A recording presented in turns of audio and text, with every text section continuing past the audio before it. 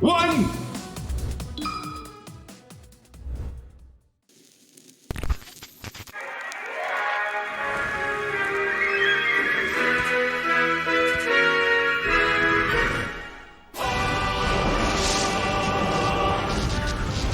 What's up, everybody? Today... Oh gosh, I keep forgetting about this door being open. Okay, that's better.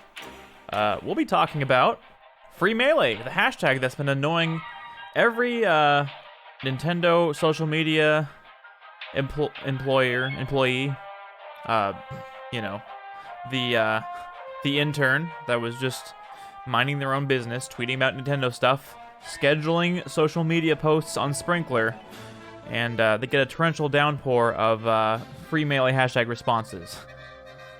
Oh my gosh, Twitch is dying.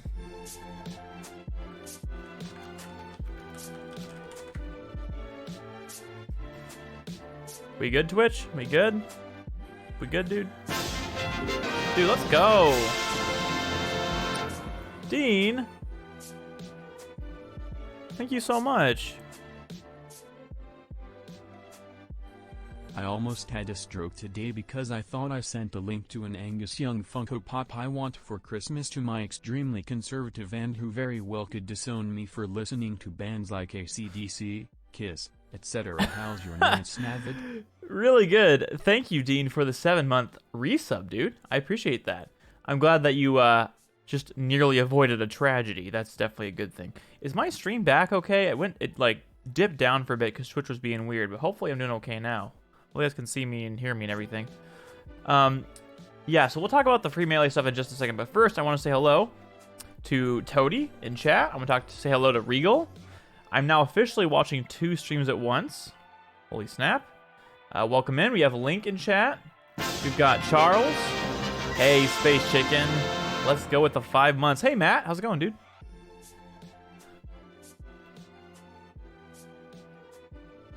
I have to wait like a really long time before the TTS bot will speak for some reason. And I don't know why. And this time the TTS bot just decided not to work. So 5 months kind of sus. Well, I don't know what's suspicious about 5 months, Space Chicken. That sounds about right to me. How are you, man? Welcome on in. Hey, Pixel Knight. Yeah, I want to say Kidlink probably gifted you a sub, Pixel. Welcome on in. How are you, by the way, Charles? And my night's going really good so far. Dude, Sean, you're back, man. How's it going? Thanks for the 9 months at tier 2. I appreciate that, man. Man, TTS bot is not liking these subscriptions for some reason. I don't know why. It's really strange. Let's go. I saw that new Christmas emote there, Esther. That is precious. I love it. Well done. It just seamlessly integrates with your style. I'm assuming because you drew over it, and it looks really, really good. Got my Law and Order glasses on. All right, Space Chicken, let's dig into this case together. I sent it to my Aunt Jill, but the list of texts shows my conservative aunt as my most recent conversation until I scrolled up. Thanks. I appreciate that, Dean. Yeah, well, that sounds like a close one. So, okay, I see. So you have a few aunts, and one is more conservative than the others. I would say if they have a problem with you listening to AC/DC and stuff, that's a bit too on that side of things, I would say. I'm glad you're doing well, Charles. I'm doing pretty well, too. I'm excited to unpack this freemelee thing and hear from someone that actually knows what they're talking about. We're actually going to be watching a YouTube video of a dude who is actually qualified to talk about this. So I thought, I haven't seen it yet or anything. I haven't watched it. So I thought it'd be fun to watch this Hoeg Law video together. I don't know exactly the guy himself who's doing it, but I thought it'd be fun to watch it. It looks like he did a lot of research. He cited all of his sources in regards to fair use, exclusive rights, and copyrighted works. Yeah, he has all of his sources linked in this YouTube video. So I'll probably link to it. In fact, I should probably link to it like with a command, but I'll post it in the chat for now, and hopefully we can just kind of repost it there. Got me a copy of Mega Man Battle Network 5. Let's go. Oh, you forgot to save after a boss. I'm sorry, Pixel. Well, hopefully you can defeat him again, no problem. Melee is pretty fun. Good talk. That's all that needs to be said about freemelee. Yeah, the game's fun, so come on. Hey, Preston, welcome on in, dude. I'm probably 5'10", 5'11", something like that. It's a whole thing. They're the kind of conservatives that think Elvis ruined music as a whole. Love him to pieces, but needless to say, there's a lot we disagree on. Huh. Huh. Yeah. When they're in that mindset, it's tough to really, I don't know. That's like a discussion for another time. Although we could probably open that up discussion back up to the forefront once we watch this video, but I kind of want to start with watching it. All right, so again, this is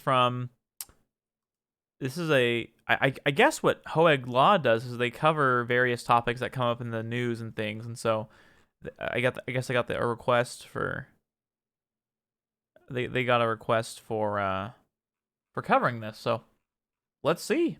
And of course, there's always the free melee command you can use if you want to link to kind of what the organized initiatives have been to get this on Nintendo's radar and request a reconsideration of their cease and desist. So hopefully they'll hear us out. We'll see. So again, I've not watched this video yet. I don't know what's contained in it, so my apologies if it's anything that's not like necessarily family friendly or anything like that. Hey Fraud, how's it going, dude? I just want to make sure that it's probably good information, so put your education glasses on. And it is a half an hour. So what I might do though is based on things that I've been privy to, I might pause the video and kind of go into it a bit, or I might stop him if I feel like I have questions or something, and maybe someone in chat has an idea. So we'll just kind of watch this together, and yeah, we'll start now, and we'll see where it goes. And let me know if this is too loud or too quiet or whatever. Hopefully it's loud enough for you guys to hear it. Bring your gamer fuel, gamers. Hello and welcome to another episode of Virtual Legality. I'm your host, Richard Hogue, managing member of the Hogue Law Business Law Firm Richard of Hogue. Northville, Michigan. Okay. And on your screen in front It's a of bit you, loud. you see a tweet from a Twitter user called The Big House, at The Big House SSB. Thanks, Hody. The SSB in this case standing for Super Smash Brothers. And apparently The Big House is a company that has put together a very popular Super Smash Brothers tournament that I, unfortunately, was not familiar with until yesterday. But a number of you flagged this story for me as something that was important to you and something that was important to cover from a business and legal perspective. What's up, Andrew? And as always, I to see you, am man. more than happy to do it. So let's dive in. From their tweet from yesterday, they said the following. Is it really? The Big House That's is awesome, Dean. heartbroken to share that we have received a cease and desist from Nintendo of America, Inc. to cancel our upcoming online event. We were informed we do not have permission to host or broadcast the event, primarily due to the usage of Slippy. By the way, Sadly, all our competitions are affected. We are forced to comply. By the way, with the they've done order like and cancel partnerships the Big with House Nintendo in online the for past, both so Melee they've worked with and Nintendo Ultimate. before. Refund information will be sent shortly. We apologize to all those impacted. Now, as I have come to understand it from the great work of James Batchelor and Games Industry Biz, who summarized what was happening here, the Big House usually puts together a physical tournament. Obviously, that isn't possible in 2020, and they have come... Hey, some free girls, I don't appreciate you spamming the chat. If you want to have a productive conversation, we can do that, but...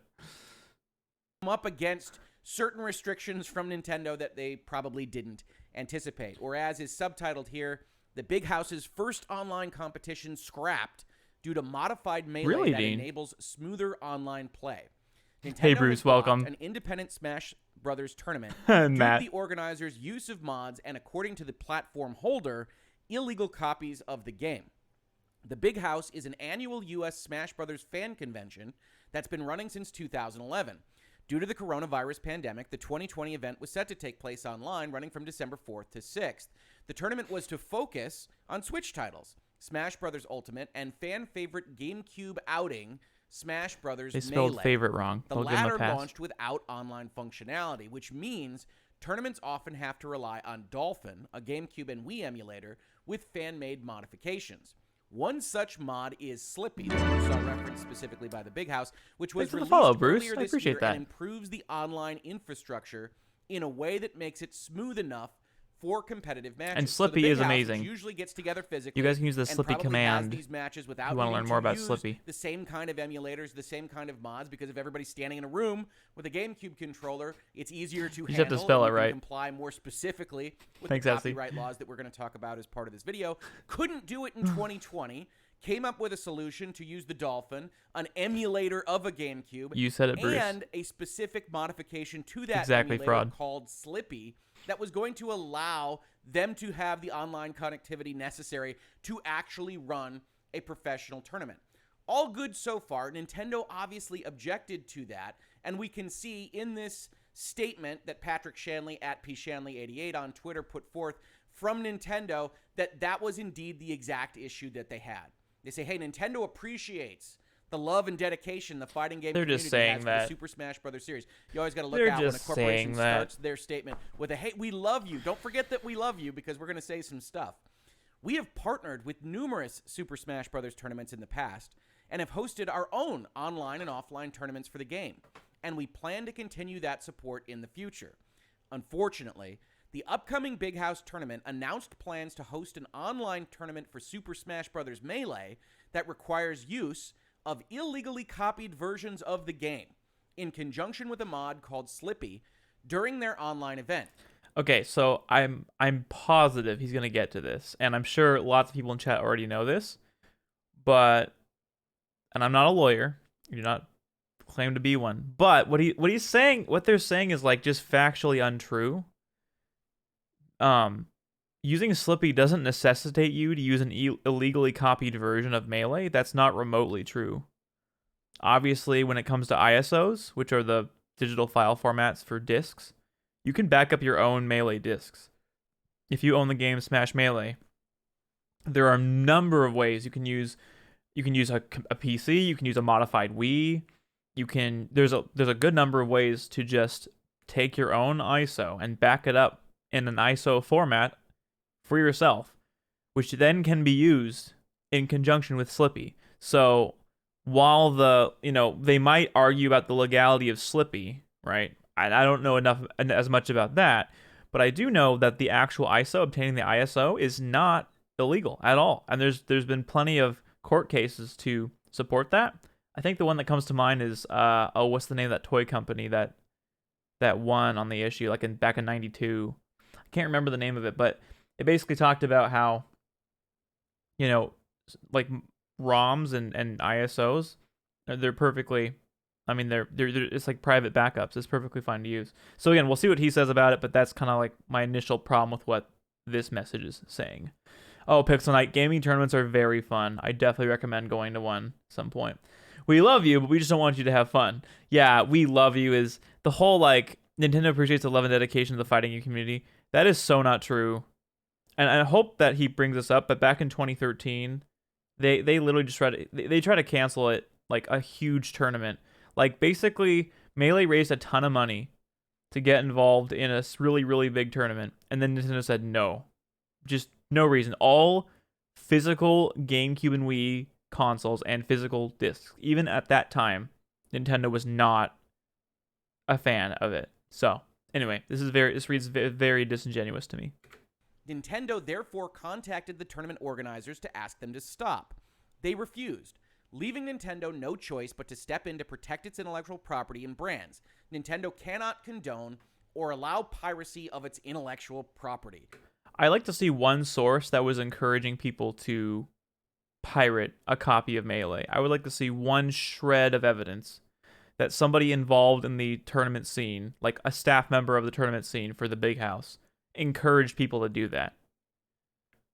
That probably didn't happen. I'm also curious in what manner Nintendo specifically decided to contact the tournament organizers. It says Nintendo therefore contacted the tournament organizers to ask them to stop. I would love to see how that happened and how they asked them to stop and how they refused, if what they're saying is true. I'm very interested in that because I don't know what case they could bring other than they have their own intellectual property, which they can kind of do what they want, right? That part makes sense.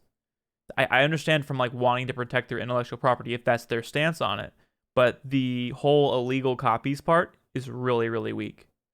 Most people use Slippy own at least 2 copies of Melee, something like that. I mean, in my experience, all the people I know all play on Slippy now. We're at my locals and stuff. And they all have a copy of the game, at least one, usually more than one. If friend of mine has helped run a few tournaments for Ultimate. Let's go, Pixel. That's fun. How many years has he been doing that? Now, I know a number of you come out and they make comments to me and say, well, this isn't piracy. I own a copy of Super Smash Bros. Melee. If I use a Dolphin emulator, I should be fine. I can use this emulated ROM. All this stuff we're going to talk about as part of this video.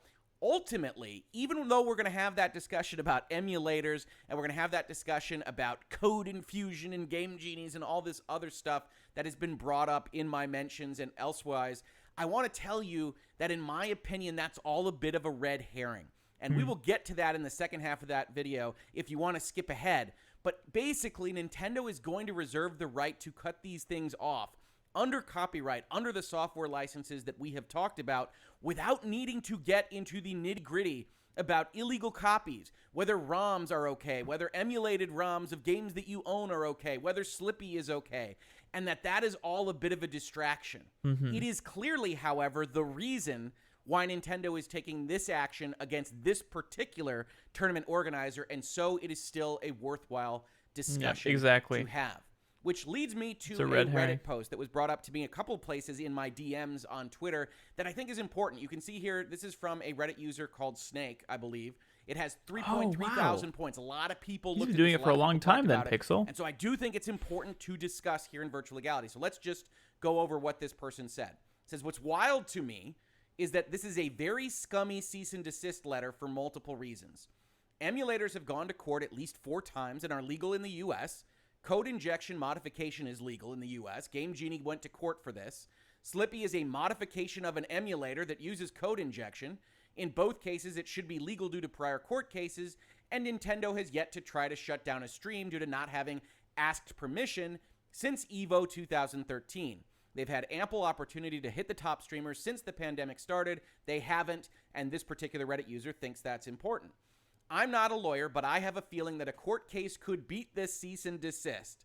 Press X to doubt. However, funds are always on the side of the behemoth Nintendo. Absolutely true.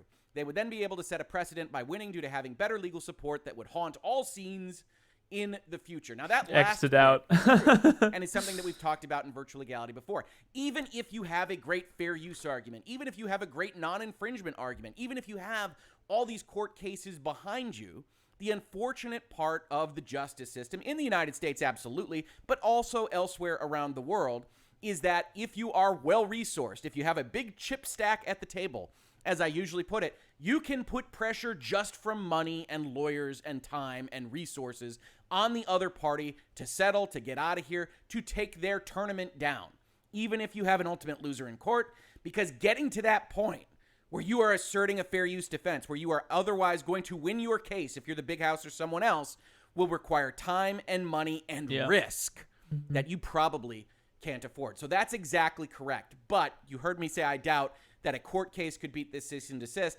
Let's talk about why. First of all, I know if you've been in Virtual Legality before, you've seen these pages before, but I want to set the groundwork.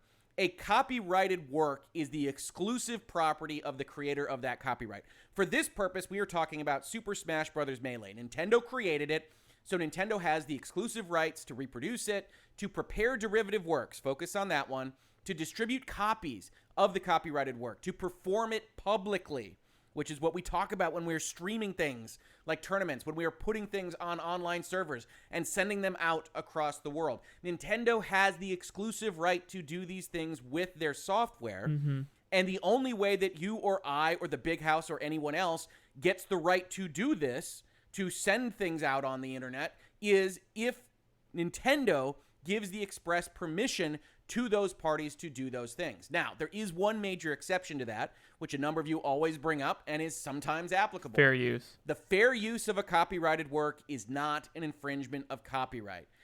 Now, whether it's something or not is fair use is based on 4 primary factors. The purpose of the use, this is where it gets into whether it's commercial or non-commercial, the nature of the work, whether it's fictional or reality-based, the amount that you take, and the effect of the potential market for the original copyright holder if they wanted to sell something into the same market that you are otherwise infringing if not for this fair use defense. So that's the groundwork. Copyright owners like Nintendo have the baseline rule that they get to control how things are distributed. You might, as a fair use user of their copyright, have a way to get around that But ultimately, that's not going to get you out of most courtrooms until you've spent a lot of money on lawyers, which is one of the reasons why ceases and desists letters are very effective from copyright holders, especially when we're talking about middle or smaller range businesses. Now, going back to the Reddit post, you saw a couple of things. Emulators have gone to court at least 4 times and are legal in the U.S. That would be referring to the Dolphin. And to this extent, the Reddit user is mostly right.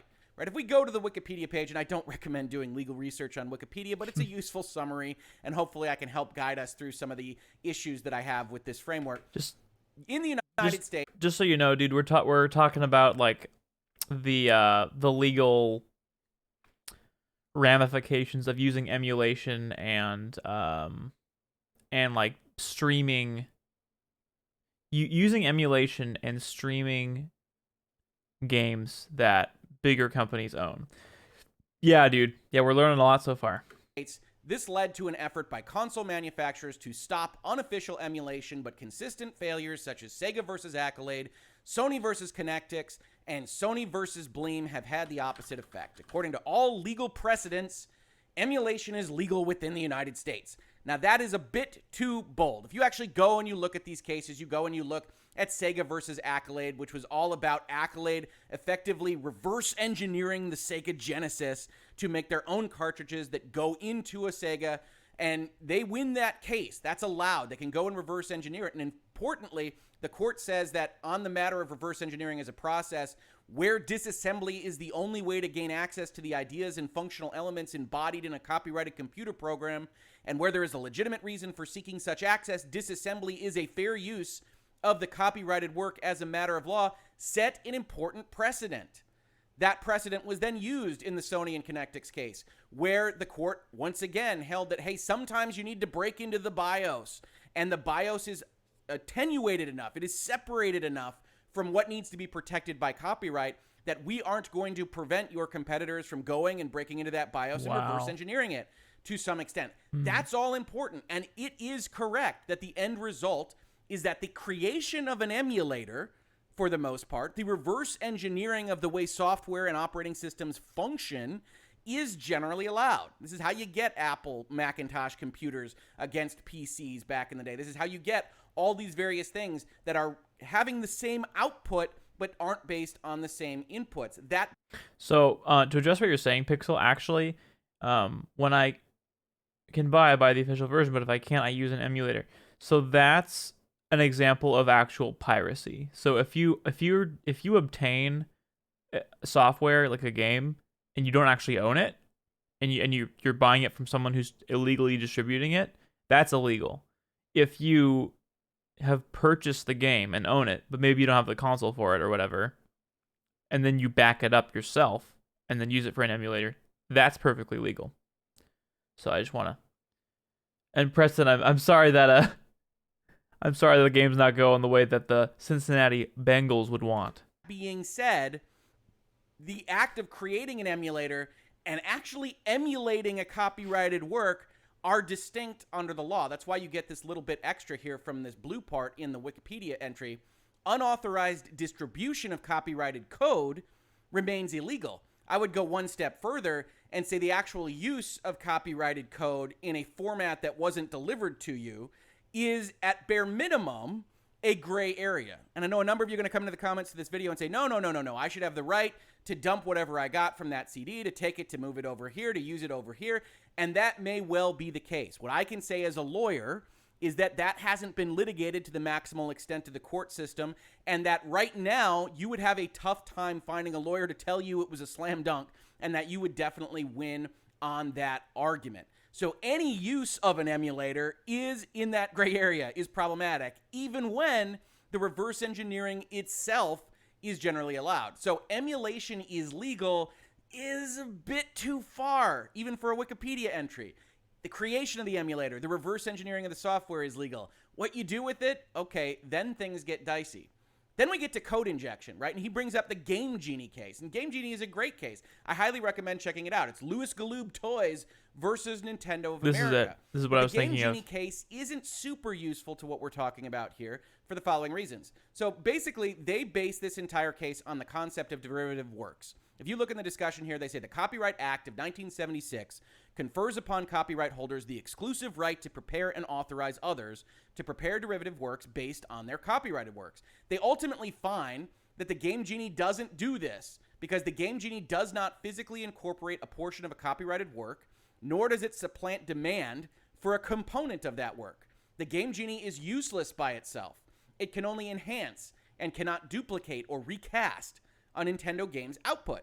It does not contain or produce a Nintendo game's output in some concrete or permanent form, nor does it supplant demand for Nintendo game cartridges. Such innovations or interventions rarely will constitute infringing derivative works under the Copyright Act. And that's the baseline rule. Now, this actually goes on further and starts talking about fair use defense. We're not going to go over that too much because this actually gets kicked out in the next case we're going to look at.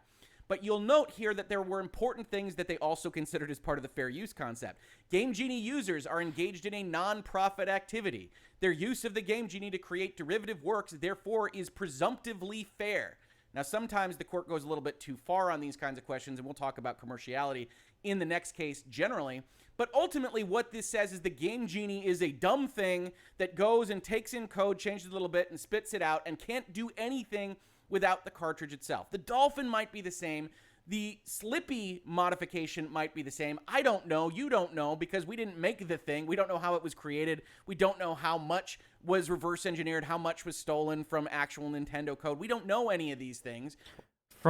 Okay, I think the Dolphin developers have actually talked about this, and do not quote me on this because I don't know, but I want to say it was all they didn't steal anything. I think they just... Oh, man. Well, I don't know why I'm so confident or like why that thought came to me, but I want to say Dolphin... doesn't like borrow from like Ninty stuff, but... Or at least I don't. Please, if you do know these things, leave it as a comment to this video. But ultimately, maybe someone else knows. The Game Genie case doesn't get us all the way there. As a matter of fact, the MicroStar versus FormGen case, Ray. that you might more Welcome on in. be familiar with calling the Duke Nukem map case, is a little bit closer to the question here, right? In this particular case, Good, how are you? MicroStar, a computer software distributor, downloaded 300 user-created levels and stamped them onto a CD, which it then sold commercially as Nuke It to go with Duke Nukem 3D. So Duke Nukem 3D had a map generator that you could create maps with. This company took 300 of those maps, put it on a CD, and tried to sell it separately. Welcome. You could probably imagine. I love Justin. He's great. Well, FormGen didn't take too kindly to that. But MicroStar had various arguments that it wanted to bring up. Going down a little bit further, it said, in particular, MicroStar makes much of the fact that the map files reference the source art library but do not actually contain any art files themselves. That what they have created is essentially an instruction manual to create these maps, but ultimately the art assets live somewhere else. They live in the artist's palette. The work that MicroStar infringes, however, the court finds, is the story. A beefy commando named Duke who wanders around post-apocalypse Los Angeles shooting pig cops with a gun, lobbing hand grenades, searching for medkits and steroids, using a jetpack to leap over obstacles, blowing up gas tanks, and avoiding radioactive slime. A copyright owner holds the right to create sequels, which, again, is useful, kind of. Nobody would assume that an emulated version of Super Smash Bros. Melee is, in fact, a sequel to Super Smash Bros. Melee. But what's more important is that we start to touch on other issues with respect. So, Shranix, thank you for weighing in here on that. So, there was a recent dev team announcement talking about not basically avoiding Nintendo's massive leak recently. You've heard about recently a ton of leaks for a lot of Nintendo source code for some of their biggest games and some of their console SKUs, and I want to say their software developer kits. I think their SDKs got leaked too but I don't know if it was for GameCube or not. So I think Shranix, thank you for reminding me there. Yeah, I do stream Melee pretty frequently actually, Ray, and I really love the game a lot. My whole overlay is themed around it, so I'm a big fan of the game. Right now we're talking about kind of the issue where Nintendo did a cease and desist for the Big House, which is a Smash Melee tournament or well, Melee was one of the tournaments that they hosted because they used online emulation as a way to do it, and that's what Nintendo cited as the reason for it being taken down. So we're kind of going over like the legality of it here. Respect to intellectual property. First, we get this kind of notion about transformative works. One of those things that comes up a lot on this channel in the comments to my videos is, hey, Rick, when you say that we've got a problem streaming a video game, using a video game in a way that the software license doesn't dictate, aren't these just a toolbox? Doesn't the actual customer coming in and using it in some fashion create a transformation that should end up with a fair use defense? And to that I say maybe, as I often say from a legal perspective, but it's not at all clear. You'll see here in this paragraph from MicroStar, they tried to kick it over to the users a little bit. As a preliminary matter, MicroStar asks us to focus on the player's use of their CD in evaluating the fair use claim, because according to... Dude. Fun Flubbikins, thanks for the 15 freaking months, man. Zippity zoppity. Hashtag freemelee. Thank you so much for the resub, man. I really appreciate that. Zippity zoppity indeed. Yeah, we're just going over like the legality of it right now, and we're learning. I mean, I'm learning a lot right now. So thanks for being here, man. How's your Friday or your Monday going? Sorry, my days are completely off. To MicroStar, it's the player creating the derivative work, not us. In Galoob, the Game Genie case, after we had assumed for purposes of argument that the Game Genie did create derivative works, we went on to consider the fair use defense, but that fair use analysis was not necessary and therefore is clearly dicta. If you aren't familiar with the term dicta, congratulations, you didn't go to law school. Probably a big win for you. It depends. Maybe you're a happy lawyer. I don't know. But dicta is basically the court going off on a tangent that wasn't required to realize the legal conclusion that they made. So back in the Game Genie case, they ultimately determined that the Game Genie itself is not infringing, so you don't need a fair use defense. So those big, long paragraphs that we looked at in the Game Genie case aren't actually useful, and the Ninth Circuit properly, in my opinion, says, okay, all of that is nice, but it's dicta. It's just the court kind of pontificating into the ether because it didn't need to reach those questions, so we can look at it differently. In respect of this particular claim, that it's the players that are violating copyright and not us, they note that Nintendo alleged in that Game Genie case contributory infringement. The actual claim that Nintendo brought was that the Game Genie wasn't necessarily infringing. It was getting the players to infringe, and that under the law, there is a way to bring a claim against that intermediary body that is contributing to the availability of the infringement. That is okay, so the whole idea here is this little console that we made isn't actually the issue. They're not the ones violating copyright in any way. But from a legal perspective, you can still take them to court insofar as they're the conduit for people to to basically break copyright law. So that's pretty interesting. So it doesn't matter how guilt-free or, if they themselves aren't causing it, if it's being used for it, they still be liable, which is crazy. Right? Seriously, Lolo, I love this guy. This guy's a lawyer, and I can say from personal experience, Ryan Morrison is a great attorney to talk to. I've worked with him before. He's awesome. Monday's going well. I'm just going to lurk and listen. Awesome. Sounds great, Fluffykins. I'll be listening too. Thanks for being here, dude. In fact, the baseline rule for why the YouTubes and Facebooks and Twitches of the world have to respond to DMCA notices, right? It's not that they're infringing. They didn't put the video up. It's because they have created this platform that allows someone to infringe. And so if they didn't take it down, they could be potentially liable for contributory infringement. Here in this particular case, however... Let's write that down. Contributory infringement. Ray, I appreciate the follow. Thank you. Let's see if I can spell infringement correctly. Okay, there's no autocorrect on this little box, which apparently I'm in desperate need for. Infringement.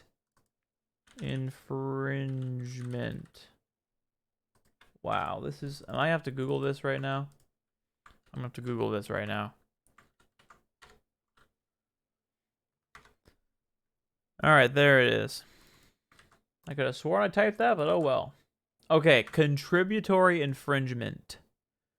That's not you necessarily infringing, but maybe you're contributing to an infringement by a third party. Okay, good to know. Let's continue. the court notes that FormGen alleges direct infringement by Microsoft. Twitch won't give me ads, lol. Thanks, Andy, for the 25 bits. Is that right? Do you normally get lots of ads to get bits from? How's it going? Welcome on in. We're learning about fair use right now. They took the maps, they put them on a CD, it's their infringement. And so the court ultimately determines that the maps themselves are infringing because they are this kind of sequel concept to the story at hand. More importantly, for our analysis here, they also go into a fair use defense argument, and they find every commercial use of copyrighted material is presumptively an unfair exploitation of the monopoly privilege that belongs to the owner of the copyright. The fair use defense will be much less likely to succeed when it is applied to fiction or fantasy creations. Both the quantity and importance of the material Microstar used are substantial, and by selling their CD, Microstar impinged on FormGen's ability to market new versions of the DN 3D story, which leads you to the conclusion that if you've got one of these ROMs, if you are otherwise selling it, making it available, distributing it, then you could get into trouble. Because especially if you're selling it, it's a commercial use, it's about fantasy or fiction, it's everything in the game, and you really are impinging on the ability of someone like Nintendo to sell copies of a new Super Smash Bros. Melee available on the Switch or one of their modern devices. And we know now from the recent past that Nintendo is invested in bringing forward its Nintendo games and its N64 games and making little mini consoles. And so if it came to a court decision, you would have to go and argue that having code-based ROMs of Super Smash Bros. Melee doesn't do all these things, which becomes ever more problematic when you are selling access to them, right? Refund information will be sent shortly. Registration fees were collected. And it's fair enough to say those registration fees were collected solely to actually run the organization. I don't know what kind of profit margins this company was taking. That's ultimately unimportant because at the end of the day, you're still in a position to be running these ROMs on an emulator that might itself be legal, but now you're broadcasting it to the world. You're connecting people online in a fashion that wasn't intended from the original software. And Nintendo probably is going to have a case. Now, if you are interested in these issues, I highly recommend checking out an article from a couple of years back on Tech Radar called Are Game Emulators Legal? Now, ultimately, what you will... That's got to be a good article. I want to get back to what Annie was saying here. Yeah, so I've been getting ads on Twitch, even to people that I'm subscribed to. They are pulling out all the stops for ads lately. It's crazy. They're getting past all the ad blockers.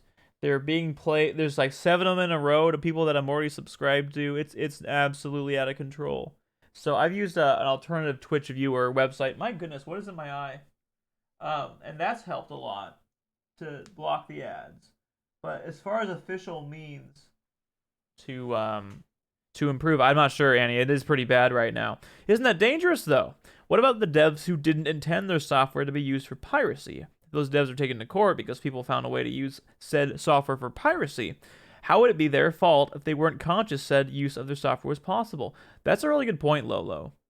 It might have to do with intent, right?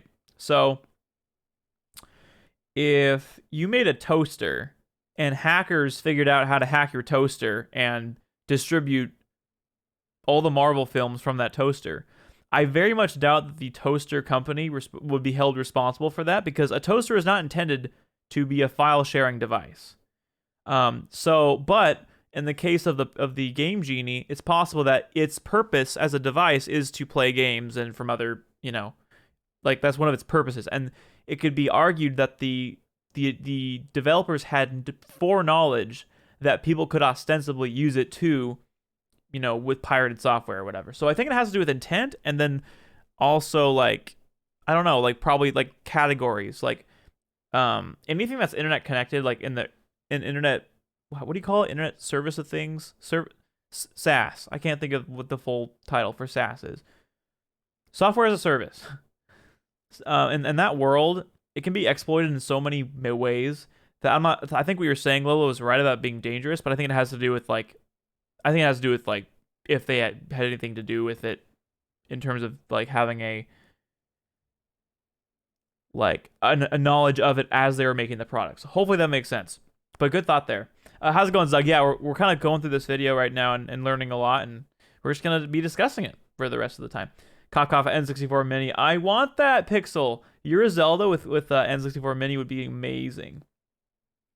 But that case would be against the Big House people and not Dolphin nor Slippy. Well, and that's what's happening right now, Lolo. So Slippy themselves and Dolphin aren't getting a cease and desist. It's the cease and desist was against the Big House people in this case.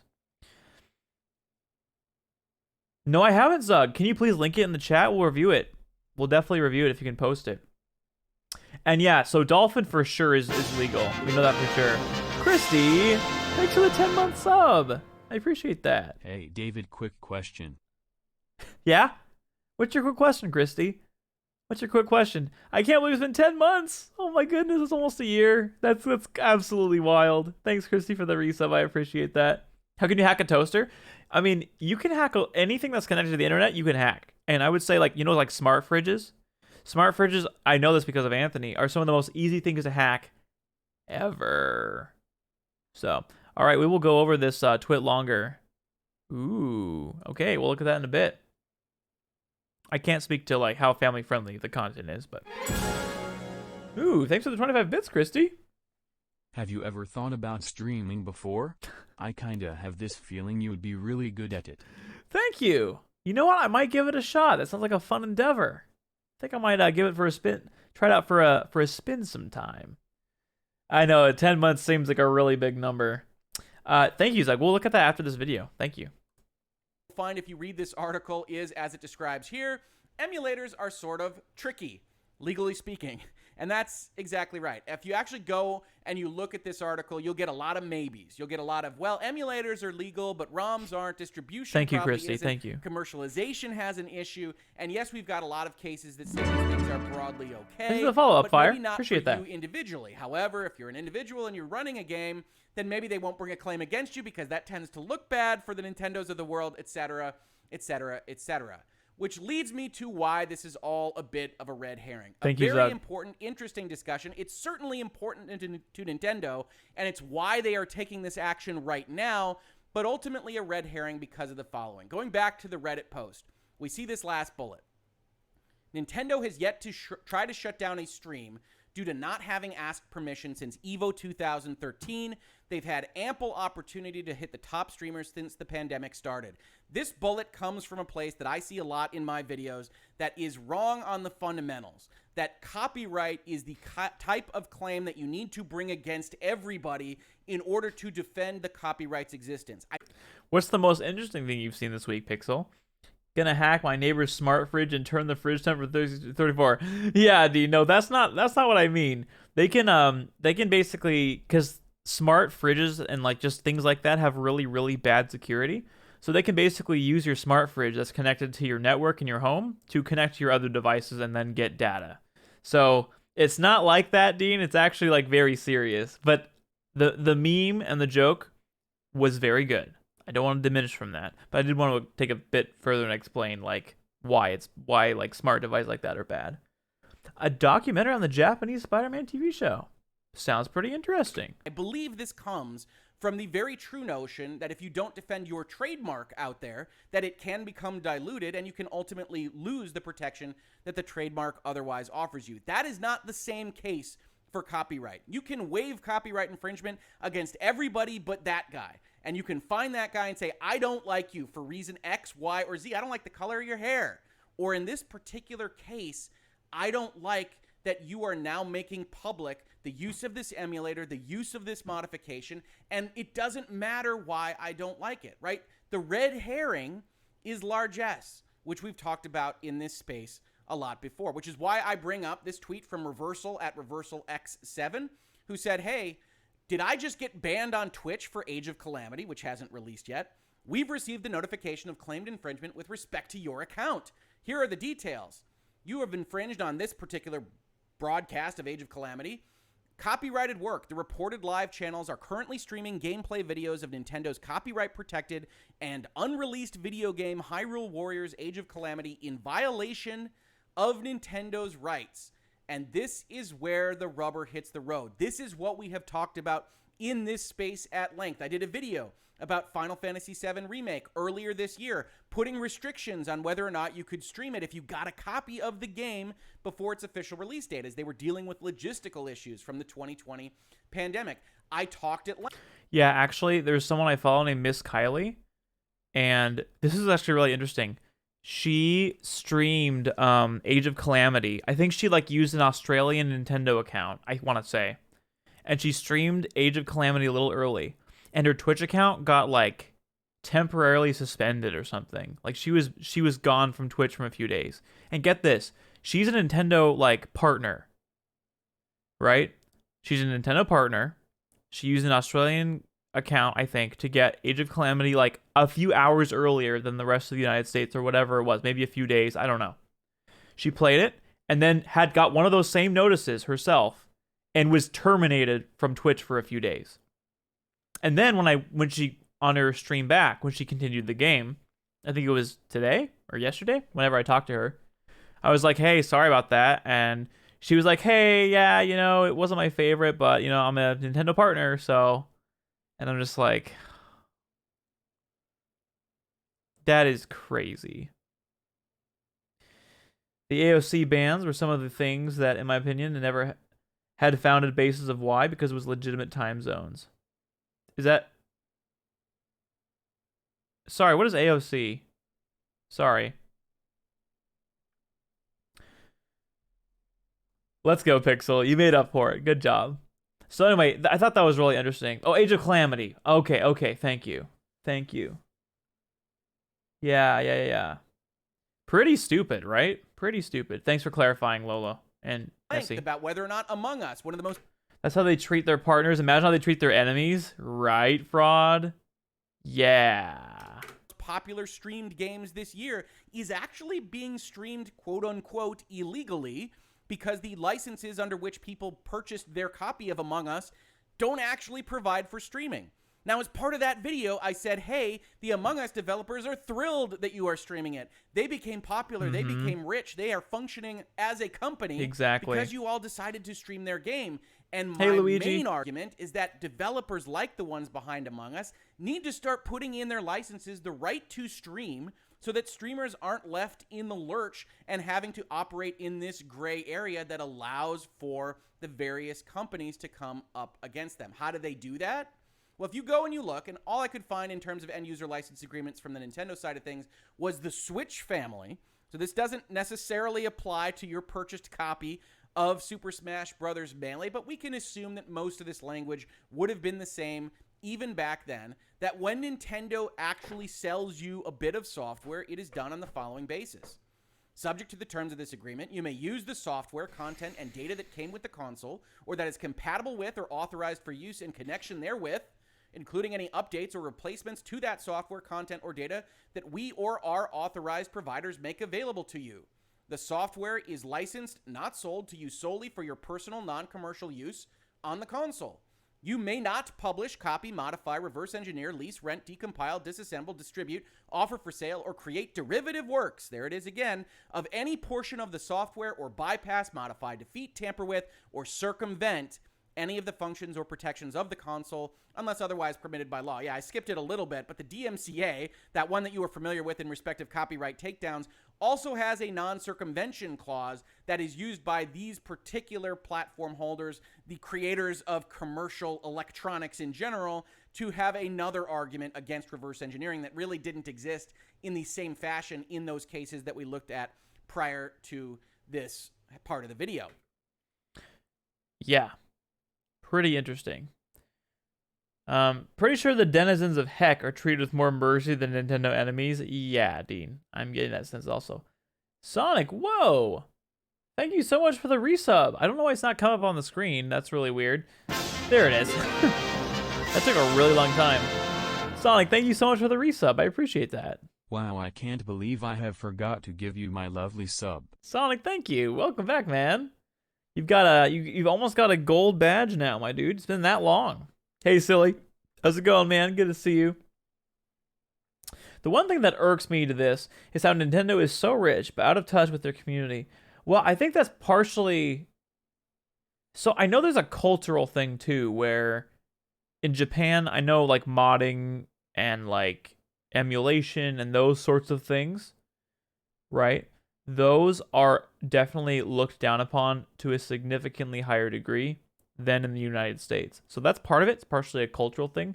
Nintendo is a Japanese-based company, so they will probably use Nintendo of America as their puppet, right? Fraud. But my thought is Nintendo of America can be the like Nintendo of America has their marching orders from the big N in Japan.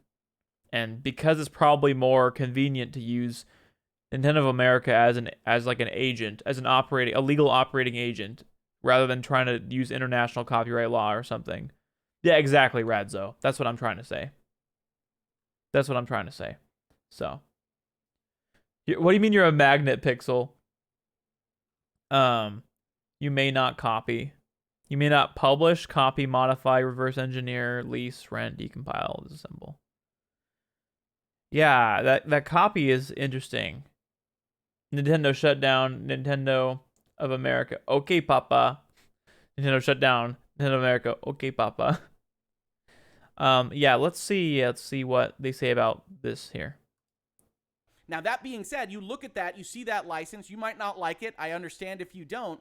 But what Nintendo is saying is that we are the owner of the copyright to Super Smash Bros. Melee, and we are licensing it to you for your personal non-commercial use. You can't do anything else with it. Which you might turn around and say, Rick, well, how do tournaments exist? How do streams on Twitch exist? And the answer to that is that Nintendo plays a little game. Nintendo has a post up that says the following. We are humbled every day by your loyalty and passion for Nintendo games. Again, look out when corporate starts by saying how happy they are. Characters and worlds, and respect that you want to be able to express yourself creatively by sharing your own original videos and images using content from our games. As long as you follow some basic rules, we will not object to your use of gameplay footage and or screenshots captured from games for which Nintendo owns the copyright in the content you create for appropriate video and image sharing sites. Now, from a legal perspective, understand what's happening here. The terms of service, the end user license agreement, whatever other contract might be applicable, and there might be one that is more specifically applicable to Super Smash Bros. Melee. It just wasn't available in general online. If you can find it, absolutely link it to this video. I would love it if you did. But this is the actual legal framework. This is the agreement between the parties. This could be useful as evidence if Nintendo tried to sue you, but isn't actually incorporated in the legal rights that they have granted to you. They have only granted these rights. If we scroll down, we see that Nintendo reserves all other rights not expressly granted, reserves all rights in its intellectual property, and you would have to make the case that this blog post, effectively, grants you additional rights that could have been incorporated into the license itself, but were not. So it's a bit of a game. And I see this come up a lot in my videos that people say, hey, I've got a forum post from a Ubisoft guy that says it's fine. I've got a forum post from an EA guy that says, yeah, absolutely, stream FIFA or whatever it's it like might a be. PR balance. And that's all thing. well and good. And that's useful. Put it in your file folder if it came to it. But it isn't actually a legally operative document. So this is all that gray area that I really, really don't love. And I think a lot of streamers should pay more attention to. These rules that Nintendo puts forth say the following. You may monetize your videos and channels using the monetization method separately specified by Nintendo. Other forms of monetization of our intellectual property for commercial purposes are not permitted, like collecting, for instance, registration fees in order to participate in a tournament with our intellectual property as its baseline, right? We encourage you to create videos that include your creative input and commentary, but you shouldn't just post things that don't have that creative input or commentary. You are only permitted to use Nintendo game content that has officially been released or from promotional materials officially released by Nintendo, right? So you look at how this operates. You look at how you get to a ban like this one on Twitch, and Nintendo making this claim is that Nintendo never gave you the right to broadcast. They basically allow you to by their leave, and if you do something like violate this bullet point, they just go back to this and they say, hey, Twitch, he's infringing, never had the right to do so. Which means in a very real way, you're always infringing. It's just that Nintendo has put forth a list of bullets that say when they are not going to bring a claim up, right? If you want to use the intellectual property of a third party, you need to get their permission. You're not permitted to imply that you are sponsored by or affiliated with Nintendo. And we reserve the right to remove any content that we believe is unlawful, infringing, inappropriate, or not in line with these guidelines, right? Not in line with these guidelines, that's all well and good.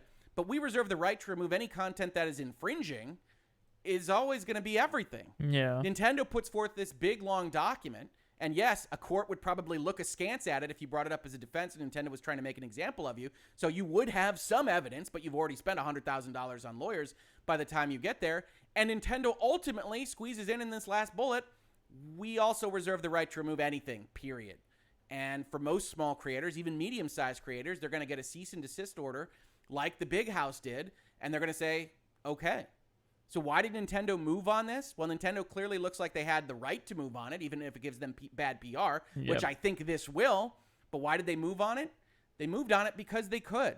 In my very first video on this topic, I was looking at a gentleman that was doing streams of, I believe it was opening FIFA Ultimate Team Packs. And he had been doing this for a long, long, long time. And at some point while he was doing this, he started getting angry at Electronic Arts, or angry at Electronic Arts representatives. He started saying bad things about them. And so Electronic Arts just put together a whole panoply of claims against his channel.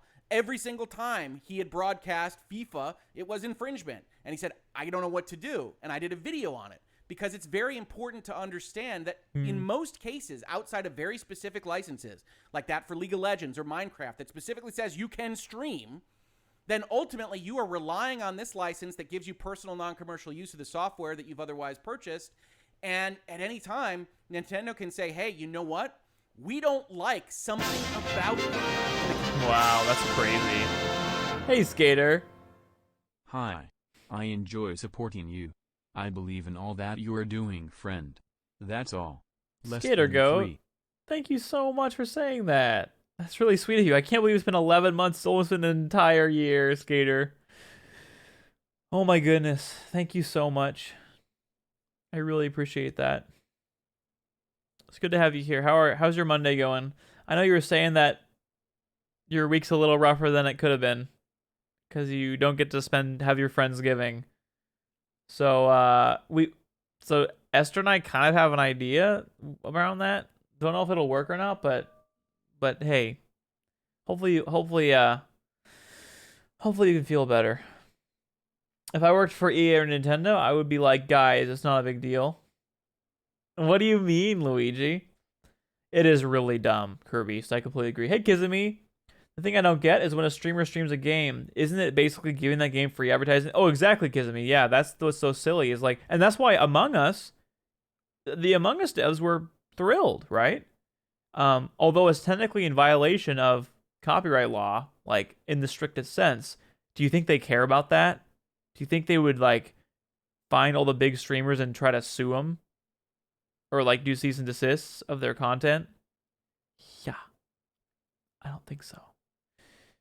Yeah, Luigi, you can't just say that. You get fired, pretty much. Yeah, I'll be by myself this week, unfortunately, but hooray for the internet. Yeah, seriously, the internet has done a lion's share in the work of connecting people this year. Melee doesn't make Nintendo money anymore, though, so advertising it has no gain. Yeah. I think they're probably operating... Again, Nintendo is very, very protective over their IP. That is plainly demonstrated multiple times. They want their IP to be engaged and consumed in a very specific way where they control the narrative of the characters and like how their audience engages with their IP. They control that. They control the mediums. They control like even like the library. So like Nintendo will let you play NES games on their terms. Here's an NES Mini. Here's an NES Classic. It's like, well, why don't you just play Smash Ultimate? Like they're like, dude, Melee doesn't make money, but it boosts Ultimate. It's why I bought Smash 4. Yeah, right. And that's what they don't understand. Like people are gonna be like, well, I guess I can't play Melee, so I guess I'm gonna enter Ultimate. Like, no, that's not happening. I don't see any evidence of that happening. People will buy Ultimate. Like people have a higher chance of buying and getting into Ultimate because of Melee, but not at the expense of not playing Melee, if that makes any sense. So like more exposure to more Melee equals more sales of Ultimate. Shutting down Melee does not equal more Ultimate. That's what I'm trying to say. I don't know where I would be without this community. Hooray for the internet. I agree. By the way, the intranet is actually something different from the internet, Dean. So I don't know if that was on purpose or not, but the intranet is actually a different thing. Nintendo doesn't want an old game to overtake a new game because they don't see it as a profit, so they don't like it with hence all the marketing they did and getting top players to help play test the game.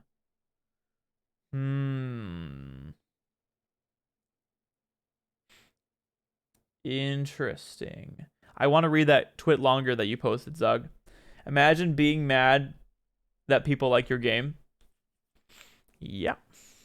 Lots of other companies support their scenes for even their old games, and Nintendo doesn't. That was on purpose, huh? Learn something new every day. And heaven forbid you play a game that hasn't been released worldwide, looking at you, Age of Calamity. Yeah, just throw that in the mix too, Radzo. But that's what I was saying earlier about, like, on their terms. You enjoy Age of Calamity when it's in your time zone, dang it. That is when you're going to play it. Sonic Mania is a perfect example of how you support fans. There's actually, like, dozens and dozens and dozens of really good examples about how, you know, companies that make these beloved IPs and, you know, franchises work with fans to make something better. But not Nintendo. Not Nintendo. It's funny. I had a 7-day online Nintendo Switch Online code to give away, and now I'm like, sorry guys, I don't have the heart to give that away right now. I don't. I don't want.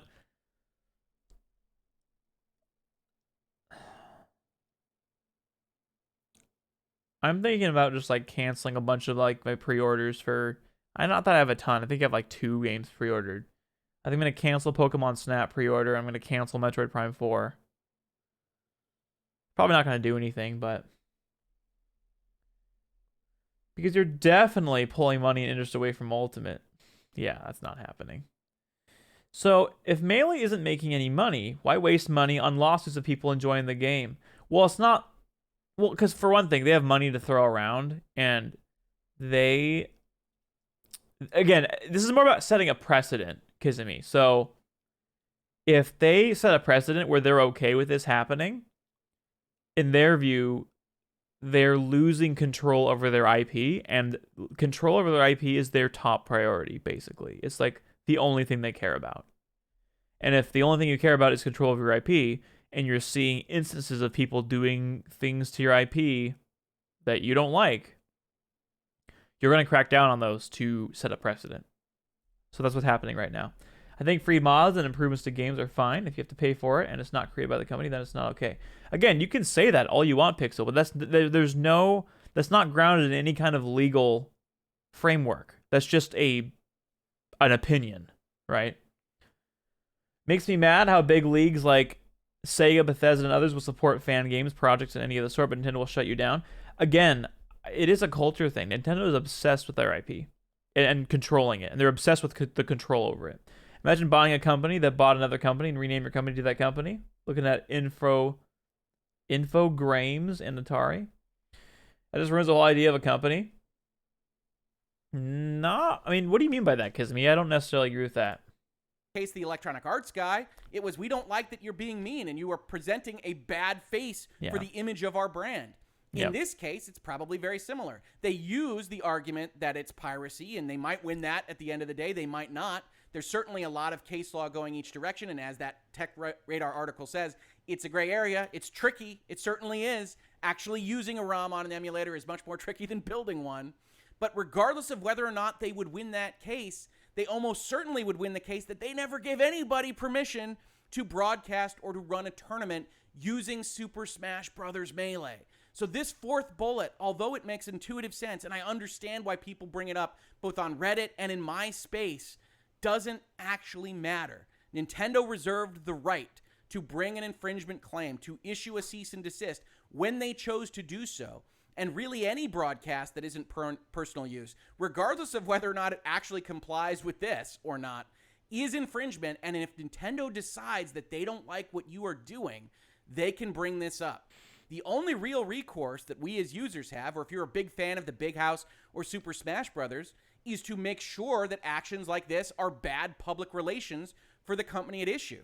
There were a lot of video game companies, Nintendo included, that not too long ago were issuing strikes on everything willy-nilly. And it was only that people, the actual consumers of video games, that they went out and said, no, that's not good. I'm not going to buy as much from you. I'm going to put out on Twitter or Facebook or whatever that I think this is wrong, that you shouldn't be doing this regardless of your legal rights, that those companies looked and said, hey, if this is going to affect our bottom line, we shouldn't use those legal rights in the fashion that we have. Now, ultimately, I'd love to see these licenses actually have the provisions that are in here to some extent. Hey, you can stream if you follow some specific rules.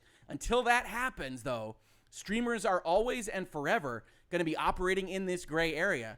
And ultimately, it's going to be up to the copyright holder to decide when and if you've done something that they don't like. This has been Virtual Legality for today. I hope you enjoyed this video. We are talking about Something to note, too, is that all the cases we've observed of cease and desists that Nintendo has done publicly are worth thinking about and worth noticing. But it's possible there are a slew of cases in which, things have gotten a cease and desist where it may not have been as public, too. And it doesn't seem, at least from what I can guess with my limited knowledge, there doesn't seem to be a rhyme or a reason between a quiet cease and desist and a loud public one. And you might wonder why they wouldn't go for like a quiet cease and desist. In this case. Something to remember about what you said, Kizumi, too, is that you just said companies want a customer support, and doing this to customers is just like giving them a bad Don't like rep. that. Don't like that at all. I don't like it at all, Luigi. Like what you said. So the fighting competitive community is kind of smaller than the broader casual audience that Nintendo has. So that also plays into this. If they feel like they're gonna like offend a few people and like get a few people mad at them and they're gonna take a hit in a small way for a larger gain benefit, they will do that. So if you use the freemelee command again, there's like basically a conscious effort to like prove them wrong and to say no, enough people care about melee, and also not even people that care about melee, but people that care about this idea that copyright law is really stupid and like what this lawyer said earlier about like League of Legends and Minecraft have something in their clause which specifically allow streaming of it, and that's good. But right now Nintendo can just be like, oh no, like we don't like this portrayal of, like, for example, I would say the Smash. Here's a good example. So I'm a family-friendly streamer, and Nintendo probably would be more happy with someone like me who's family friendly playing their games than someone who's not, and that's because they've built a very family friendly brand with, and Nintendo's a very, oh gosh,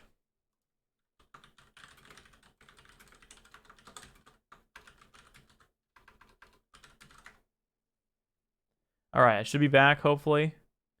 Can you guys confirm if I'm back? Like I was saying, I'm more of a family-friendly creator, and so, thank you, thanks guys. Nintendo would be happier with me as a representative of someone that plays their games more than someone who's more mature or explicit, and so the Smash Melee competitive scene isn't super like. Really? I never left? Oh, good. Well, thank you. On my side, it dipped, the stream dipped from like 5,000 kilobits per second to like 300. So, oh, okay. I'll just ignore it then. I'll just pay attention to what you guys say. And so like if there's an association they don't like, for example, the competitive Smash Melee community is more mature in general in terms of the language they use and stuff. And they're not a family-friendly group by and large. That's why like the esports memes have gone around. Like when people try to refrain from using profanity or like more adult themes, people would say like we esports or whatever in the in the chat, and that like meant a few things. One, it was like, oh, you're kind of selling out, you're not as grassroots anymore.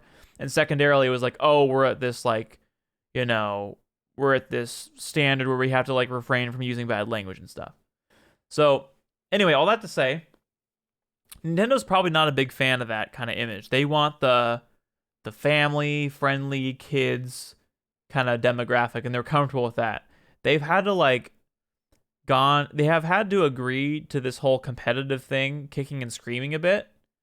Sakurai probably has no interest in competitive stuff, insofar as his own vision remains uncompromised. But he may have made exceptions for it because he saw an opportunity to make more money. So that's a possibility. They're not the friendliest of friendlies. The friendliest of families. I don't know. Exactly. The Smash community is not the most family friendly, you could say. I think that's fair to say. Yeah. I also wonder what decides whether an NDA is issued or not. You mean for the DMCA? That's an interesting idea I hadn't considered. So, say a DMCA gets issued or a cease and desist gets issued. To what degree is an NDA involved? That I don't know the answer to that. See. It's good. Okay, this is everyone. Okay, thanks Christy for letting me know there. That was helpful. I appreciate that. Okay. Sadly, Nintendo is successful enough to afford to lose an entire demographic just because they don't like it. Right, Lolo? Right. And there was another video that was posted. I can't remember the name of the dude who posted it, but it was a great video. I think Handheld Gamer posted the video. And it's all about how in like 2014, 2013-ish, not only did the Evo thing happen, but Nintendo was in a lot different of a spot than they are now. The Wii U was not doing very well. It wasn't selling very much. And they that's when they started doing they started doing like, a bunch of takedowns for YouTubers, and people couldn't even stream their game. So very similar to like this particular case, Nintendo basically decided, oh, we don't like people playing our games and uploading Let's Plays of them on YouTube. So they took down a bunch of videos and all that. Then they created the partner program, or whatever it was called, where like it was the creator program. I don't remember what it was called, but basically it was a really stupid deal with Nintendo where they would get half your revenue from any money you would make based on that. And then that got quietly shut down because it was a disaster and it was stupid and terrible and people hated it. But now Nintendo is not desperate. And they at some point they clearly said, okay, this is not working. It's not worth it. Let's just cut our losses. But now they're successful. So a more successful company like this is definitely a lot more, how should I say, they feel more empowered to like be less forgiving and just do stuff. It was a complete mess, Zug. Yeah, agreed. They will always see Smash as a party game because that's the majority of their player base, but they don't want to involve themselves with the competitive side. Exactly, Zug. Yeah, I think it's funny how they put Doom 3 on Switch, though. They put Doom 64 on Switch also. Let's be real, with them trying to be in the competitive scene, in a sense, is purely for the money, and they do not care about us at all. That's abundantly clear, Zug. That's abundantly clear. Do you think after Ultimate is finished, Nintendo will back away from the Smash community? No, because as long as there's money to be made from Smash, they will continue to be vested and have interest in Smash. And I think there will continue to be money to be made from Smash for a while. I saw a video of the thumbnail said, is Nintendo learning? Good question. $1 million question, Luigi. About the business and law of video games and technology in general, really all the time in this space. We just went over YouTube's new terms of service yesterday. If you liked it, please like, subscribe, share, tell people that we are here. Please tell the Super Smash Brothers community that we had this discussion. I'd love to hear from them in the comments to this video. Otherwise, if you caught this on YouTube, thank you so much for watching. And if you listen to it as a podcast, thank you so much for listening. And I will catch you on the very next episode of Virtual Legality. That was really good. They are definitely, look at that. There's their disclaimer. Virtual Legality is a YouTube video series with audio podcast versions presented as commentary and for education and entertainment purposes only. It does not constitute legal advice and does not create an attorney-client relationship. If you have legal questions about the topics discussed, please consult your own legal counsel. That should cover him. That should cover him just fine. They've always backed away from Smash, at least in the competitive scene, and that's, I guess, the kind of thing they could do if their only action they would take is to shut it down. All this legal stuff hurts my head. It's because it's stupid, Pixel. This is stupid. Copyright law is stupid, out of date, and stupid. It's all stupid. Doom 3 is the worst Doom. Is it really? TLDR, Nintendo sucks. They do. Nintendo does suck.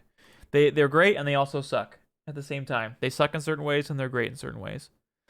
So now let's review that. Oh, wow. So again, remember, this might not be family friendly. Let's just view this and see what it says. How Nintendo has hurt the Smash community. Let's see how long this is. Not that long at all. Okay. This was written months prior to Nintendo sending a cease and desist to Big House. It was not written with that context in mind. This is being released anonymously for obvious reasons. To begin, I want to state that I am not a journalist. What I'm writing below is directly from what I've been told by the individuals who work at these companies or are deeply familiar with the business dealings of these companies by the nature of their position in esports. I did not obtain emails, contracts, or documents to verify their claims. I am merely trusting their word. If a journalist wants to take it to the next level to check everything, I would encourage it.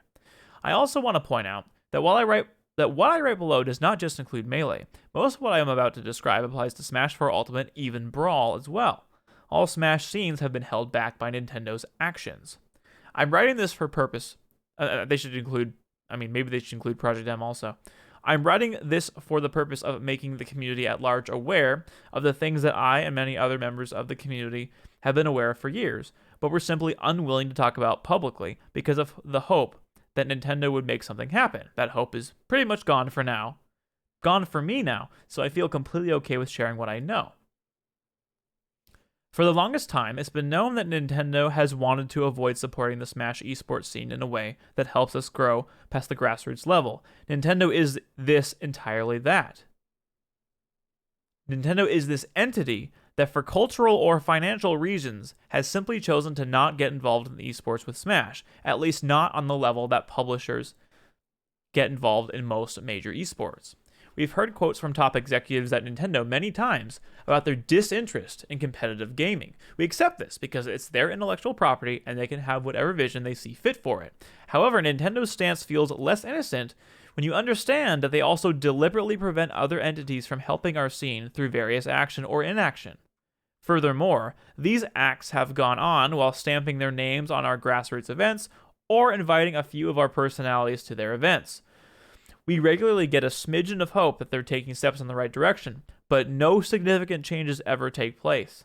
They directly benefit from our community's existence while providing relatively little support and taking actions that actually hurt the scene. So Nintendo's like DC Comics, they are great but make stupid decisions like making the Flash kill a bunch of superheroes and go to jail after.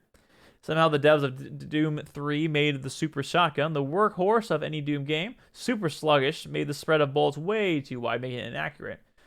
And it's hard to use. I'm sorry, Dean. Are you a fan of Doom by any chance?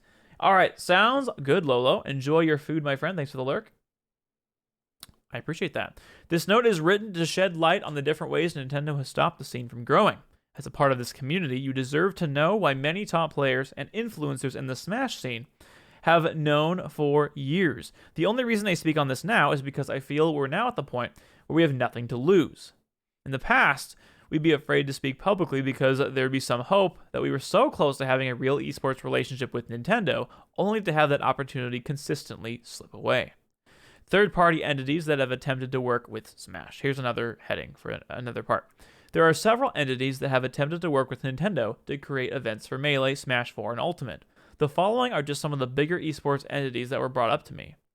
E-League, the organization that brought Counter-Strike, Street Fighter, and many other games to ESPN and attempted to throw a large event for Smash. In the end, they only got rights to rebroadcast the E3 Ultimate Invitational. My source explained to me that the rebroadcast rights served mostly as a consolation from Nintendo, as Nintendo wasn't cooperating on allowing them to run more than a more meaningful Smash event. HTC. After HTC Throwdown, a successfully capped one-day event ran by HTC Esports, they had an interest in running a Smash circuit with more money than we'd ever seen in Smash. However, because an official Nintendo Twitch circuit was just about finalized, HTC was asked to instead aim to sponsor the main circuit rather than a competing circuit. Thus, HTC backed out on running the circuit under the expectation that a Twitch Nintendo circuit would come to fruition. As we know now, the circuit never came to be, as I will discuss in the Twitch section below. ESL. ESL made an attempt to work with Nintendo to run its own circuit league, but Nintendo was largely unresponsive.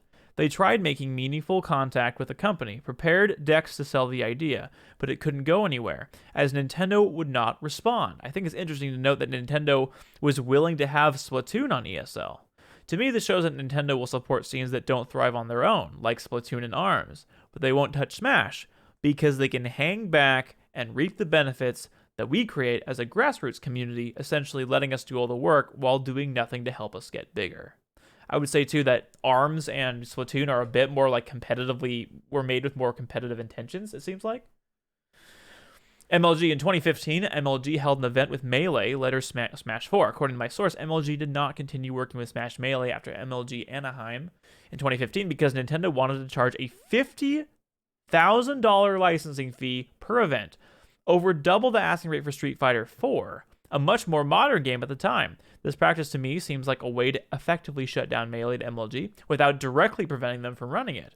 I would also assume that this fee would be charged, and no real support would be provided by Nintendo, as has been the case with some of our grassroots events. There have been other incidents relating to MLG that have been spoken of publicly by former employees and insiders, such as the fact that Nintendo denied MLG the rights to stream Brawl in 2010, that Nintendo denied USA from televising the Smash portion of their events in 2006, and the following quote from Sundance. We of course know that the Smash community is just as excited as we are to follow the tournament and see who makes their mark on the biggest stage in gaming, and we're committed to doing everything we can to make our coverage of the tournament as comprehensive as possible. However, I'm sorry to say that we will not be able to have a live stream for Smash in Orlando this weekend.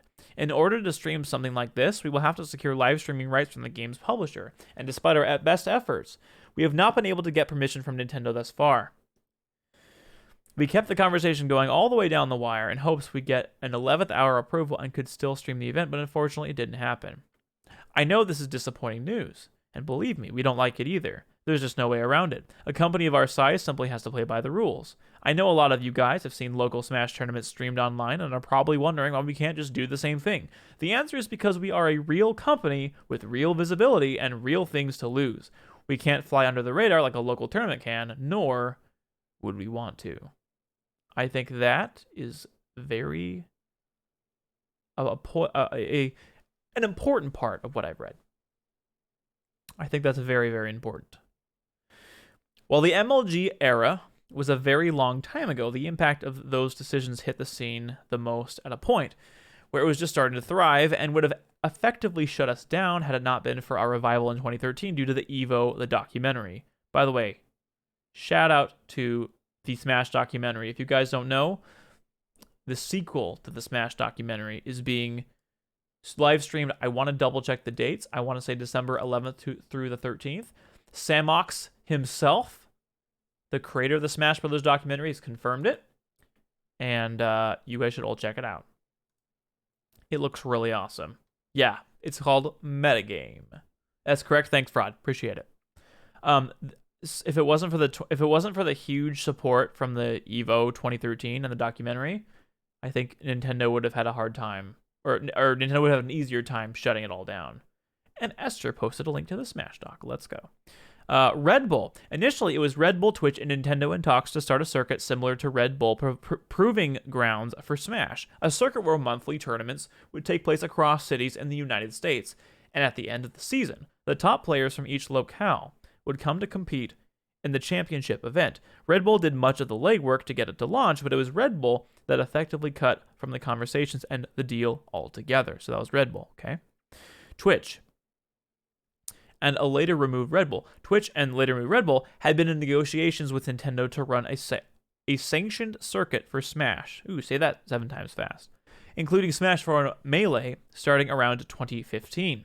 Twitch was fronting the costs of this deal with a budget in the millions per year, while Nintendo would own the League brand despite their lack of financial contribution. Crazy. During this time, it seemed like Twitch was always close, only to have conversations left without a response from Nintendo for months, thus delaying the process.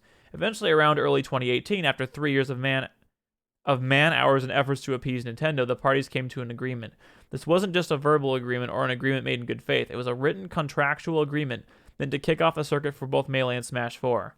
This would have been the moment that legitimized Melee and Smash 4 as a major esport. For years, we had the viewership, the engagement, and the fan base to say that we were a top esport, but we lacked official sanctioning from our developer. Now, after years of manpower, money, and stress in dealing with Nintendo, we got a written agreement to start a circuit. So what happened? Unbeknownst to anyone, Nintendo had plans to announce Smash Ultimate in 2018. Wait, they announced Smash Ultimate earlier, right? Did they really announce it in 2018? I thought they did it earlier than that. Nintendo began ghosting those working at Twitch even after the agreement was made. Then once Ultimate was announced, Nintendo came back to Twitch and effectively stated that the circuit no longer made sense with Ultimate in sight. They told Twitch they wanted to see how the community responded to Ultimate and see if getting involved in esports this way would make sense, and the game was released. Twitch was effectively told they'd have to wait again, and that conversation may be reviewed later in the year when Ultimate came out. So another close call, another year of delay, and no guarantee that they would make anything work once Ultimate was out. I don't play Melee, but I hope you guys win against the Big N themselves and show them that they cannot and will not step on their fan communities made from their games. Potato Lord, that is really nice of you to say. Thank you. I really appreciate that a lot. Yeah, Red Bull's actually pretty involved in like gaming scenes and stuff, Pixel. Yeah, thank you, Potato. I appreciate your clarity and your support a lot. Thank you very much. I hope we can too. It's been a while since Ultimate's released with no news in sight of a circuit. As far as I've been made aware, those talks of a circuit are completely dead. My personal comments on the entities above. According to my source, the entities mentioned above, every single one of them have attempted to work with Nintendo while fronting all of the costs. In other words, they attempt to work with Nintendo without asking for a dime from them. All they seek is permission. This is not the normal practice. Typically, developers front some money themselves for a chance to run a circuit with companies like Red Bull and Twitch. In this instance, we have Twitch and Red Bull willing to put down a lot of money to run a circuit, and still, hardly anything comes from Nintendo. Potato, thank you for the follow. I appreciate that a lot. What was the response from Nintendo actually confirmed to be official? You mean the one for the shutdown for the Big House? I haven't seen anything that confirmed it, but people seem to be accepting it as legit. But I haven't seen any confirmation. No, Esther. Good question. Another thing to note, that the people who have put years and countless hours into making this work with Nintendo also worked on making circuits happen for Tekken, Dragon Ball FighterZ, and Street Fighter. Circuits for those games came to fruition within months.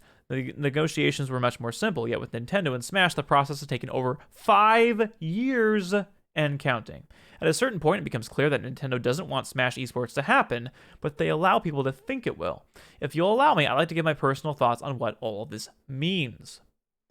Nintendo knows there is a benefit in keeping the scene hopeful while never shutting us down completely. Think about it. If Nintendo really had such a problem with Smash esports, they could shut it down. Likewise, if Nintendo really wanted us to succeed, they could just apply their incredible resources to make it happen. I have some thoughts on why we get neither outcome and why Nintendo remains conveniently uncommitted to either scenario.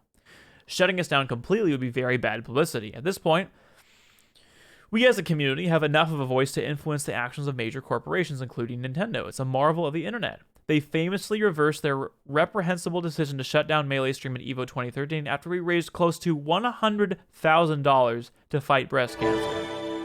Don't like that. Don't like that at all. Don't like that at all, Dragon.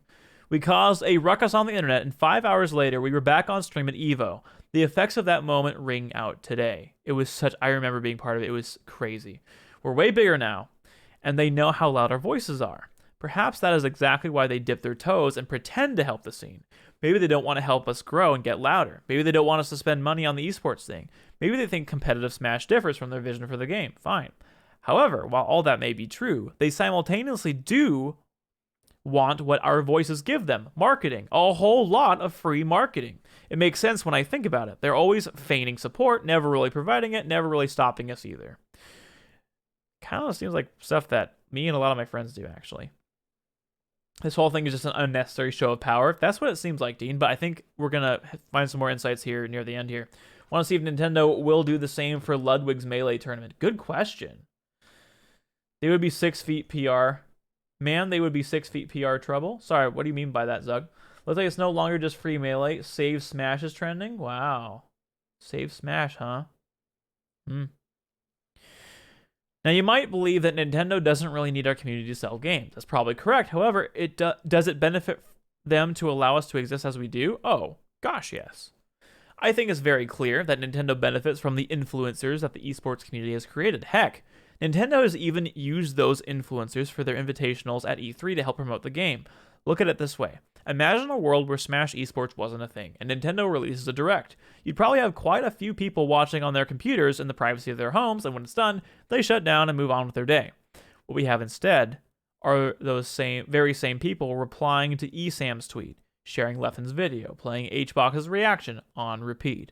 You get hundreds of millions of impressions from fans of these influencers spreading news of the game everywhere. It doesn't take an advertising genius to understand the power of influencer marketing, and Nintendo is getting it not just for free, but while actively suppressing our scene from getting larger, and I think that is awful.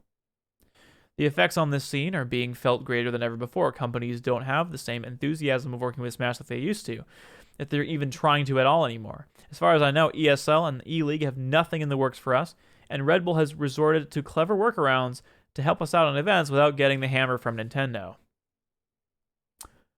Whew, this is crazy. Effects on the scene. Nintendo and grassroots events. It's a crazy world we live in when the announcement of a Nintendo-approved grassroots event is considered a bad thing by much of the community.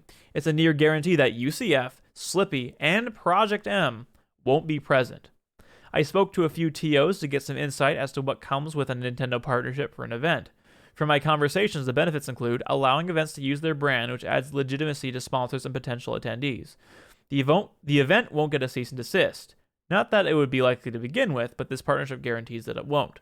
For some events, they're supposed to use a Nintendo VS Twitter account to post about the event. For one event in particular, Nintendo did not deliver on that, but did during the second year. That's mostly it. Support varies between events after that. One TO received partial support for consoles at the event, while others did not. While no TO I spoke to received direct financial support, at least one event received indirect support via connections that enabled discounts for setups and equipment.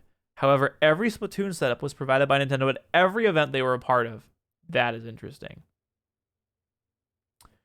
Nintendo would also take up floor space for ultimate activation areas before the game's release. This is all without directly paying the tournament organizers. So effectively, they were taking up floor space that people typically have to pay for to promote their own upcoming titles at events filled with Nintendo fans. It seems like Nintendo can fully support games of their choosing when they want to. A final note on this: TOs are obligated to run Nintendo ads for these Nintendo-sanctioned events. Considering how little they actually do for the event, that's pretty hilarious. Project M/Project Plus. There was no cease and desist. What happened is that Nintendo essentially stated to people within our scene that our community support of PM was what was preventing them from working with us. So naturally, eager TOs and streamers saw an opportunity to work with Nintendo and contribute to the successful start of a Nintendo Smash circuit. I heard it myself from so many TOs and streamers. They thought they were doing something for the good of the scene, and I can't blame them. They choose to drop PM from the event streams on this promise. This naturally hurt the PM scene tremendously, and we've come to find that it was for nothing. Furthermore, the loss of PM actually cost our community due to the loss of revenue from PM attendees and viewership. Esports teams. You'll notice a lot of top-level players have been having trouble securing a team, and players of Tier 1 teams have been getting let go.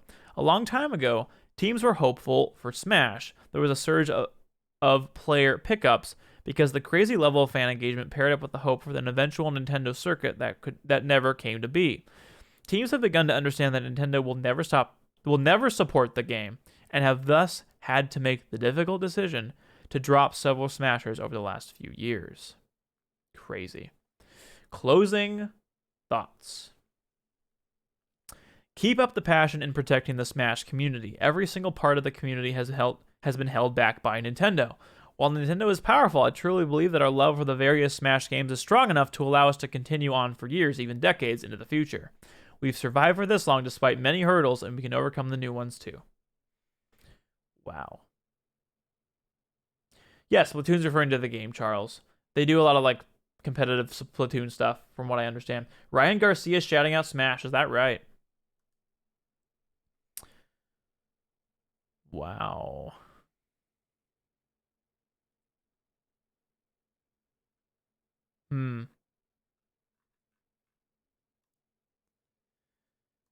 Huh. Save Smash is trending.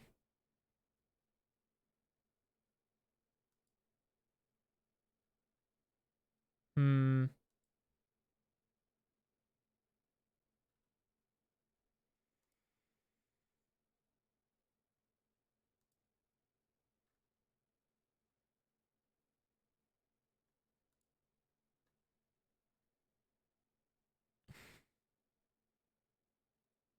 Ryan Garcia talking about Melee. Hmm. And I get why some people on Twitter are against the hashtag. Because they're not involved and they don't really understand the implication and they really don't care and it's just annoying for them. That's probably why they're against it, to be honest. This is going to be a big hit to Nintendo's reputation. I hope so. I freaking hope so.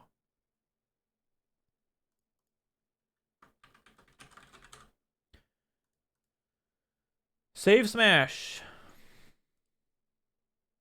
Let's I'll change my name too on this too. Because for some reason the named field is ridiculously long. You can type tons of stuff into it, so might as well. Thanks, Doug. I get why some people or they don't like the game. Yeah. Or they don't like how it's being played. The save Smash number is because ultimate players aren't sounding off. Oh. Really? That's kind of cringe.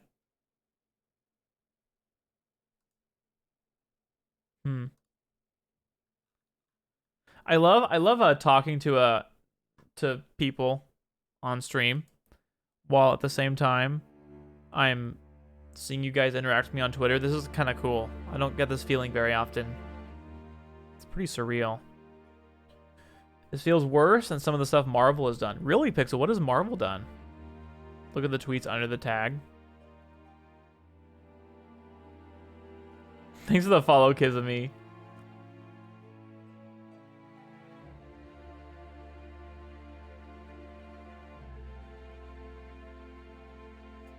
Oh, Ryan Garcia is saying free melee. Wow.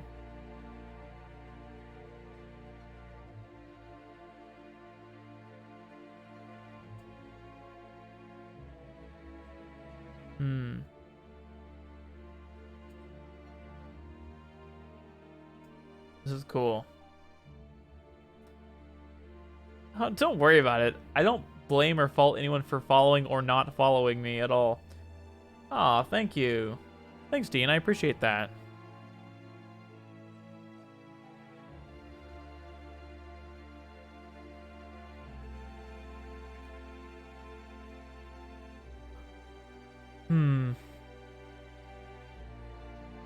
Honestly, I like their game after the Switch is discontinued. What happens in 20 years, do you mean, Potato?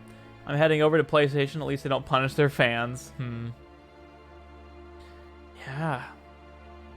We're going to put our money where our mouth is and stop paying for something we love just to prove a point? And to what degree? Like, how far are you willing to go to send a message? I don't know. Marvel's been trying to add more representation and most of it backfired. Oh. Like in their comics and stuff?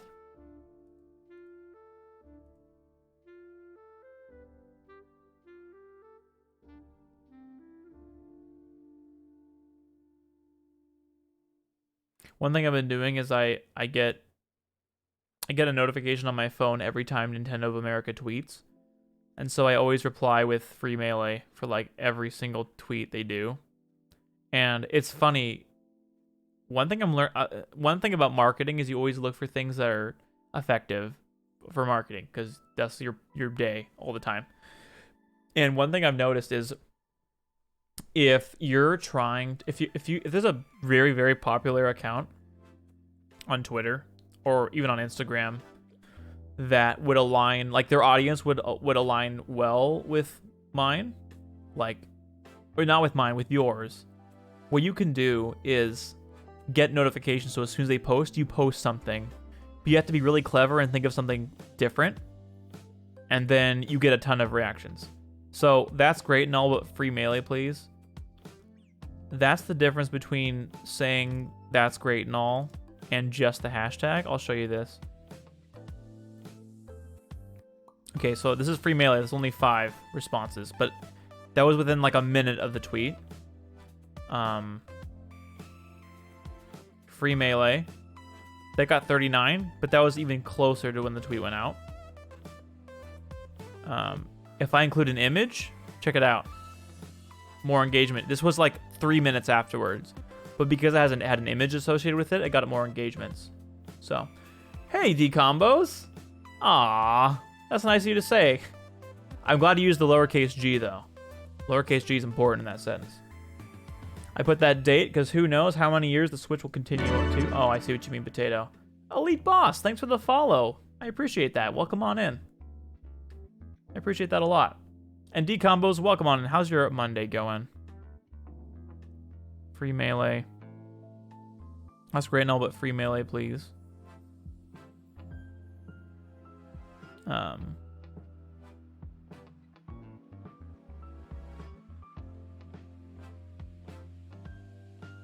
It's ironic. Okay, this is crazy. So, yeah.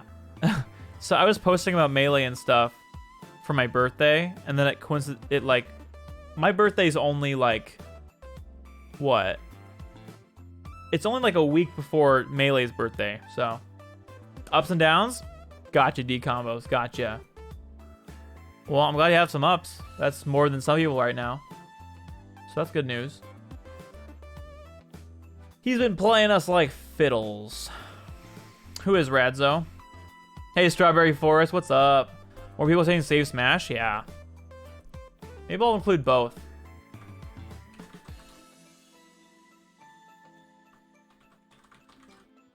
I'll include both. And I'll make save Smash an alias for Free Melee. How's that? Is that a good compromise, Strawberry? All right. Good night. Thanks so much, Kizami, for using the hashtag and for wishing me a good night. I appreciate that a lot.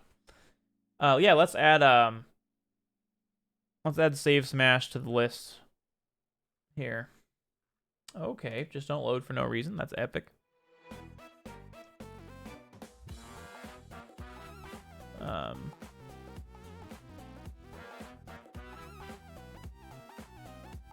This was interesting. So this super indie chick is saying like, oh, we just re-release Melee, and it's like, I don't think that would really work, because what are the odds that Nintendo could ever re-release Melee and do half a good of a job as Slippy does with an ISO? Not high, right? Like, we've seen how they handled Super Mario 3D All-Stars and how it's just immediately just not viable for speedrunning at all. So, on Switch delay, no analog triggers, yuck. It'll be, yeah, exactly, Strawberry. It'll be PAL. They'll have no analog support unless they go out of the way to do it like they did for Sunshine, apparently. So, hey, Sonic fan, welcome on in. Good to see you again. Yeah, so Essie, if you use Save Smash, it'll do the same thing.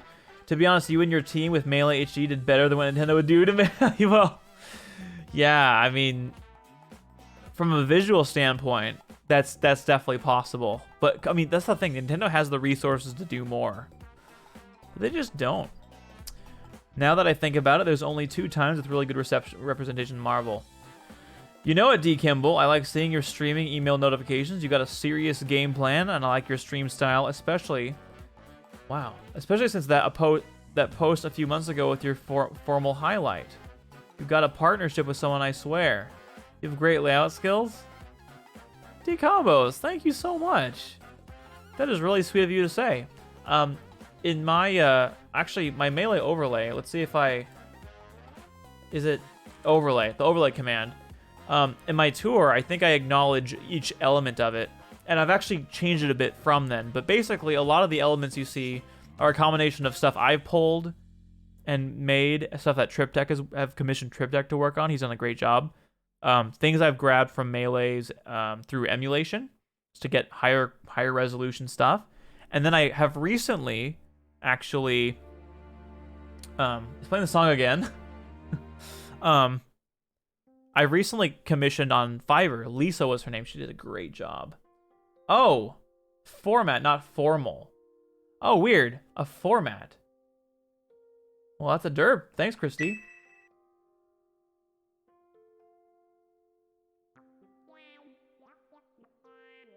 Wow, I totally missed that. Thanks for correcting me. I appreciate that. Love for the game does more for a game than monetary gain. That depends, Esther, on how much of monetary gain it is and how much the love for the game is a service to the company. I think if the love is intense enough by enough people, that's true in certain circumstances, but it completely depends on both, in my opinion. I only bought All-Stars because it allowed me to play Galaxy on the go.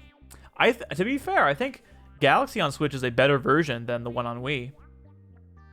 You made 4XM? No, not 4XM. So, no, Melee HD is basically just a project to get the entirety of Super Smash Bros. Melee at a higher resolution for Dolphin and Slippy purposes. It's not to actually upscale the game itself or anything like that. It's just for use with emulation and Slippy. Good question, though, Strawberry. I'm also familiar with 4XM. That was a Smash 4 mod. Yeah. How's it going, Satan? Welcome. Emulation, illegal overlay. Yeah. Uh-huh. My overlay is illegal.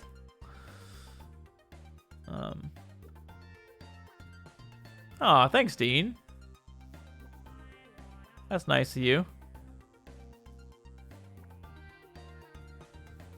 Save Smash is still trending. You could show them. I think I might. It's a pretty good idea, actually.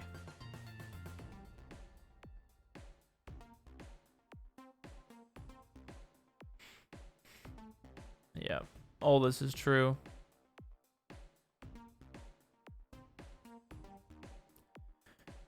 If we continue to use Save Smash...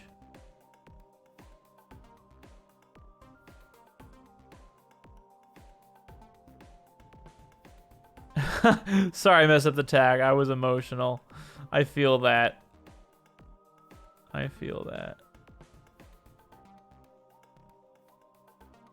So this is good stuff.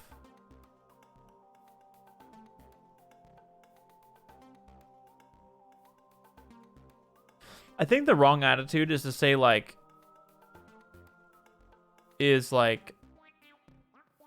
don't say F Nintendo. That's counterproductive. That's counterintuitive.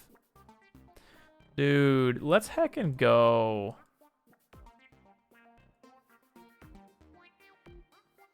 This is so awesome. Ryan Garcia has watched the documentary. This is so cool.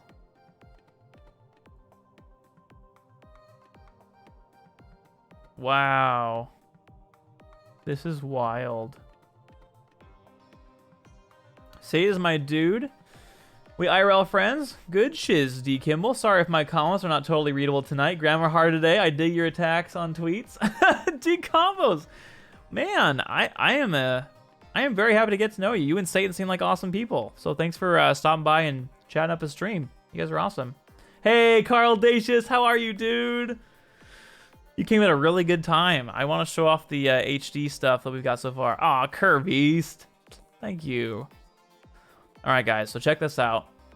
We got some experimental textures for Slippy right now that I will showcase. My screen's gonna freak out first though. Okay. So one thing I'm gonna do so you guys can see it a bit more closely is what it looks like when I turn off the textures when I toggle them back on, okay? Because you might look at the HD stuff and be like, oh, that looks nice or whatever. But you don't understand. You do not understand. Like, sorry for that sound. So I want to zoom in on a particular part of this. So I want you to observe what I've zoomed in on. I'm going to now turn off the HD textures. Okay. So this is what it normally looks like. So I don't know if you can see this, but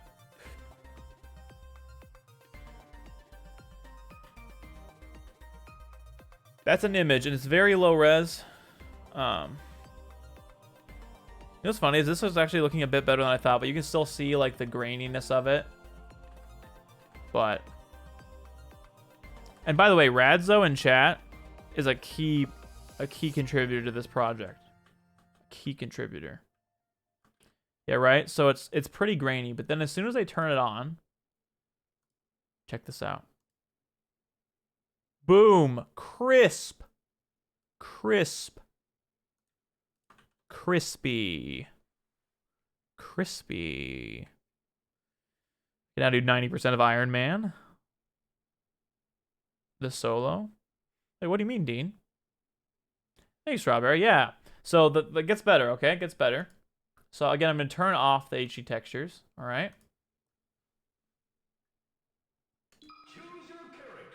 So this is what it looks like normally. You can see like pretty crusty. Pretty crusty. Pretty crusty. Very much artifacty and low res. But now, are you ready for the upgraded textures? Why did the music stop? This is being kind of weird though. Ooh, we got some Splatoon music remix going on. Elite Boss, thanks for the follow. I already said that like a long time ago, but I want to thank you again.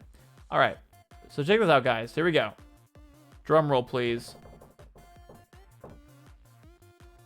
Drum roll, please. I am Iron Man. All right. Boom. Look at that. You'll have to excuse the fact that Sheik is Zelda, but yeah. We've got some crisp HD-ness going on here. All those icons are looking pretty nice. And now what I'll do is I'll show you the portraits up close too. Spoilers, my dude. Sheik is Zelda. I never said that. I said that Sheik replaced Zelda on the CSS. I never said that. I'm also working on learning Storm Eagle for Mega Man X. I talk about music? Thanks, Dingo. I appreciate that. No, we didn't actually create the models for this, but we did polish and pose them. They are from Smash 2, a different mod for Brawl. That is very awesome. So, as you can see, we got portraits and icons set up for the characters.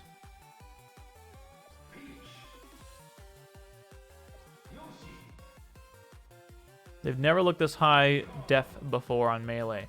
This is not final. It's pretty, I'd say it's like fairly close to final, but not final. Because we want to do some tweaks to the lighting and stuff. So this is definitely like pass one. Pikachu's portrait is higher than the others. Nope. Actually, the clones are a little bit lower. So Ganondorf, Young Link, Roy, Pichu, Falcon, and Dr. Mario are offset because they're technically below. Music, nice, Dean. Oh, awesome. On guitar. Oh, one more fun thing too is with Sheik. This portrait is like an unused CSP from Melee. So, yeah, actually, Esther, keep watching. I'll show you something kind of cool in regards to the lowered part. So, these are the ice climbers. Yes. Also, notice the differences between the icons and the portraits. So for Ness, they literally just mirrored his look. They did that with some of the other characters too. Bowser's like mirrored. Yoshi's mirrored. I don't know why. And a lot of them are just in completely different poses, like Fox. Fox is looking upright in this image. He has a completely different pose here. So, DK's right. Gotta love DK's. Falco. Pichu's is a slightly different pose. Pikachu's is the same. Jig's is a different one. Mewtwo's is completely different. Game & Watch doesn't have his outline, which is kind of strange, but that's how it is in Vanilla Melee. He just doesn't have his outline on his icon. And there you go. Luigi just stares left, right? Exactly. 45 minutes? Dang. To make Storm Eagle less echoey. You gotta love that cry, Carl, right? It's very satisfying. So I'll show you one more thing, too. Well, let me close out of Slippy, because I wanted to give you guys the Slippy rundown. But now I want to run a different dolphin build to show you something else. Let's see, make sure I have the right little codes on. Alright, so we're going to enable something that was cut from the game, but it's still accessible with a code. This was intended to happen on the character selection screen, but was cut just before development. All this stuff is stuff I wanted to show during my birthday stream, but I just ran out of time.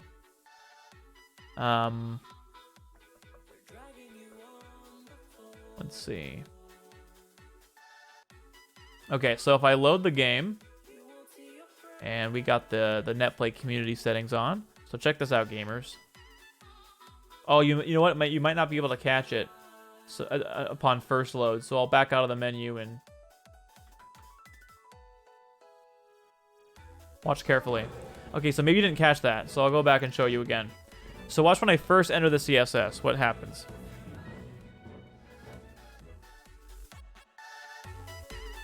All right, let me pause the music for a second. I don't want the music to collide. All right, watch this. You see that? How they slid out from behind it? That is a function that remains in the game, but can only be activated with codes. So, yep. And the reason for that is they're clone characters. They're Echo Fighters from back in Melee's day. So even though in like Smash Ultimate, the little feature where you can like add clones or Echo Fighters is what they call them. That did not originate from Ultimate. That was actually originally a Melee thing. So, and here's Zelda, because you guys missed her in this Slippy implementation. Yeah, pretty nifty, right, Carl? Yeah, right, Strawberry? I think so too. I think that is pretty cool. So yeah, there you have it. David wasn't lying. The textures can look at HD. They look pretty good, right? I think they look pretty good. And also, this won't mean much to most players these days, but I also created a special texture for the unlockable slots too that I'll show you. Slipplementation. Hopefully I read that right. Melee clones were the best clones, as they had major differences compared to Ultimates. Really, Dingo? That's a really interesting take. I haven't heard that before. Release dates when? Release dates when? I don't think we have a release date, Essie, unfortunately. I wish. Like Slippy. And you did I. Hey Yagyu, how are you? Welcome on in. Alright, so oh, you know what? Well, I'll worry about that in a bit. Okay, so one thing I also did was I made these HD2, these little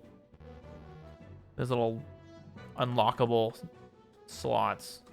Those didn't have HD textures yet either, because no one has seen this screen. Everyone's unlocked every character in this game. Why would you ever see that?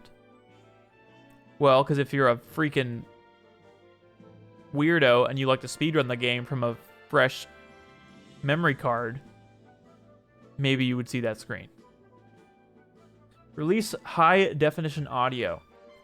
Unfortunately, we're kind of limited from what we can do, but we can do like remastered music tracks. So we'll probably do like some kind of like Melee soundtrack re-release thing. But we can't do like higher fidelity audio, like sound effects and voice clips and stuff, unfortunately. Yeah, Yagyu, I saw you the other day. Was it for my birthday stream or for another one? But good to see you again. Glances at 12-hour Melee speedrun. Yeah, Radzo, that was actually just under 9 hours.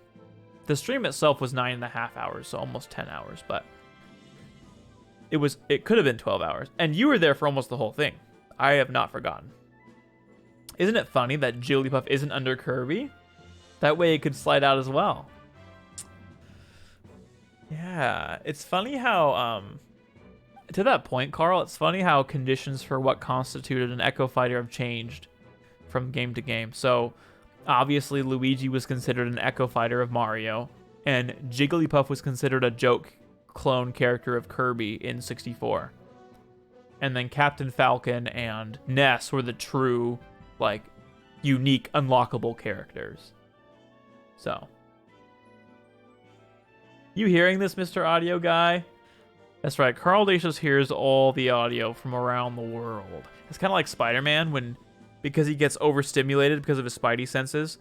Carl's in a constant state of like having to manage his eardrums because they're being buffeted with all sorts of sounds from everywhere in the world. Remember when Soggy used to stream and you just got affiliate? Oh my gosh, was that? That's hilarious, Yagyu. I don't remember getting affiliate or when I got affiliate. I thought I got affiliate like... I actually don't know when I got it. That's a really good question. You seem to remember it more than me. Captain Falcon and Samus even had some normals overlap in 64. I don't doubt that. Captain Falcon was like, or at least you could say Samus was definitely built off of Captain Falcon, because the original game, I think everyone was basically like a Falcon, and yeah. You got it about when Soggy got her job at Twitch. Are you sure? That's crazy. I thought I got it well before that. I thought I got it well before that. Hey, Hypernook, how's it going, dude? So that's kind of the little HD stuff I wanted to show you guys, and it's not all done yet. We haven't rendered out the costumes for the other costumes yet, or we haven't done the renders for the other costumes yet. And a lot of that's because, I mean, like, we haven't finalized the lighting yet, so we'll want to finalize the lighting before we render out the rest of the costumes, if that makes sense. So, no, I don't think so. Yagyu, my first ever stream was in 2014. And then I kind of like restarted the stream, and then I would stream a little bit in 2016, and then I kind of revamped it in 2017. So, and I met Sue Lin like, I think 2018 or early 2019. I don't remember when I met her, but I can check my dashboard. Really? Oh, you're right. They have those little like milestone, the fake achievements you can get. Let's do that, actually. I'm seeing a lot of good activity on Twitter. You guys are awesome.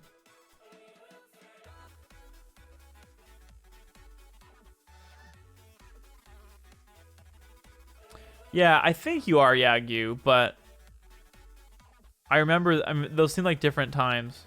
So thanks for making me think of those memories. All right, let's find out. Path to affiliate completed. No, it just says I completed it. Not that not on the date that I got it.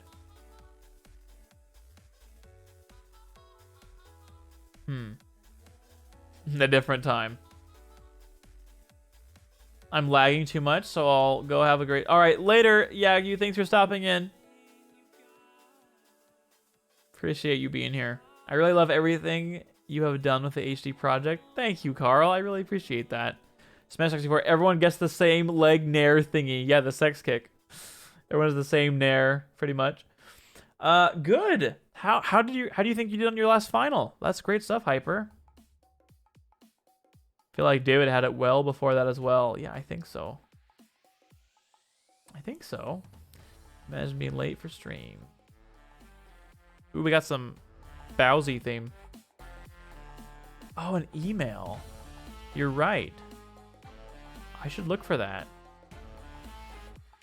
I think I was using...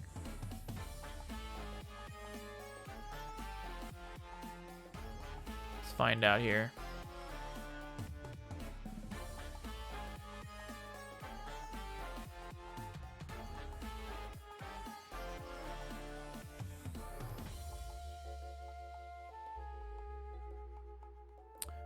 Let's see. I'll search for Twitch affiliate and see what comes up. I don't know why I didn't think of this. Okay, these are two new. These emails are all in 2018. Okay, now we're in 2015. King Charles, how's it going? I thought I forgot something, Salinhi. How are you, Charles? Thanks for the 8 months. I appreciate that. Welcome on in.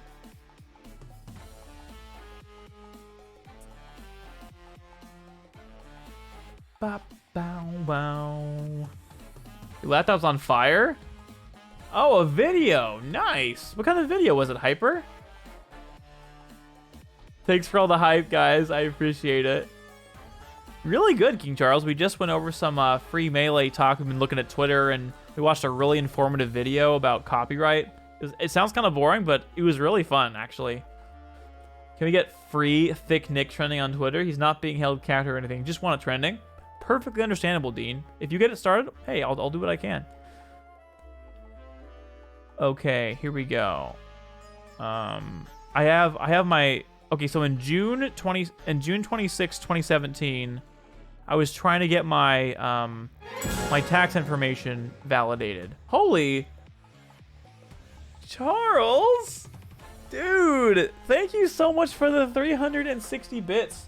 You just earned the teal rupee badge. Let's go. Does that mean you can use the dab emote now, or am I thinking of the DK the DK emote?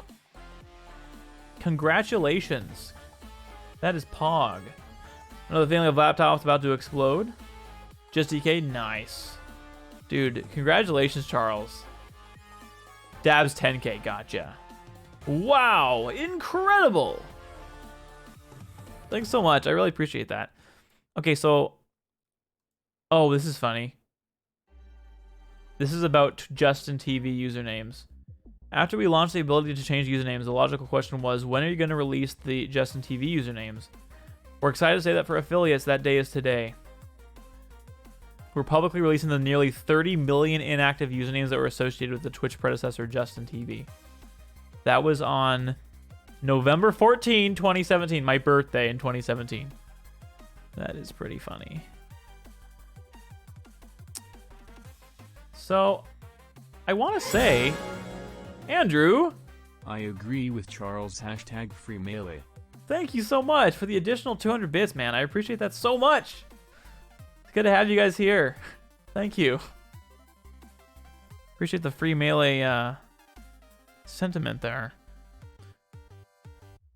All right, so that's funny. My earliest Streamlabs email was on, let's see, July 27, 2018. When I started getting those emails. My first affiliate related message was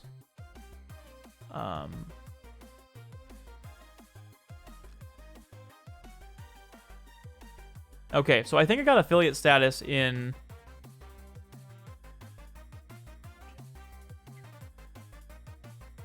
June of the end of June. You're invited to be Twitch affiliate. That's probably too new. Like, you're invited to be Twitch affiliate. I don't think that was a thing when I signed up for it. Unless it's on my Gmail account somewhere. Yeah, no email like that comes up. Yeah, so I think it was before that. I forgot when did Twitch affiliate come out? Oh, April 24th. Okay, so the program had only been active for like 2 months when I applied for it. Okay. Okay. Hey, how's it going, Jay Brick? How much did you play of Ring Fit? That sounds pretty fun. All right, guys, I want to show you some more cool stuff on Melee here a bit. I'm going to enable some wacky codes. I'm going to turn on low poly Melee, and I'm going to turn on force simple background and stage geometry. Okay. Oh, wait, I forgot to do the other code. Ooh, I love... Is this more Gen 3 Pokemon music? I love Gen 3 music. You got it today. Gonna get ripped? Let's go, Jay. I believe in you. Just tweeted hashtag free thick Nick. Let's get it trending. Let's go, Dean.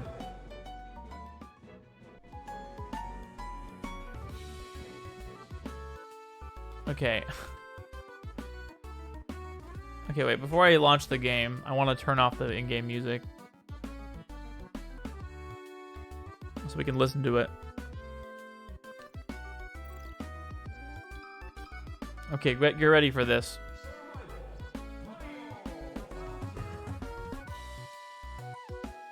All right, we're gonna go to... Oh my gosh. Dingo. Thank you so much for the $11 donation. Holy cow. Thank you so much, Dingo. I appreciate the tip. Sorry, it's not a donation, it's a tip. Thank you. Thank you very much. I could not have said that better myself. Melee! All right, guys, we got Dingo. This is for you. We got low poly Melee enabled. Don't starve to death. Now I won't starve to death. That's right. That's right. This is a really simple code you can add. I can share it afterwards. Do you guys know what these are? No, it's not Melee 64 actually. These models are actually from the Melee ISO. These are what your character transforms into when they're off screen. Like you see that little bubble when they're off screen? They turn into this. I know the Pentagon armbands, right? Yep, they're the off-screen models, exactly. And we got the simple oh wow, that's funny. So I forget what the colors mean, but I think red ceiling and like purple and green are like different sides of the wall. And then floor is this like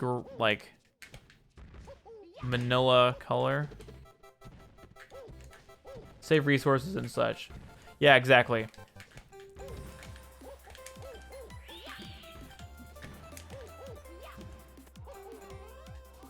It's a lot harder to see the battlefield.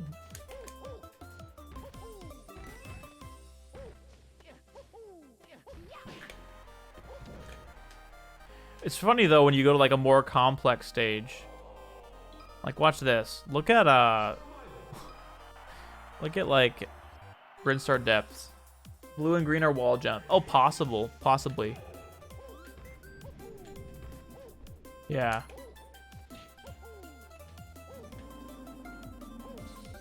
Trying to wall jump on this part. I'm not very successful. There we go. But now look at this. See how it's changing colors as the stage is rotating?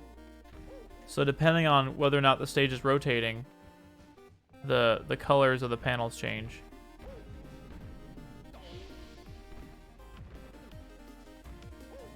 The low polygons are pretty cool. I agree, Dingo. I think they're really cool too. Melee 64 looking nice. Yeah, this is not Melee 64. I died again. It's surprisingly hard to like see, even though it's very straightforward. I'm having a tough time like perceiving.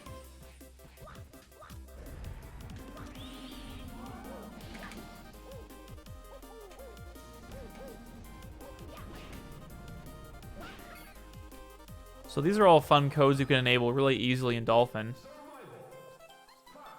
We'll pick a random character. We'll go... I want to go to like Pokemon Stadium.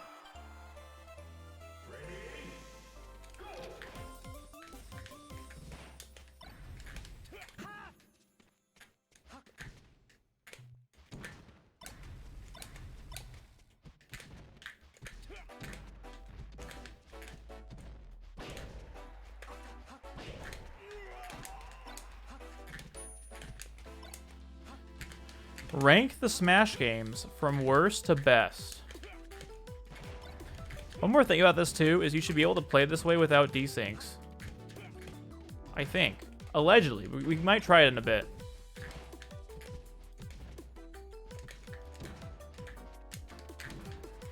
I would say the worst Smash game. I mean, it depends on what you mean. In my opinion, like, if you're comparing all the Smash games and you assume you have access to all of them, I think the worst one is probably Smash for 3DS. There is no reason to play Smash for 3DS. Like, there's no reason. You're playing... I mean, it's one of the less laggy games, I guess, compared to Brawl and Smash Wii U. It's got better stages in some cases than the Wii U version. It's got better single-player modes than the Wii U version, and Ultimate, probably. So it has some merits. It also has trophies and stuff retained. Probably the largest variety of trophies of any Smash game, if I recall correctly. But probably 3DS version is the worst version of Smash. All right, sounds good, Zach. Thanks for the lurk, my friend. After Wii U would be, or after 3DS would be Wii U. And if we're treating Project M like its own game, yeah, we're treating it like its own game. I would rather play Ultimate than Brawl. So, oh, you know what? Yeah.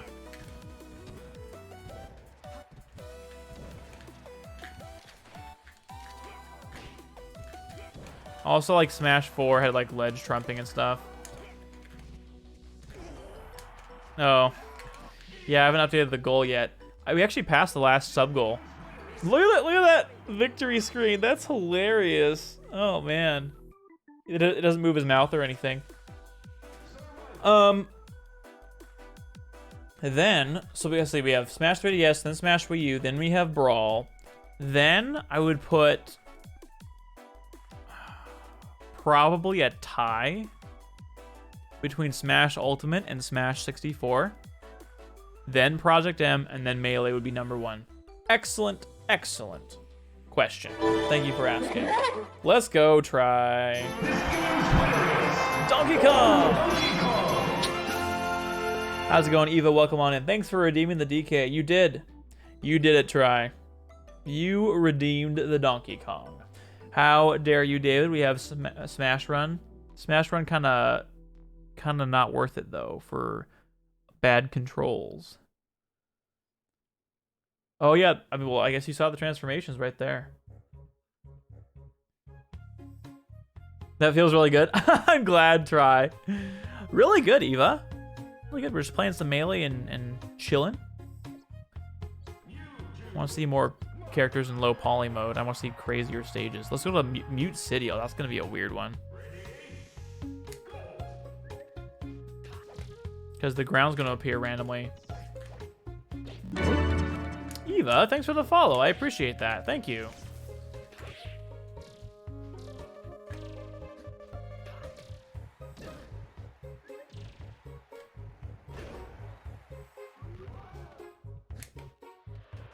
Now we don't know where the cars are. We just know they're coming, and to avoid the ground.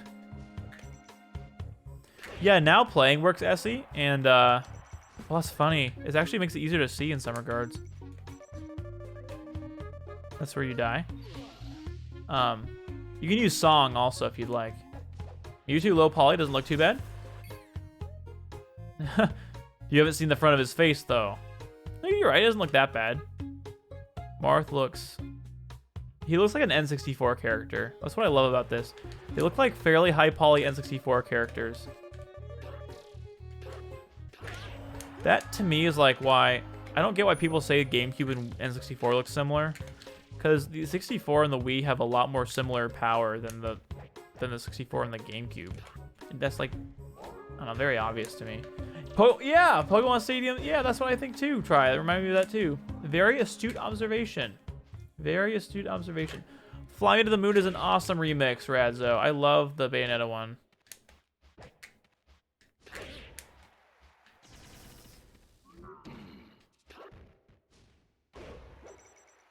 The ground just appeared.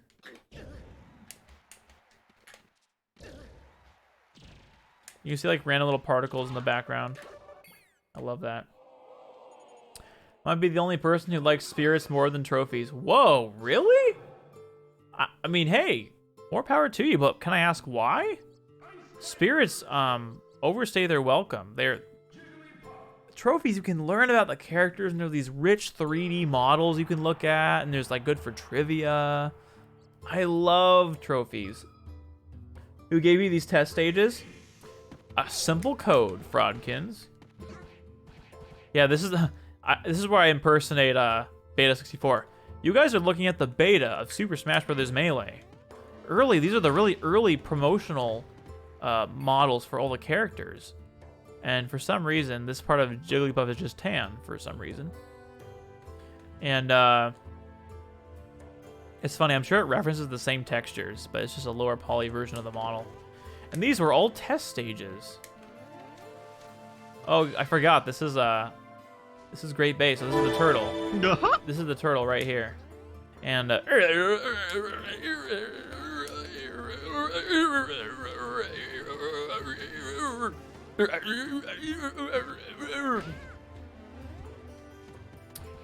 Jay, thank you so much for redeeming Speak Gibberish. I appreciate that. Bye, Tingle. Tingle's not simple at all.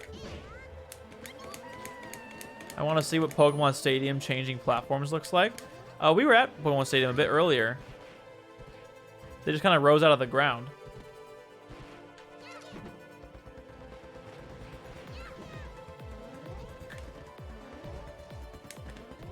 Jigglypuff been in the sun, though. It's true.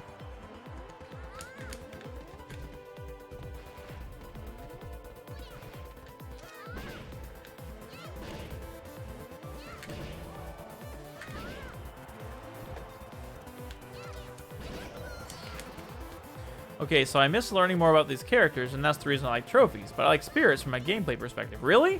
Do you actually use them? Like, do you use spirits at all? I thought you used them for like the one-player mode as like a gimmick, and then you never touched them again. That's like everyone I know has experience with them.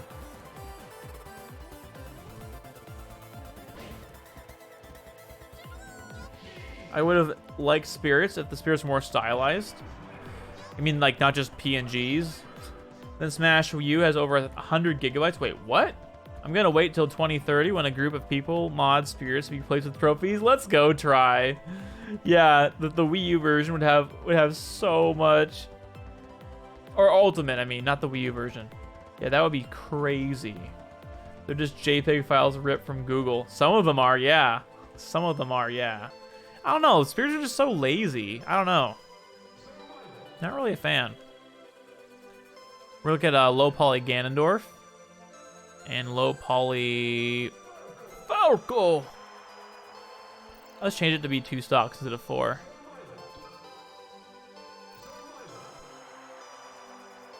Let's do Rainbow Cruise. I use spirits only during the World of Light adventure mode and during spirit battles.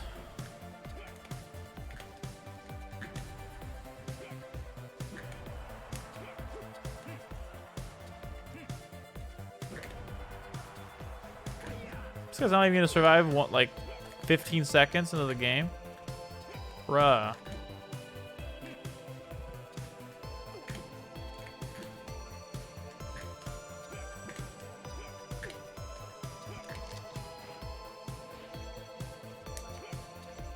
Here's Rainbow Cruise being all crazy.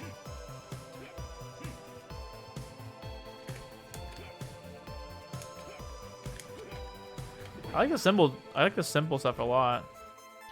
Do you really think that Nintendo had time to make 1 billion trophies? Yeah, that's true. They could have just imported them all from Smash 4, though. Like, seriously. Take all the time you wasted with the stupid spirits. Make a real adventure mode somehow.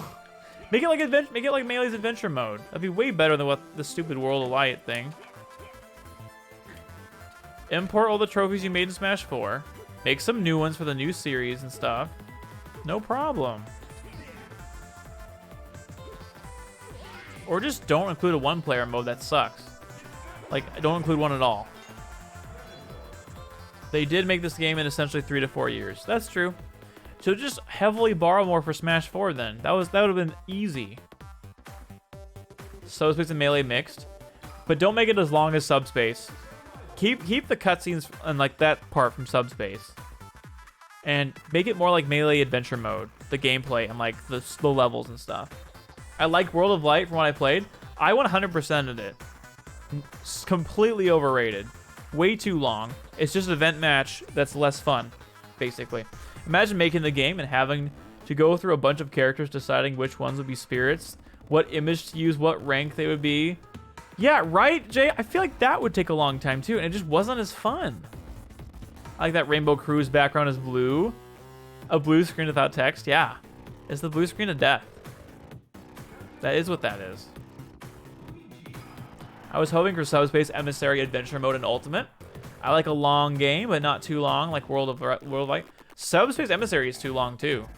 Like, World of Light is too long and somehow less fun than Subspace Emissary. I do not know how they managed to pull that off. Oh, this is fun. Look at this. You can, like, destroy them by destroying the bricks.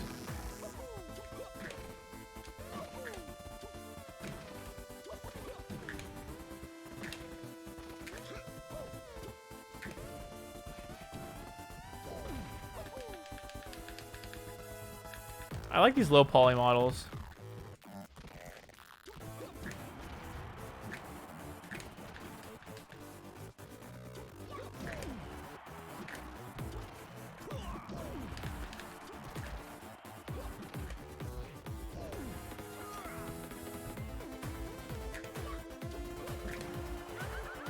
I like how these stages look. I like it a lot.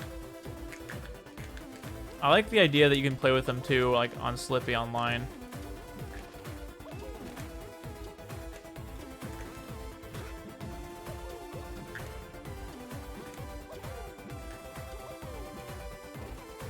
Oh yeah, by the way, in case there's any mystery or debate,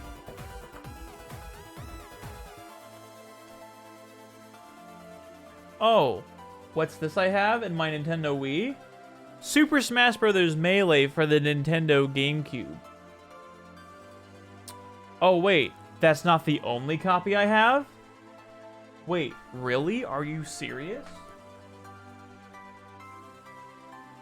I actually have not just one copy, but another copy?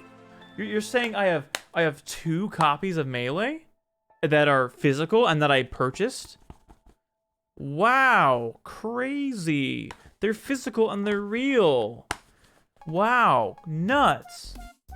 Wow. I thought that people only stole.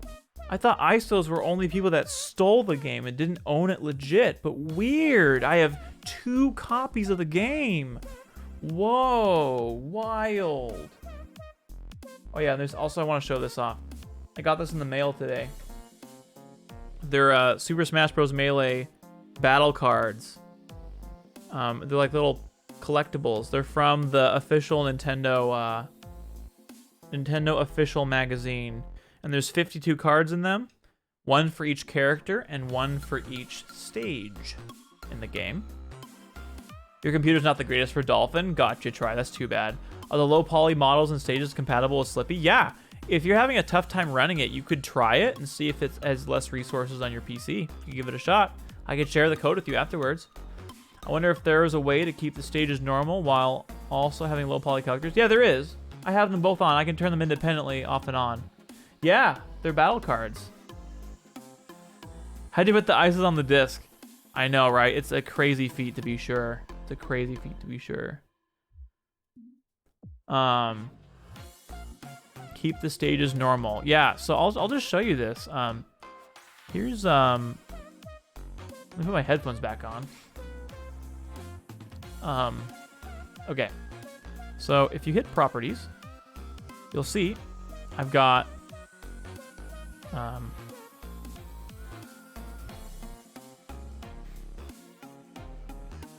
low poly as one code.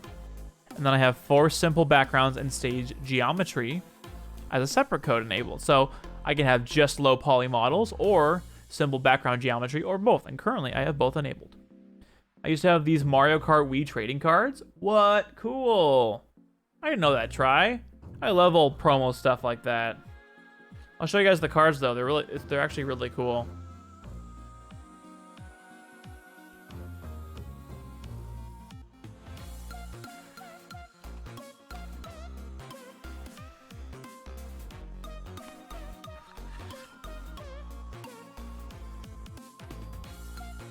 Check it out. The back of them all look like this.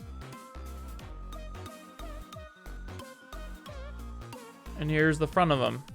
And each of them have like a little description. Again, there's one for each character. They're red. And the blue ones are the stages. They're so cool. They're actually in fairly good condition. One of them's not that great condition. The Fox one's a little beaten up, unfortunately. It's got some like slabs missing in the bottom part, but by and large they're in great condition. So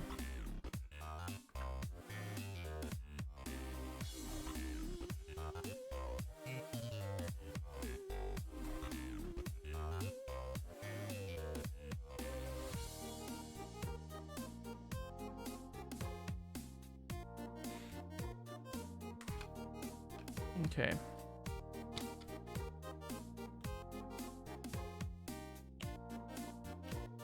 So yeah, pretty awesome. Definitely glad I bought those. I got them on OfferUp.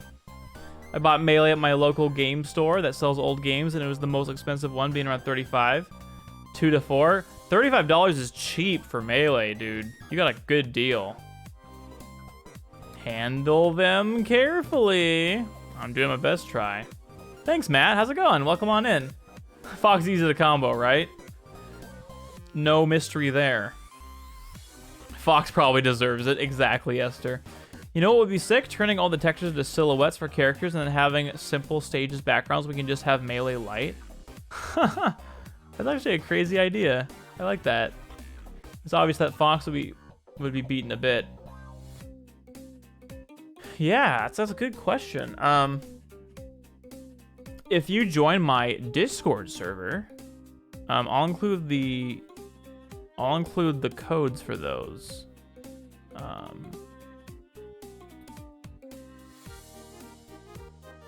I'll include the codes for those.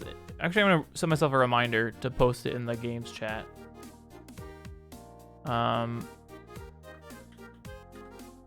Post. Codes for low poly and for simple stages codes. All right, so I'll make sure and do that for you guys. Yeah, Esther, yeah, let's play some Melee if you're down. Who's road rashing, not wave dashing. All right, yeah, Esther, let's play some melee. Some melee.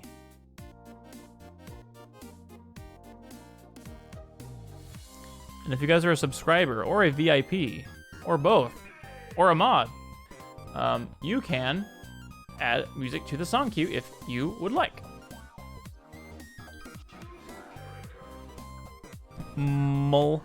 Lessie time.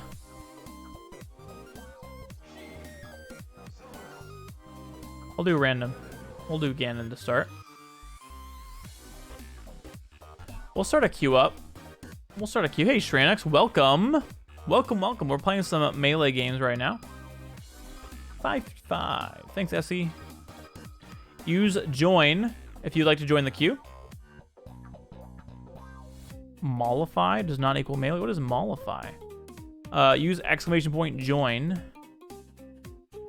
Yeah, work. No problem, Hyper. No problem. No problem. Hey, Luigi. Welcome. Been vibing with Mini Skippy and eating for the past 2.5 hours. That sounds pretty poggers, Luigi. Really good. We learned a lot about copyright law. Oh, can you open the queue, Essie? Should we just queue open? I can do it. Okay, try now. Try now. I got it, Esther. No, it's queue space open. So Fraud, you should be able to do it now.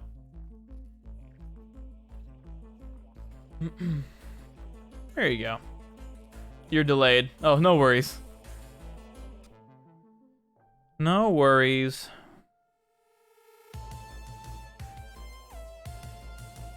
Pikachu no longer has his PhD. Exactly, Hyper. That little bug was fixed. Mollify yesterday means unease, tensions, or anger. I want shiny textures. Oh, also you might notice the textures are nearest neighbor increased resolution, so they're less blurry than they normally be. We're thinking about expanding our HD texture stuff to like make custom stocks too. We haven't decided yet.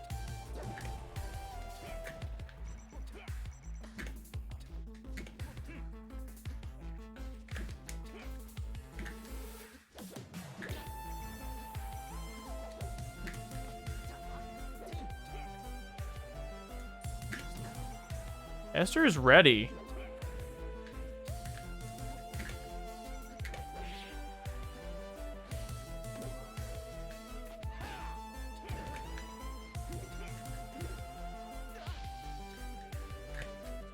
Wasn't really easy to pose. That's true. You're right. I said we give it a shot. Why not? Learned the word mollify. It means unease, tension, or anger, which is quite the opposite of melee. I like that. Does mollify like rhyme with melee or something, or are you just drawing an illustration there? Oh, you're good, Luigi. I've got another educational stream coming up all about streaming itself. Kind of meta, right? Because we unlocked the sub goal for that. I need to think of a new sub goal right now though, because I have one, but I don't have a goal for it yet. Gotta think of one. I went in, boys. Imagine not wanting HD stocks.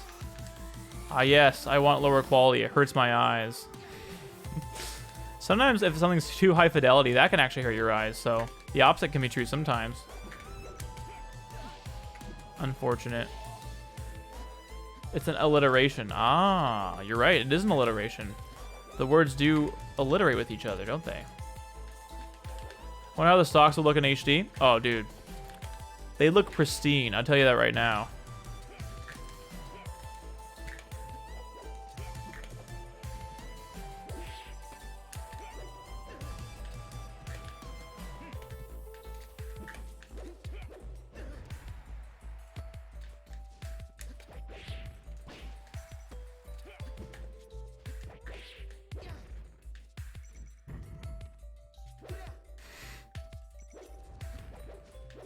Ooh, that was a tipper.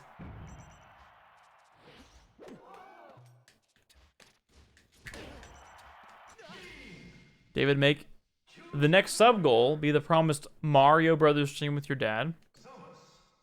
We never got to that sub goal, did we? That's a pretty good idea. I'll have to think about that. I'm not sure I'm willing to commit just yet, but there's no transformations. Yes, that is a limitation of Slippy at the moment. So.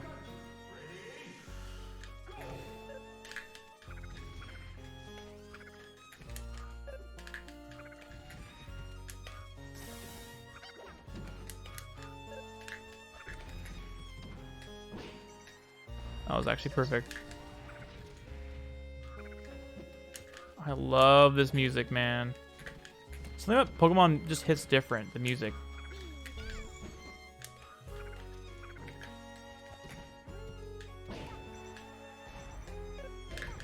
Oh, let's go.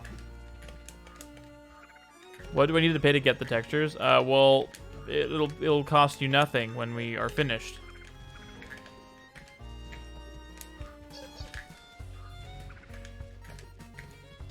We're doing a closed testing for top players and stuff.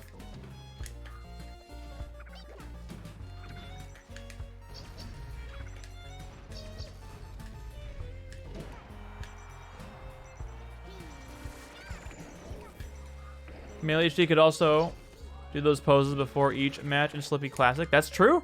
You're right. Some of the poses are actually already made for us. Isn't that right, Radzo? Are those images? Or are they actually like models? I don't think they're images, Radzo. I think those are actually just models. Are the recolors done yet? The recolors are not done yet. I mentioned this earlier. The main reason for that, the costumes aren't done because we're still making adjustments to the lighting. So it doesn't make sense to render them all out until our lighting is finished.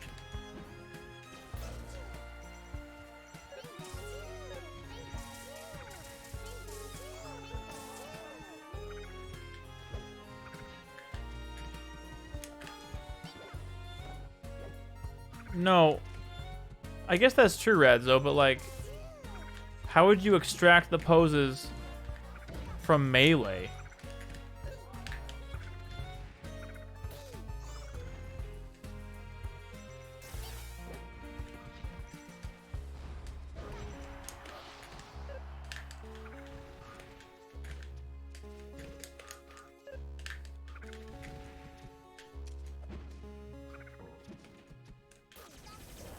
Oh, that'll do it. Oh, man. I'm surprised I didn't die there.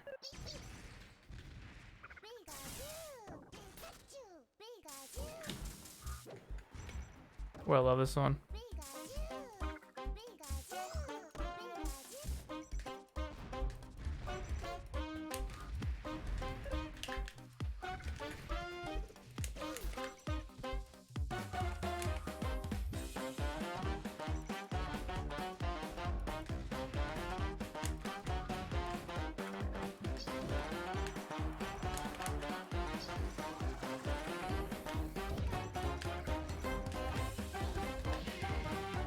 GG's. You thought of a Smash one? Yeah.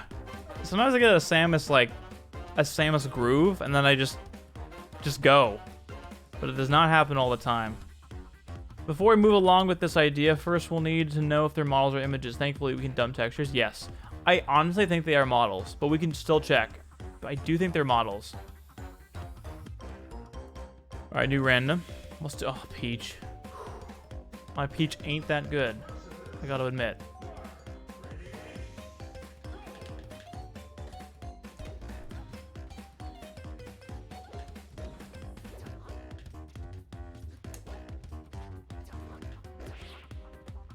Now, what do I do there?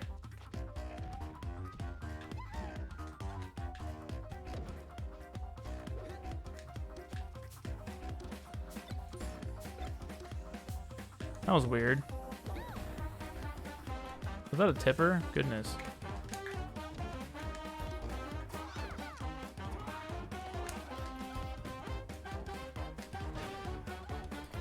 Peach's dash attack is actually good.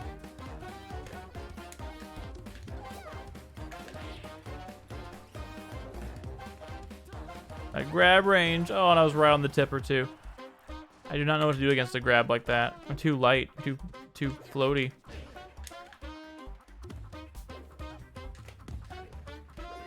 Esther's so good at using those grabs.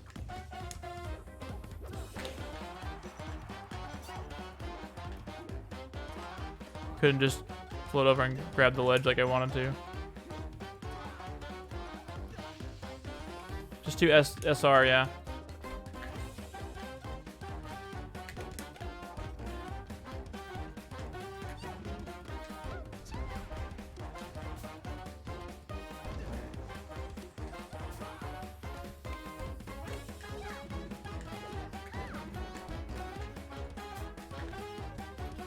He does a lot more tools than I remember. I don't know why, but that forward smash dead at 60. Was I at 60? Really? It's crazy.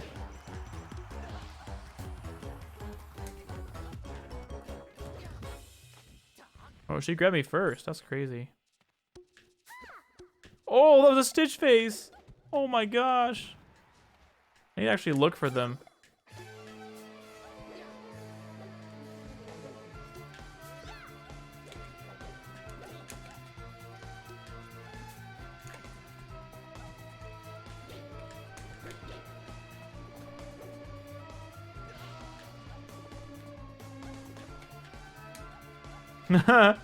Oof, indeed. My poster frames for Mario 3D All-Stars are finally in my possession. Let's go. Have you set them up yet, Luigi?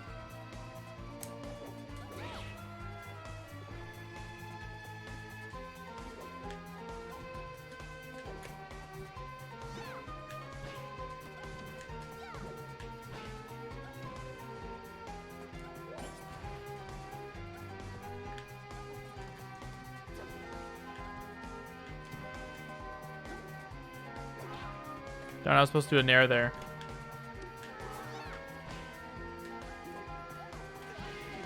GG. How's it going, The Power? Just want to mention that David really gives me the vibe of having an exaggerated swagger of a black teenager, and that's honestly pretty cool. Hi guys, I'm new here. Oh, well, hey there, Power. I'm glad that you say that. How's it going, Dr. Otisberg? Good to see ya. Carl, Dr. Otisberg, how's your nights going? My least favorite thing is no native online and no Banjo-Kazooie. Though this online is better than we could have ever hoped for, yes. I completely agree. Did I miss your Smash question? I must have missed your Smash question. Hyper. And dude, don't understand, this can't just be free. Bruh. What's your least favorite thing about Melee? In return, I will tell you one of my least favorite things about Ultimate. My least favorite thing about Melee...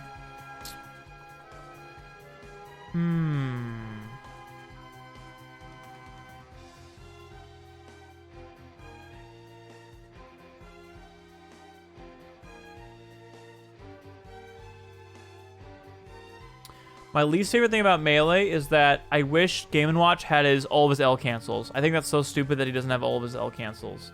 That's my least favorite thing about Melee. I've managed to get everything on my DS flashcard up and running, including Homebrew. Let's go! And dump your DS ROMs. That's awesome, Luigi. Good for you for dumping your own stuff. That's great.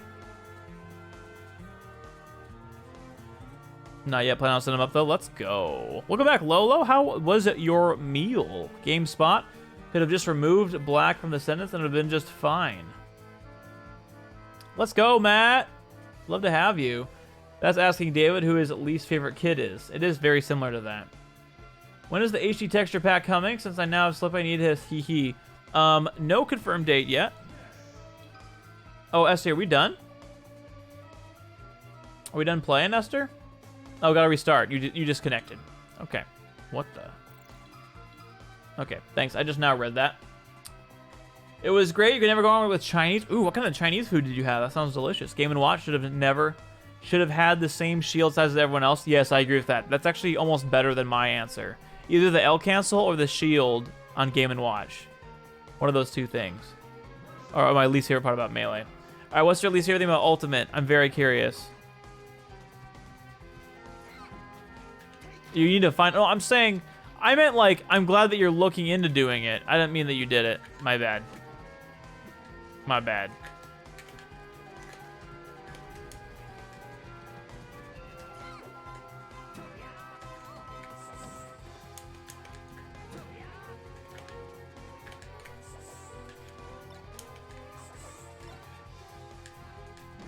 Dang it.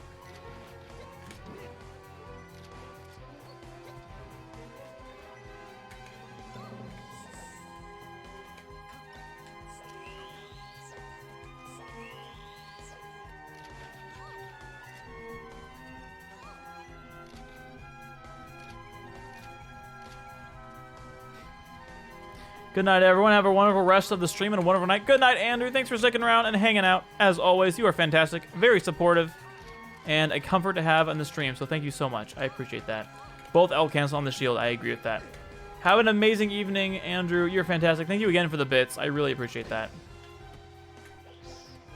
Yeah. I mean, maybe I did missay it, but that's what I meant to say. If you want to give me that Dirk Luigi, I'll respect it. I'll add it for you. I may have said it wrong. Besides online and lack of Waluigi being playable, I would say 2 of my least favorite things about Ultimate are 1, Ganondorf being the way that he is. Wait, what? And the weird weights of the characters. Why is Pika heavier than Fox and why is Mewtwo so light? Really? Wait, what do you mean Ganondorf? What's wrong with Ganondorf? I feel like Ganondorf's awesome in Ultimate. I think the online is the worst part of Ultimate for me. Honestly. Actually, either that... Actually, there's so many things about Ultimate that I don't like.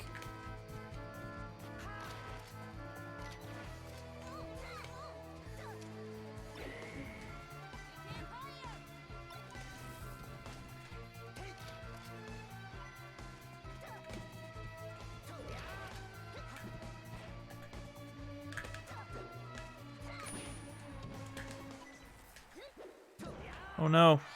Oh no. I like to remember the name of the dishes, but it's a very tasty vegetable soup. Huh. I wonder... I got a notification on Twitter earlier that you're listed under US streamers. Thank you. What does that mean? Good question, Dr. Otisberg. So, lists on Twitter are a feature that have been around since the beginning, I think, or very early on. And basically, if you list someone on a list, people can follow that list, and they'll get like a special timeline of just those people. And for me, it helps me remember like who they are and like. It's really helpful for me to like organize people, who they are, and how I can find them. So if I ever wanted to see like a stream of just people that are streamers, I could follow that list and just view it as a timeline of just streamers. I have one for Smash, I have one for like Microsoft, like other random things. So yeah, hopefully that answers it. Altogether is basically what they should have done from the start. Still neat. I do agree with the online is bad. I hate it here. Yeah, it's bad. Kirby's forward throw and back throw being useless because people can mash out of it. Oh yeah, that is really bad. I agree. I don't know if it's my least favorite thing, but it is pretty bad.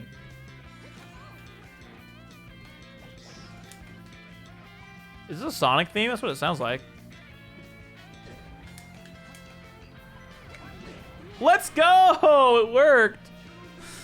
That was awesome. I can't believe I landed that. I'll do Game & Watch next. I love playing Ganondorf, but he's just like not at all Ganondorf, and he's literally bottom 1 again. What do you mean? Who even was that guy? Gosh dang it.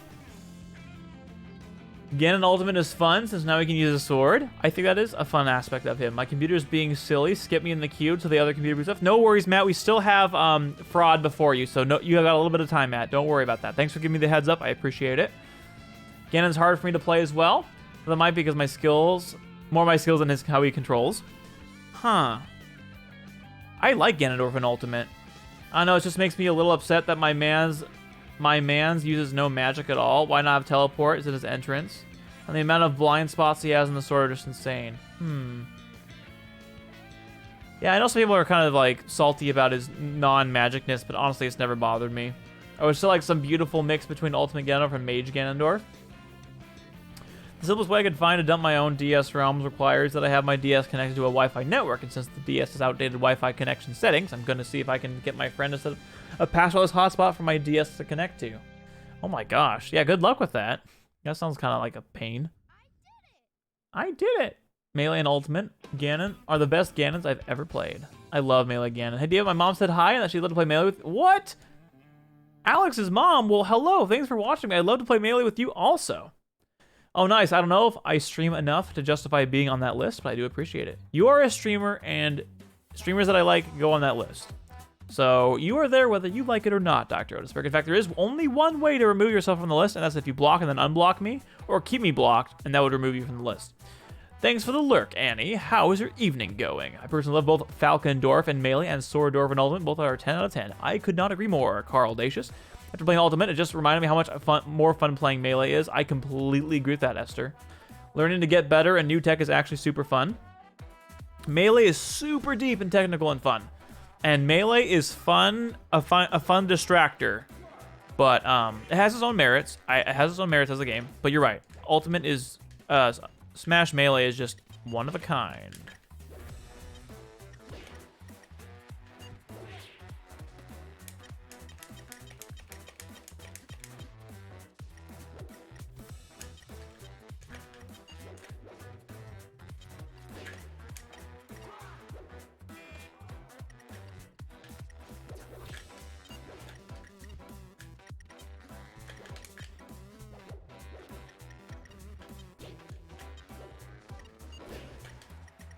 Luckily, he can L cancel his fair, which is like really important. And his down air, I think, are the two he can L cancel, but he can't L cancel his back air and his up air, I think. But yeah, he can L cancel his down air and his fair at least. I'll never hit Ganondorf, but like, why are you built like this? Because he was a last minute add to Melee, and that's basically the reason that he's the way that he is.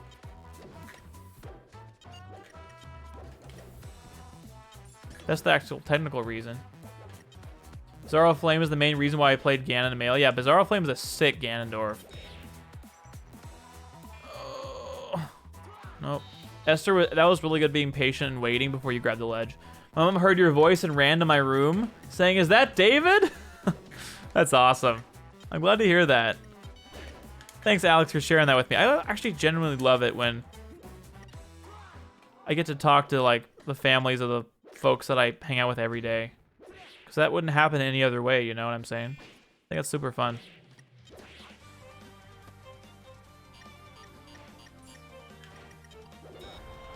That was a tipper.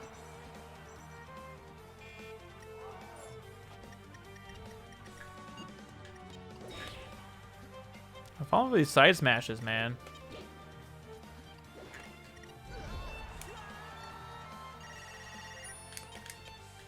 Fair and down air are gonna only L cancel. That's what I thought. Yeah. I don't like how much of a difference there is to Melee being cheap. Oh gosh, chat's moving too fast. Melee being deep. On one hand, you have characters like Fox, Falco, and Marth. They only have Kirby, Bowser, and Game & Watch. I think they all have depth as a consequence of the Melee like physics. Some of them sure don't have great frame data, but that doesn't make them less deep. Every character is like really cool tech, I would say, to be honest.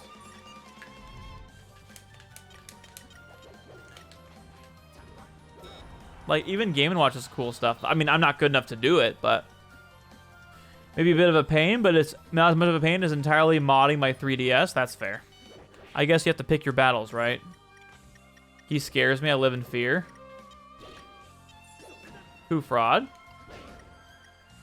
Yeah, Fraud is bad. Ha, lol, cries. I always thought momentum was weird in Ultimate, and how it's impossible to get off the platform when compared to other games. Dude, it's impossible not to recover an Ultimate, unless you're like a Melee or 64 character in that game. Then it's possible to die.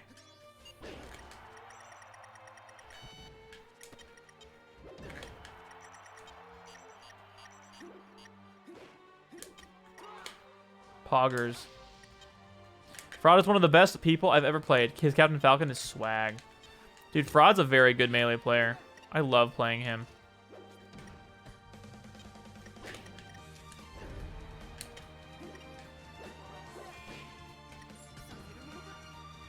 Whoa, that was crazy. Was that some V canceling, or did I make that up? Oh no, I can't land. Good job, Esther. Good job. I mean, like, literal problems. Oh, platforms. I wish I could just wave dash off of a platform. Oh. David is fancy Melee words like stuff and Game & Watch. Right, Luigi? I'm clearly an expert if I'm using words like stuff. Yeah, I'll do one more with you, Esther, and then I'll move on to Fraudkins. Wow, because it's already 9 o'clock. We'll play some more, and then we'll see if Matt's available. And we'll play with Matt. Oh, snap. Why is this Pokemon Stadium icon all messed up? Gotta look into that. Pokemon Stadium icon fuzzy. Ooh, let's go. Metal Harbor cover. I like this. What's your question, Essie?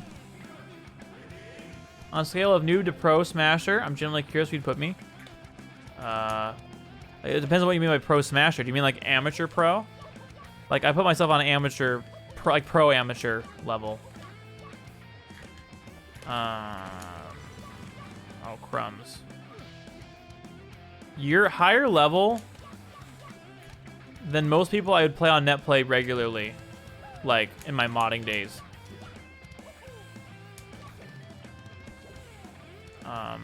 In my opinion. One thing you lack is like this is a good and a bad thing. You definitely lack certain like Smash like traditional experience. I don't know how to like really word it. Like just like general knowledge of the game, like just that has come from experience. But in some ways that's really aided you because you don't have all those bad habits that have built up. Like it took me so long to get rid of those bad habits. Oh gosh. Okay, I'm coming back. Hey Jermaine, welcome. How are you? Thanks for being here. What? She ducked below my grab. Oh, well.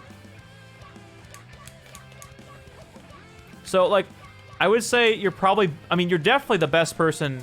In the amount of time you played, you're the best person I've ever played, by far. No doubt.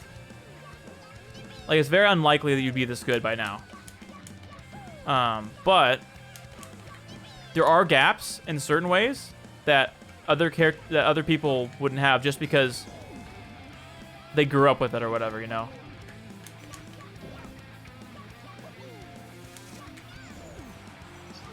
Oh my goodness, Esther's destroying me.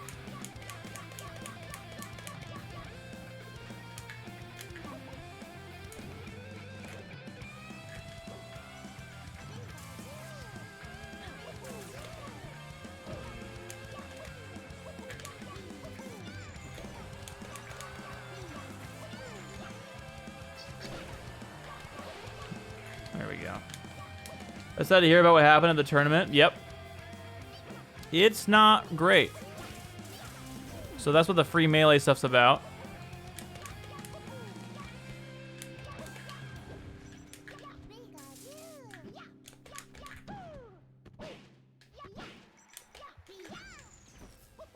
I never thought I ducked below that, but oh well.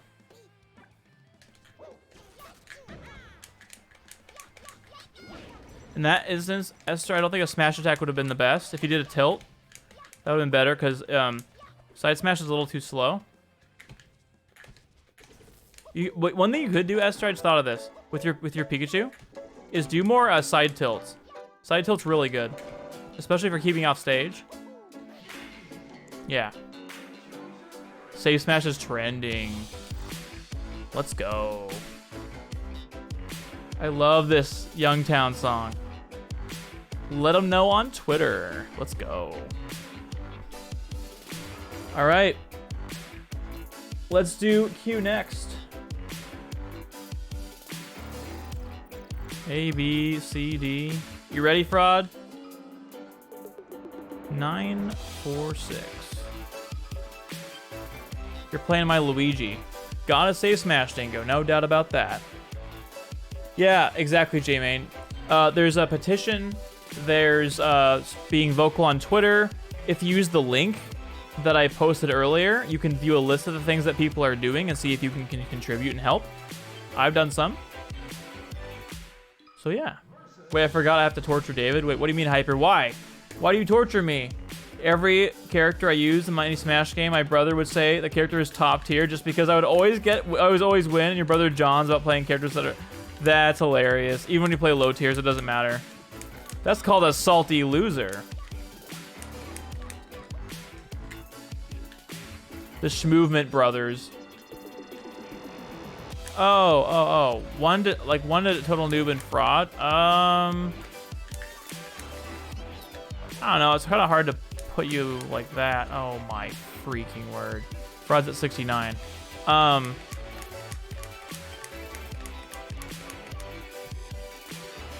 Maybe like a 5? Maybe? Without really thinking about it very much.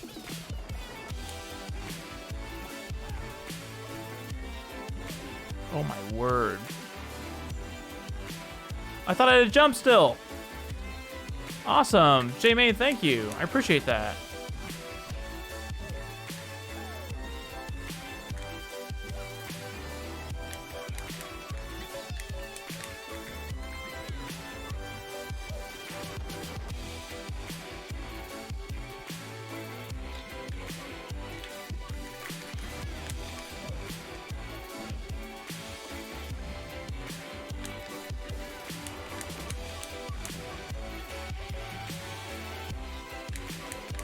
Oh, he made it.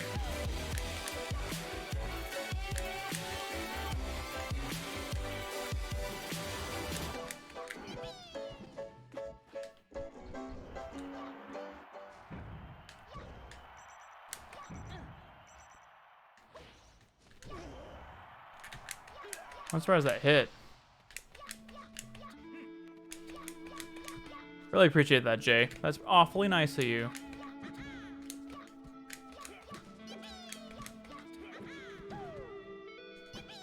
Whoa, what was that? Whoa, what is happening with the internet? Is that my internet going bad? Like, when those dips happened, I saw red on my... Something wrong with my internet. Something is wrong with my internet, I think. That's kind of upsetting. Sorry about that, Fraud, if you're watching. I have no idea why this is happening.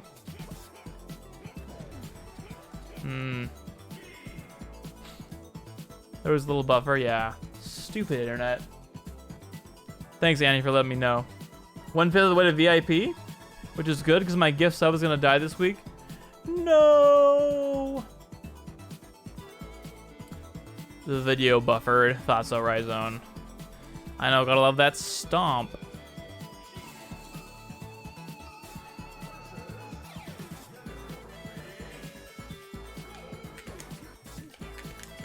Yeah, it won't do SoundCloud. Sorry, Essie. I wish it did SoundCloud.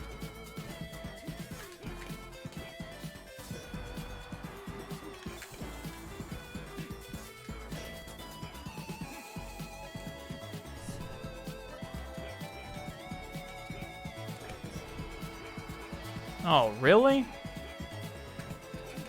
Yeah, Stream Elements has never supported SoundCloud, which is dumb, but...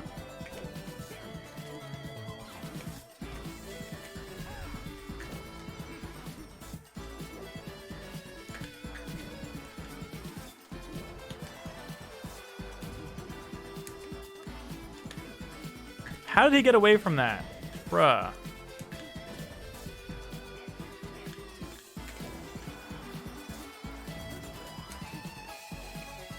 Nice try. Discord media attachments? I'm doing really good, Rhizome. How are you? That was lucky.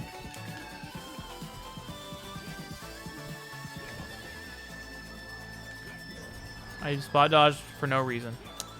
Right? His movement is so good. Fraud helping prove why this Ganon is awesome. Dude, let's go. Russell Stewart, thank you for the raid, my friend. Good to see you. How is your stream? How did your stream go? How was your arting around as you do? Milkman, thanks for the follow. Guys, we have a challenger approaching on this beautiful evening.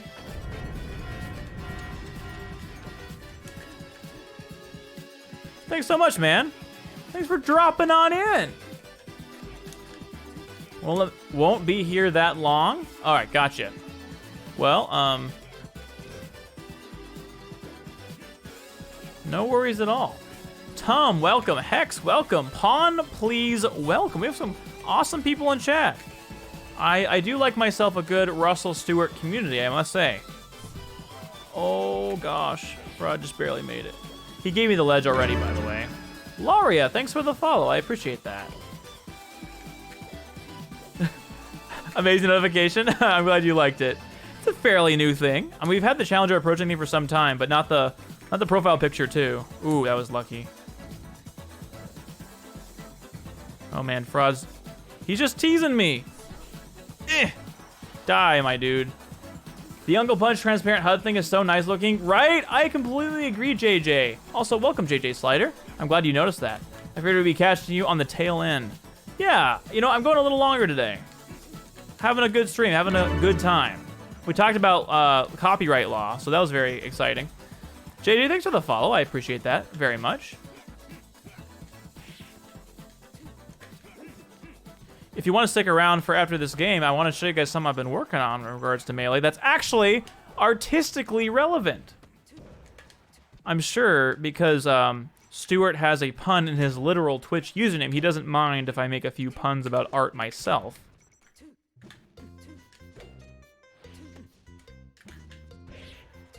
I was gonna try to like cheese out that by doing a little edge hog, but fraud, it's too quick. Oh, oh, that's not good. Trying to style on me. How did he avoid that? He's a magician. He's a magician. I will not be surprised if he gets this win. He's going for the swag, and he didn't have to give me that ledge, but he did. So I will likely take it only for that reason. So please observe this screen. First, what I'm gonna do is I'm gonna turn off something called HD textures. And I want you to observe this. Ignore the fact that I changed from Sheik to Zelda. That is not important, but this is important. Okay. Also, I love the fact that I'm listening to Kirby music right now. All right, so you see anything about these textures that's a little peculiar? Yeah, they suck. They're low resolution. You wouldn't eat off of that, would you? You wouldn't. Okay. Hex has got me color me surprised in chat. So another art pun. I jumped ship early because I knew that would happen. All right, so these textures aren't the best, all right? But with a little wand wave in action and an awesome team of people, including Radzo in chat, check this out. Oh yeah. Oh yeah. That's what I'm talking about. That's what I'm talking about. These are HD textures that we have handcrafted. And it's not completely finished yet, but I got some portraits to show you too. So we got portraits for Doc done. Well, I shouldn't really say that. We've got the first costume for every character, I guess you could say. There's Mario again.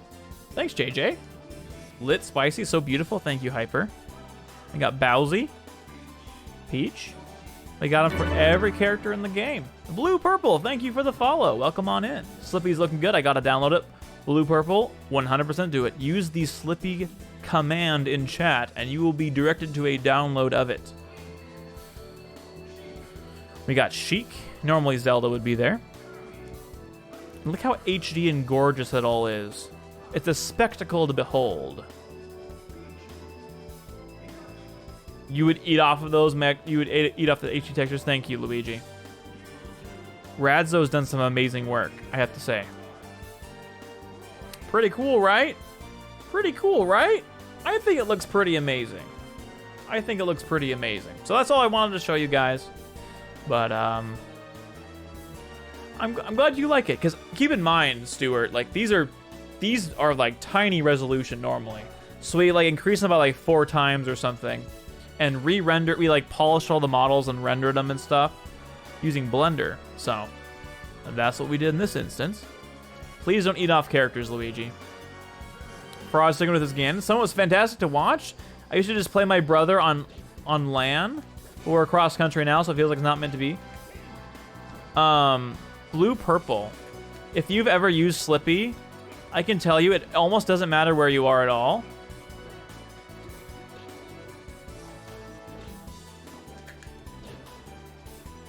Because Slippy's rollback netcode is phenomenal.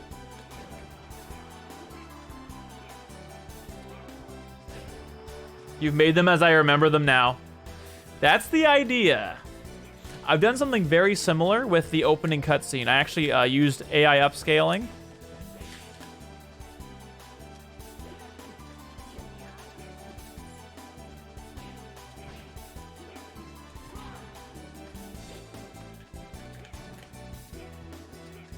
Oh boy, I don't like this. Fizzy is absolutely a lowercase g god, without a doubt. Thanks, Esther. Yeah, if you I have it on my YouTube channel if you want to check it out there. Thanks for throwing that link there, Essie. Appreciate that. Okay. Oh, you don't hit me that time, fraud? Bruh. The heck is this? He just grabs me out of the counter.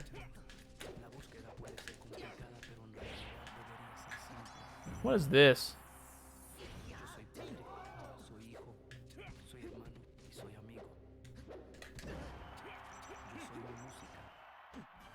Thanks for the skip. I appreciate that. Oh gosh, it's the diss track. Thanks for the skips. Appreciate that. Well, we gotta skip things that aren't like that might get DMCA'd. And we also have to let's go. Things that might be like overtly explicit in their lyrics. Had to go, but I'm asleep. Of course. And thank you so much again for the raid. I know selecting a raid recipient is no small decision. So thank you. I really appreciate that. Have an amazing night. And for everyone that's sticking around from Russell's raid, genuinely thank you for being here. And for everyone that followed too. I got some follows out of this too, which is very, very nice of you. It's always that gamble. It's like, all right, well, the person that I like to watch just raided someone. Do I care about them at all? And it's not a question easily answered, so thank you.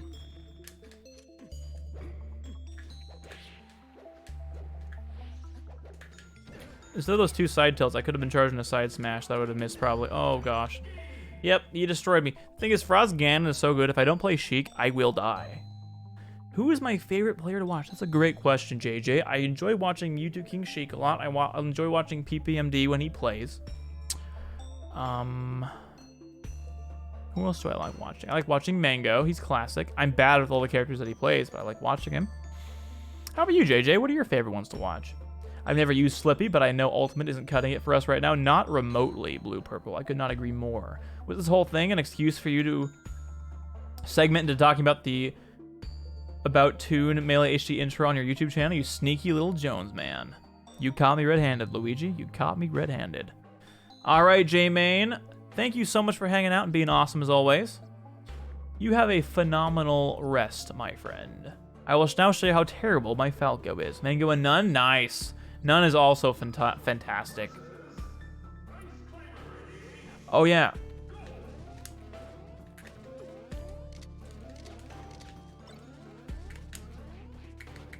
Yep, I'm about to die at the hands of Fraudkin's ice climbers.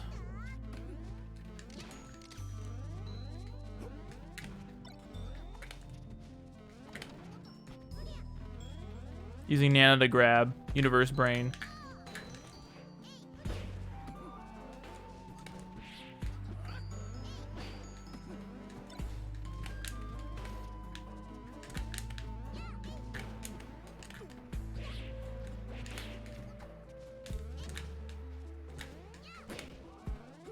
That fair really covers a lot, doesn't it? That was a bad angle. Hey, Scalo Daddy, welcome back. How are ya?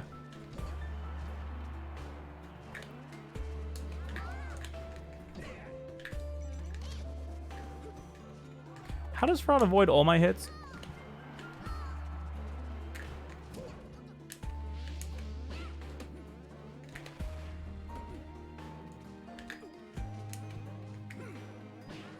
Yeah, I have no idea what to do with Falco.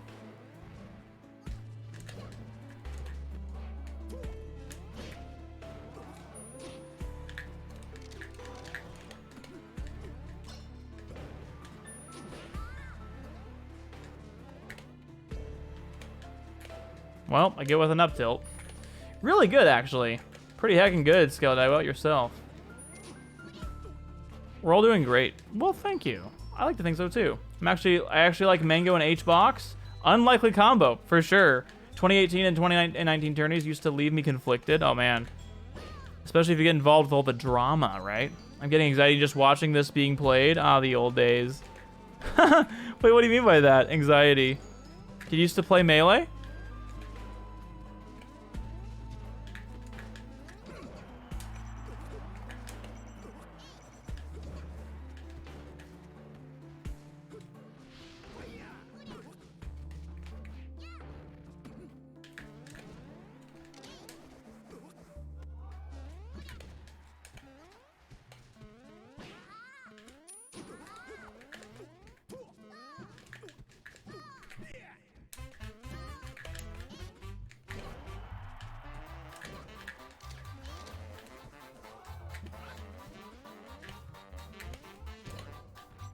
This is wild.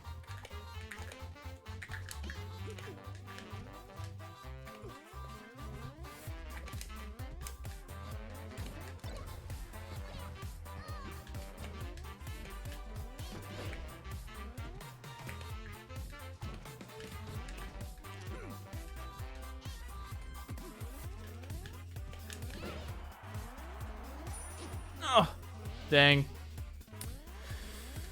Oh, man.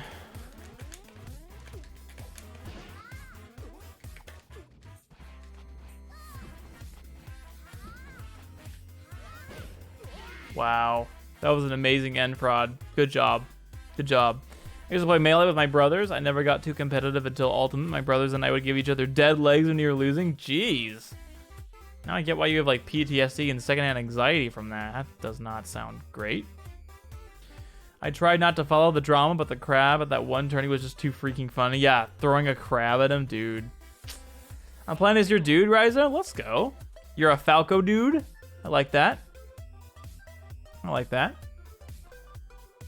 All right, Fraud. Let's play some more here. I'm gonna actually close the queue because I want to play Matt last, and then not open up to anybody else. Oops. We're on Bridstar Depths now. Oh, sorry, Hyper. Yep.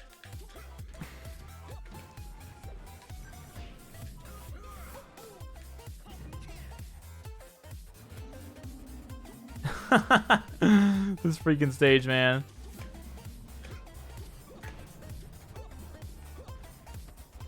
This is why I say Melee has the most fun casual experience too. You can move around with all the great mechanics on goofy stages and it's still just as fun.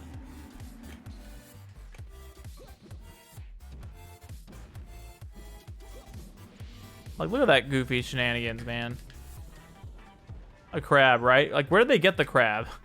Where did they get that crab? I agree, Blue Purple. That is pretty funny. I mean, he was not happy about it, though. Like, he was very, very upset.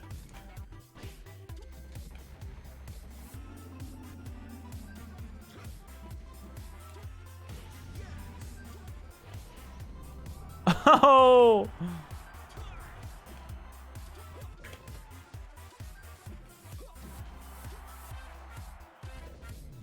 Well, that's my stock.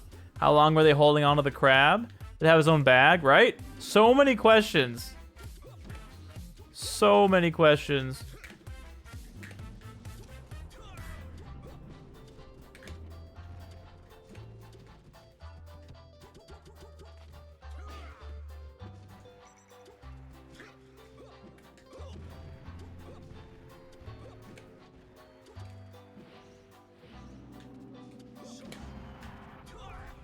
Darn it. No.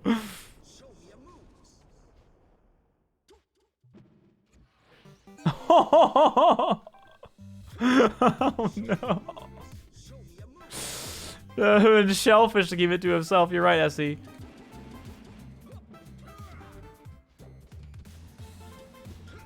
Oh no.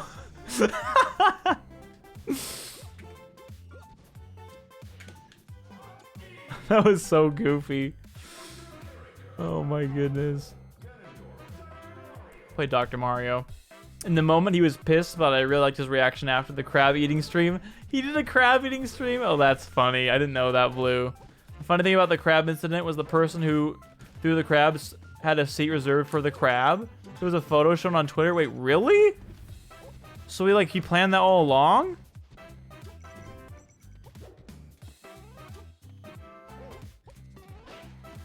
Good stage choice there, Fraud. I like it.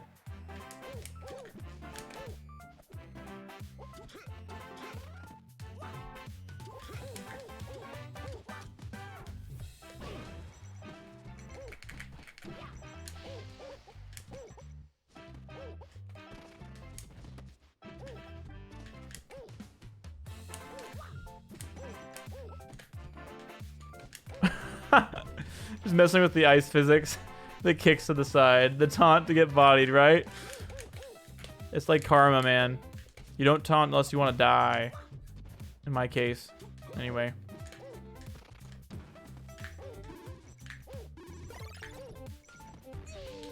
That's so dumb that killed.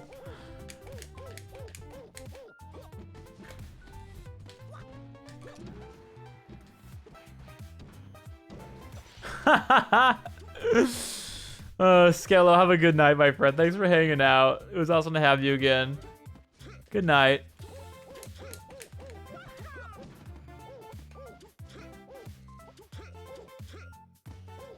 I thought this completely disrupts the game.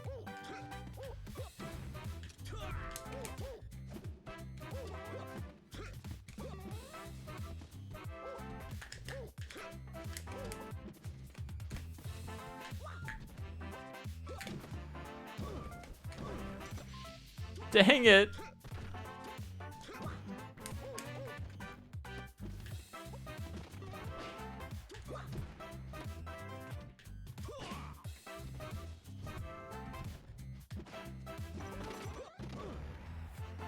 My word, the ice block delayed it.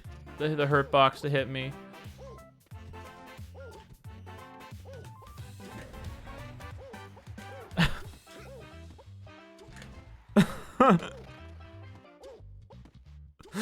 This is so funny, dude.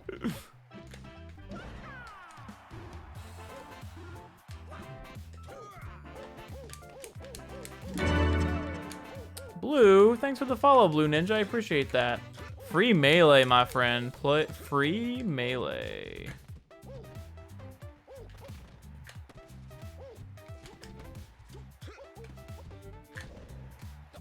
Good job, Fraud. GG. Spread's not letting me watch in anything other than 720p 60 FPS, but it hasn't buffered yet. That's good, Rhizone. Yeah. Unfortunately, like the quality options, like the availability changes depending on, like, I don't know, availability, I guess. So, hey, Rayu. Yeah, you are a bit later than usual, but it's good to have you. Also, Blue Purple, unfortunately, only subs and VIPs can add to the music. And you shouldn't even be able to post that link, but for some reason you can. The crab throw in question. Gotcha. Don't hate Puff. She just needs more buffs. Is that right, Blue Ninja? Is that right? She needs more buffs, huh?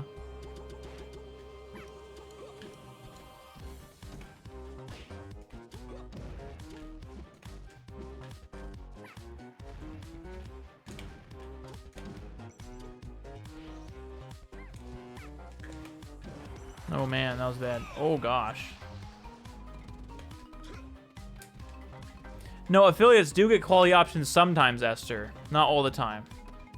In fact, everyone gets quality options sometimes, but affiliates get priority compared to standard users, and then partners always get affiliate options.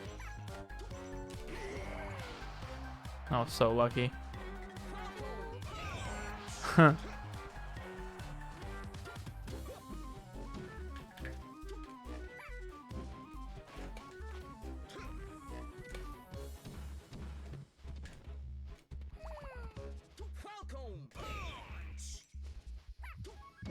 Oh no. Oh no. Yeah, partners get the option all the time, yes. I wish we got the option all the time, but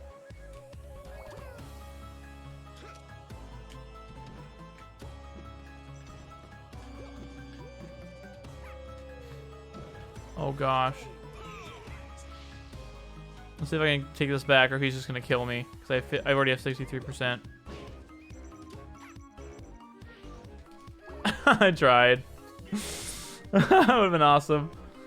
Dedicated Smash Ultimate buff main here. I know you don't see him every day. Dang, not bad, Blue Ninja. I've actually like encountered some. So, do you remember who hosted this channel when I first followed Rhizone? Huh, I don't know who that would be. Was it somebody Smash related, maybe? That's right, Jade. Free melee. Welcome on in. Oh, it's Pastor. It was Pastor. Awesome. I really like him. He seems really nice. Really going for those punches, right? He's going for those swag Falcon punches.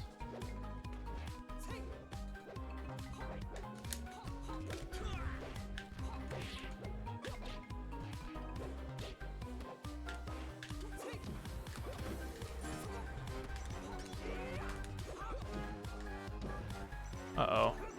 I don't think so. I don't think I'm making that. Blue Ninja, that back air set of emotes is so good. I love that.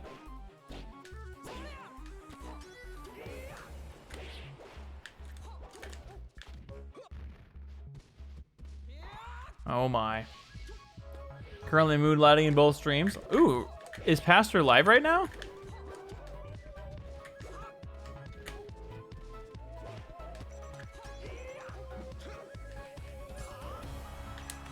What was that? That was crazy. Dang.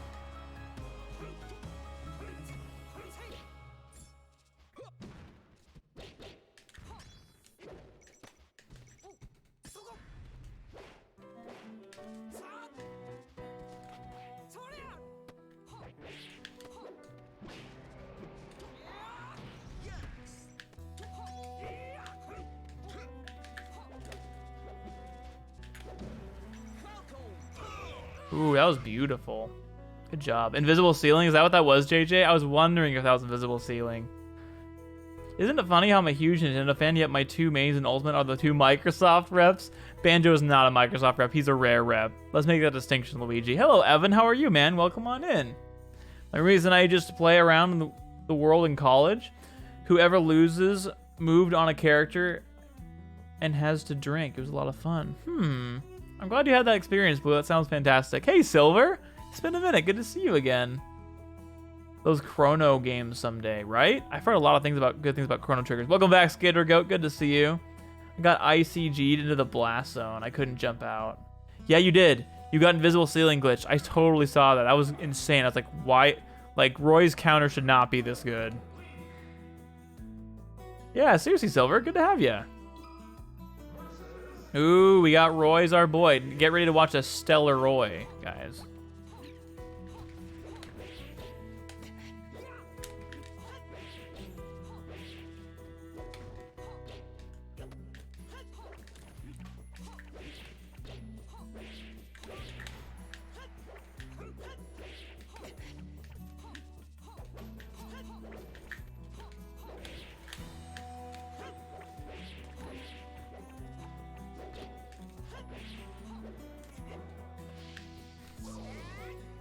Dang, I can't do the cool tech with Link.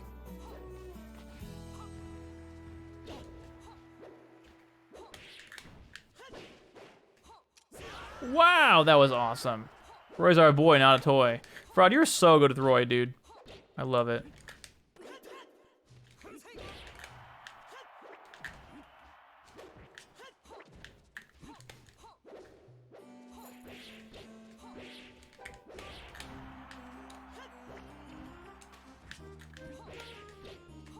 Look at him go.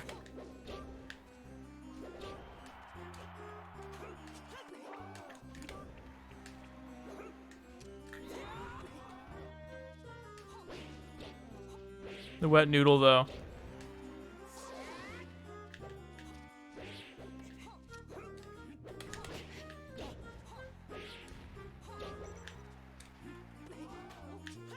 Aw.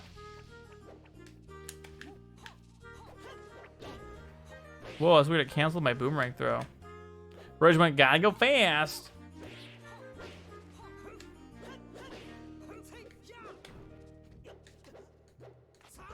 How is your evening going tonight, Skater? Oh, my word. Aw, man. Not happy about that.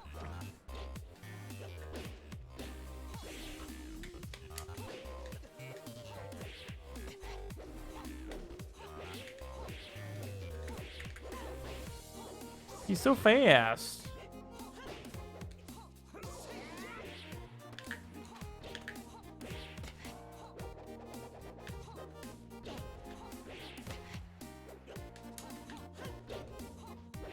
I should be like getting with all these projectiles, but I...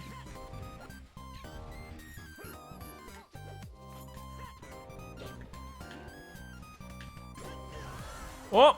Invisible ceiling glitch again? That was crazy. Hey, Gregarious Gamer. It is Turkey Week, isn't it? What you thankful for, Gregarious? Your Cuphead stream was amazing, by the way. You guys, if you don't know Gregarious Gamer, he beat Cuphead 4 times in a row. It very quickly, like an hour and a half or less. With each console that it's released on. So first it was PC, I believe, then PlayStation, and then Switch, and then Xbox. I could be wrong about the last two. I wasn't there for the last two, but it was really fun. A really good stream. You can just tell that he's passionate about it. He's like 200% of the game so many times, and he's just like cruising through it. It's crazy. Dude, have to do it. Have to do it. It's bedtime. All right, well, sounds good, Rhizome. Thanks for hanging out. I think we'll go on to Matt now, Fraud. Good games, dude. That was really fun. Let's do next in the queue with Q next. Roy, big fun, and you're good with him, man. Matt, if you're in the chat, speak up and we'll play. I'm thankful for my brother. Also, the community Melee refuses to abandon. Let's go, Matt. I love that. GG's, Fraud. Those are some fun games. All right, you're Matt 302. I like it. Matt 302.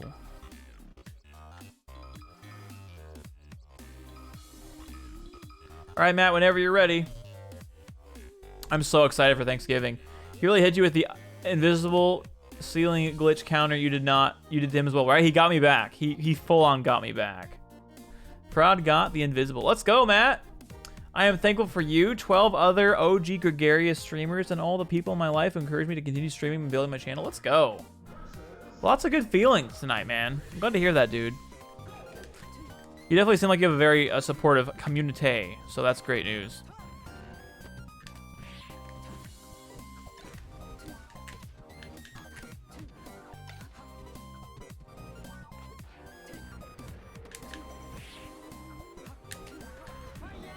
That was a really good angle, dude. That was just lucky timing on my part.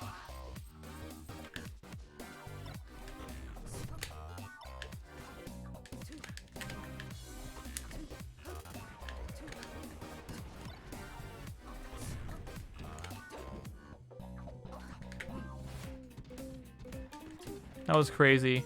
We like saved each other there.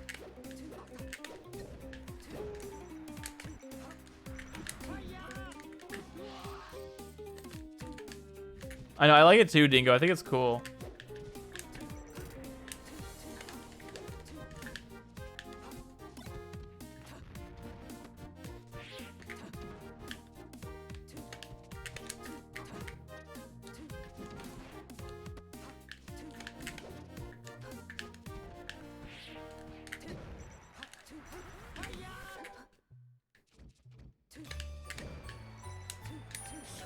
There's Diddy Kong Racing music. Let's go. I love the Diddy Kong Racing covers. And it's all Christmassy too. It's all jazzy. Let's go.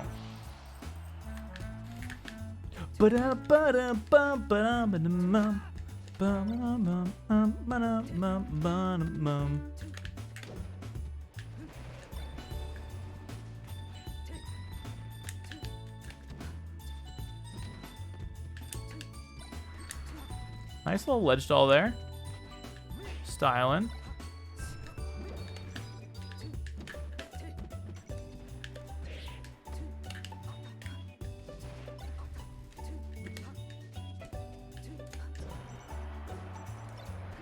Good ledge doll. You got some really cool movement with your fox, Matt. I love it. That tech saved him. Ooh, I'm happy with that. You like jazz? Was just unsure LMAO, but now I get to watch a video, yay. Yeah, Fraud's got like every like source on Melee you need. Source at any time. Alright, my internet is getting bad again. What is happening to my internet, dude? Why is my internet being so dodgy right now? It's really distressing. We've saved each other so many times.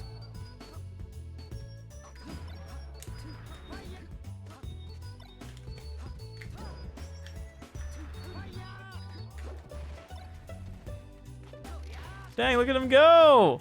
Dang, Matt! Dang, that was good! That was a good play.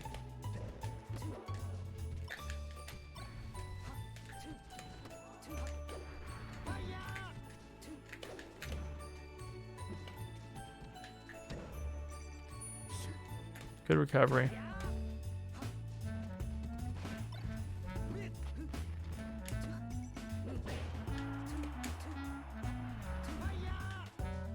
Nice try. Was that for Randall?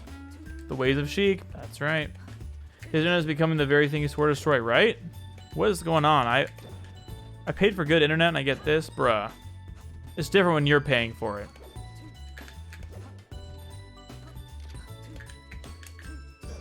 I'll see if there's like an outage or something reported in the area.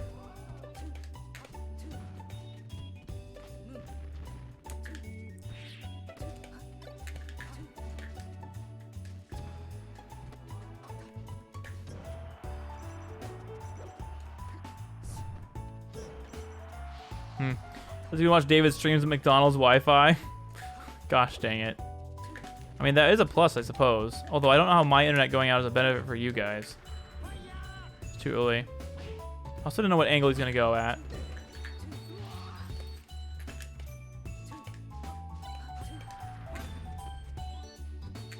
Well, a little bit of my back air went out, which stopped his up B.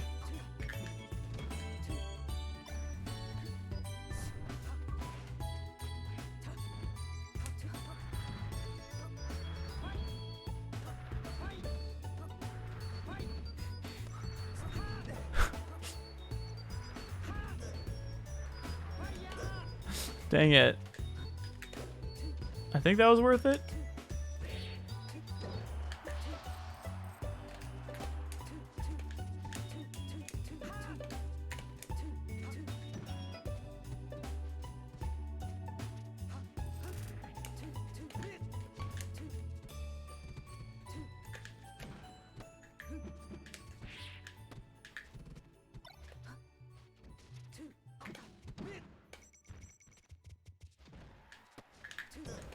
Ooh, thought my Nair came out first.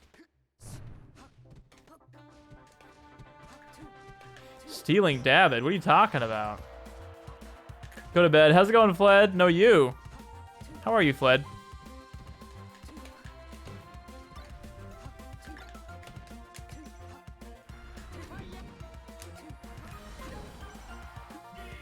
GG. David, when can we get a Rivals of Aether stream? Rivals of Aether stream. I think I've done a few Rivals of Aether streams in the past, although I can't tell you how recently I've done one. Sounds pretty fun.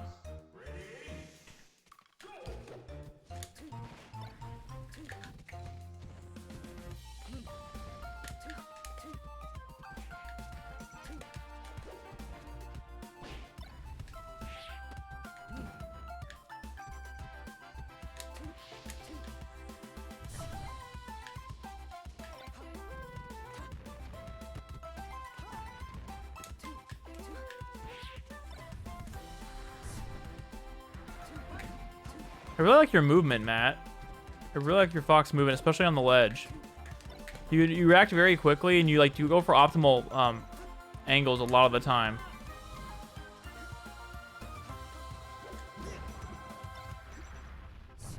Good thing you ledge guarded. I may have caught it.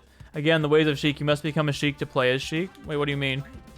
What dost thou mean, Silver? Just adjusting to my move. Oh, a month and a half. Really?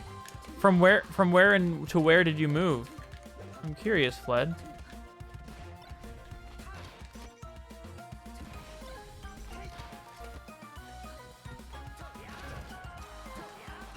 I was lucky that I moved out of the way. Oh, man. If I just waited a little longer. Good stall.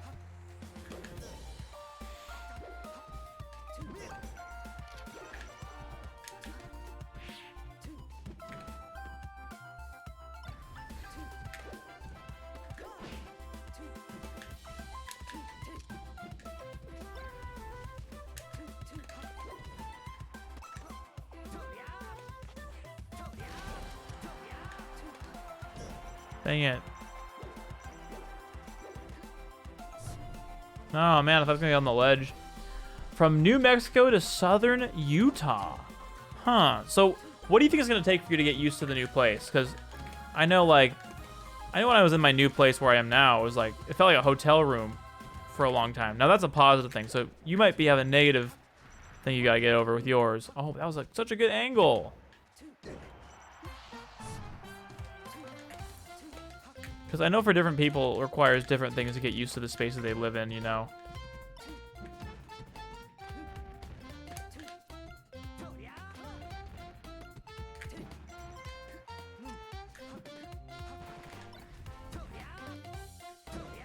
Dang, that was good.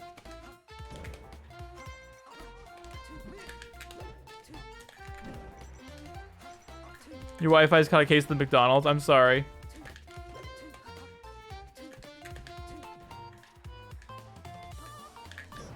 Oop. GG. I messed up too. Something that catches fast followers off guard is jab up smash. Just like they do to us. It's weird, but it works. As Fox or as Samus? D combos. I just feel like I'm on vacation and I'm waiting for us to drive back to New Mexico the next day. I know exactly what you mean, Fled. Yep. Oh, it's Sheik. Gotcha.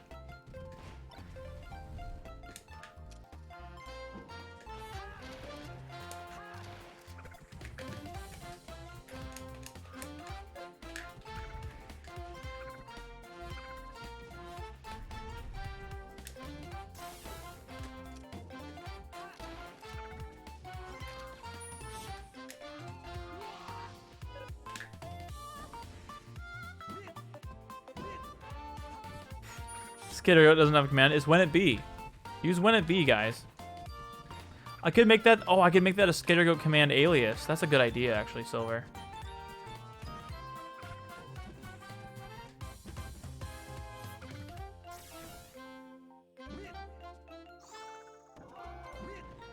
Oh wow, it caught me.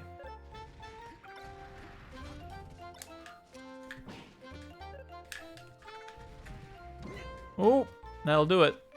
I just went sailing up. Sailing up there.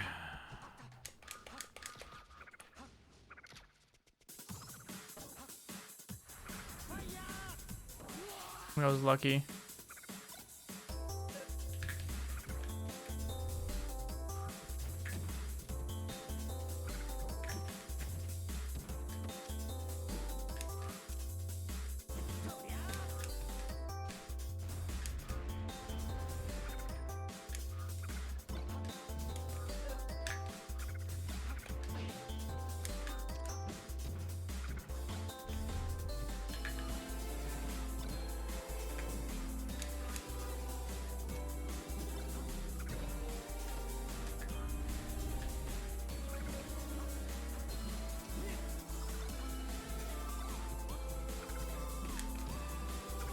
This is Bomberman Hero music? I didn't know that.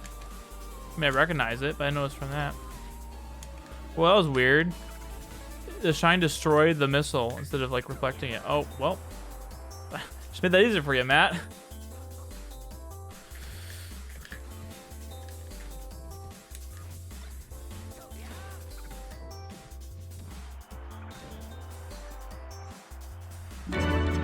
Hey, Nick Onyx, thanks for the follow.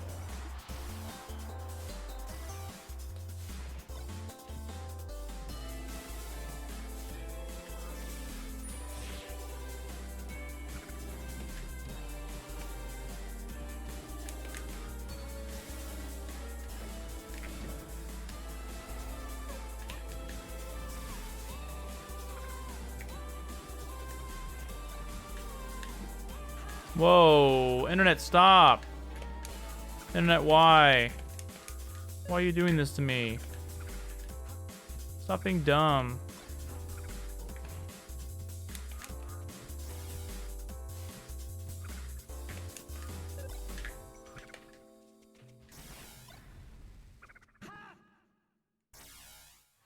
Dang it. Hey, Shoryuken, welcome. I've been grinding Unraked super hard recently. I don't think I've seen Samus once. Yeah. I like Samus playing, I like how she moves. How are you, Nick Onyx? How's your evening going?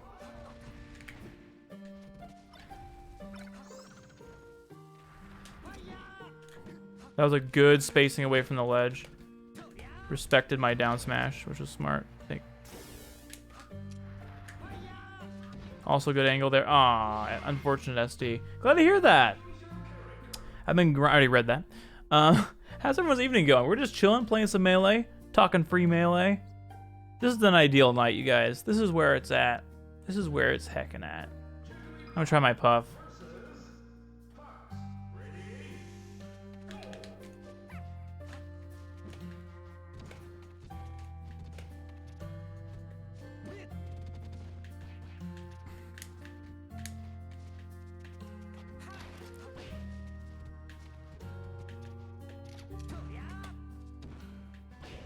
Look at him go.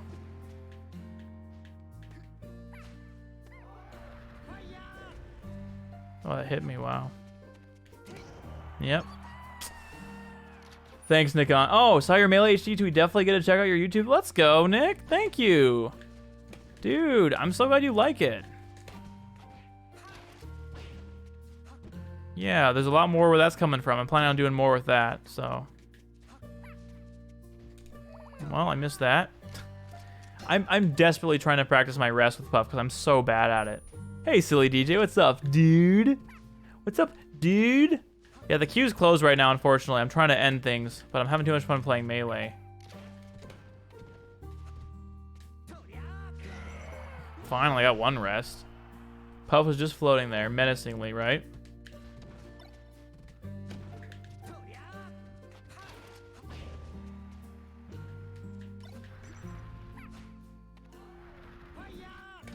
That always throws people off.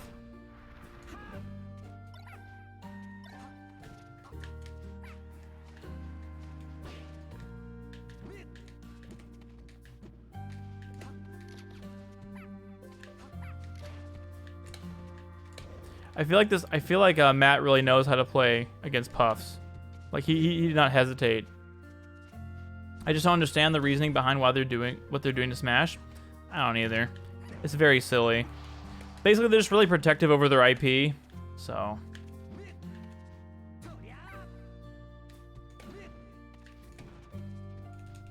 Oh, I would have hit him too. He wasn't shielding.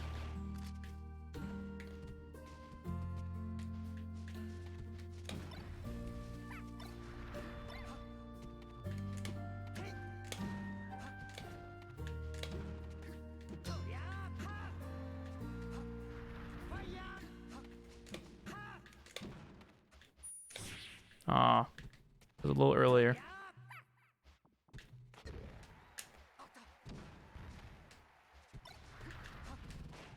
Oh man, my side smash would have killed, but I didn't. Matt trained in ways to counter Jigglypuff. Clearly, this guy knows what he's doing. Knows what he's doing.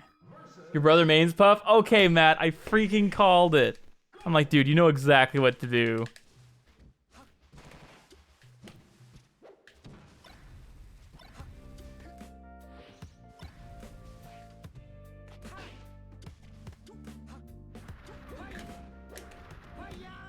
Let's go. I'm happy with that.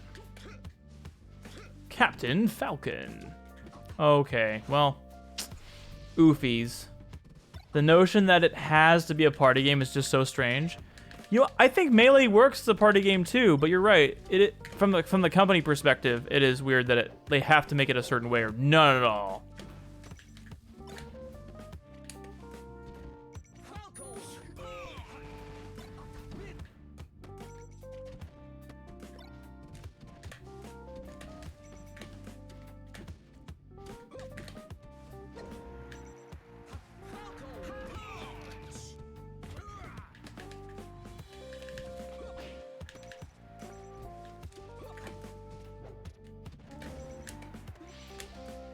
Ooh, I like this.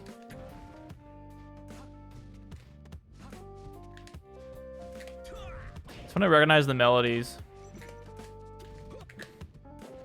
Even when I can't like place what it's from. Oh, it's from Persona, isn't it?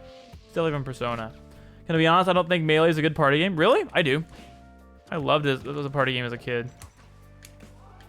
I don't think good movement makes a game a bad party game at all. In fact, I think the contrary. You play Melee with items on and any of the wacky stages in Melee, dude, really good party game. Seriously. And you have the good movement to boot. Like, good movement and tight gameplay doesn't equal bad casual experience. Things don't have to be just wacky, random, and hard to play and, like, stiff to make it casual. So, I think the post-melee games are much better party games. Oh, man, I do not agree at all. Brawl is a chore to play, dude. It's so slow. Final Smashes do not add anything to the game that's compelling. Melee was absolutely meant for parties, without a doubt, and it works really well. I actually have a whole video talking about how I think it's a good party game and why.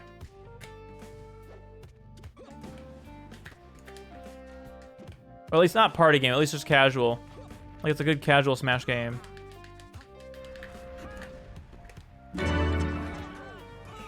Oh. Sure you can. I appreciate the follow a lot. Thank you. Yeah, if you use the YouTube command, it should be one of the first videos that comes up on my channel. My Ice Climbers is so bad, but I want to try it. I do like Ultimate. I think Ultimate's another good party game. Man, Melee? There's nothing like Melee as a party game.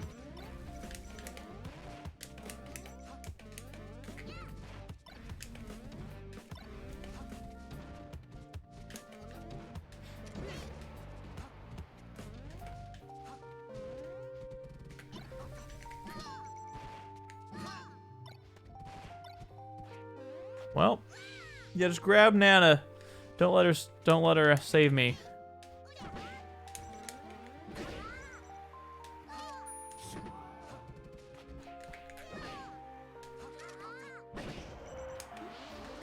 I think we saved/killed.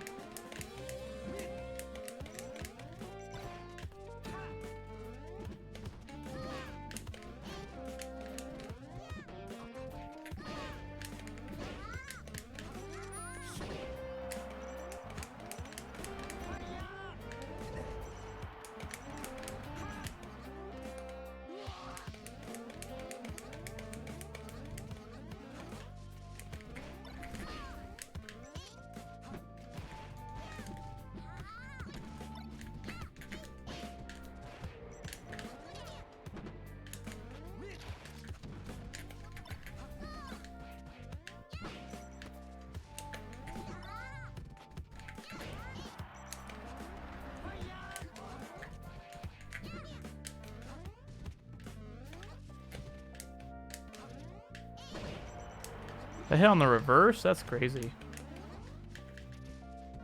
Remember Many Ice Climbers when I first started playing seriously? I switched off so fast. Why is that? There's actually a lot of fun, complex stuff you can do with them. Like, Fraud's really good with Ice Climbers. Darn it.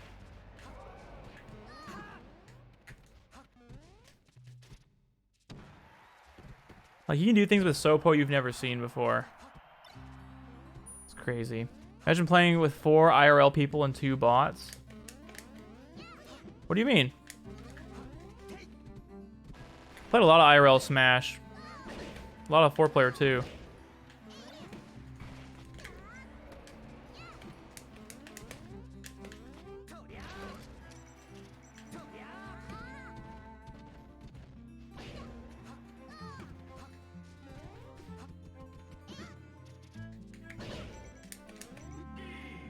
GG.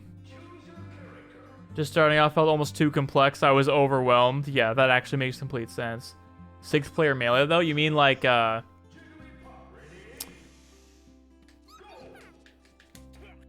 mean like playing a multi-man melee?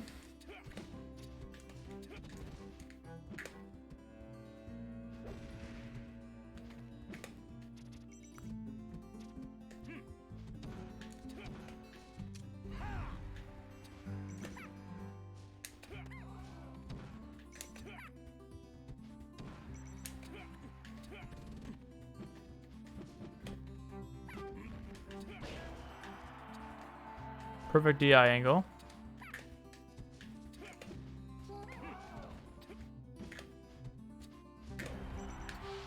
Lucky on my part. Got my flashcard to bypass the stinky stock firmware completely. Let's go. Ooh, that was good. No more time bombs. Do a charge side smash, but okay.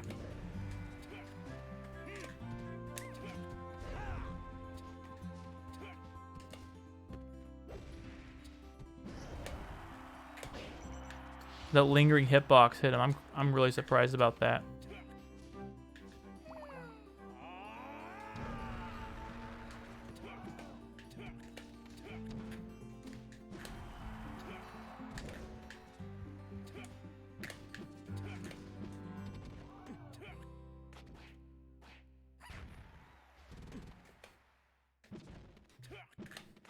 Uh-oh.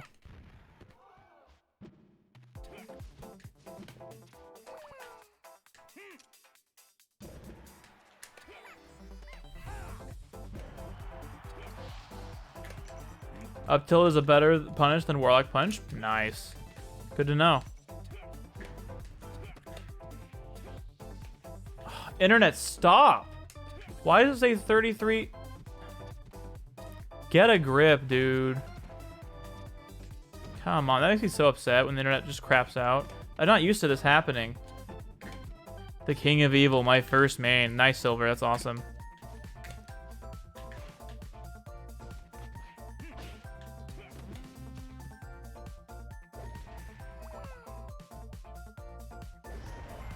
Wow, that's crazy.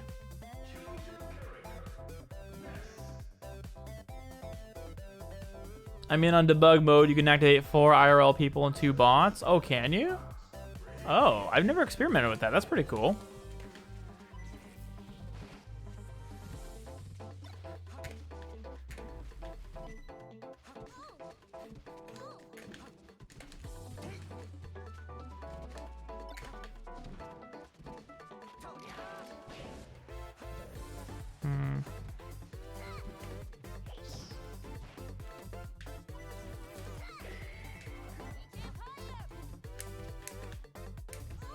My internet, dude. Oh my gosh. This is bad.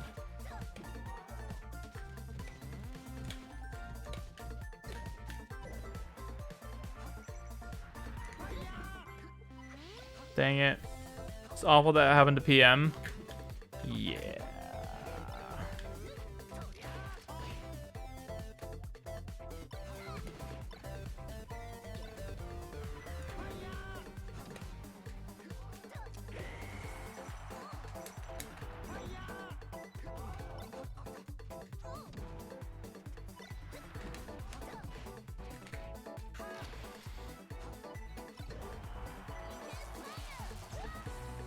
Let's go! I made it!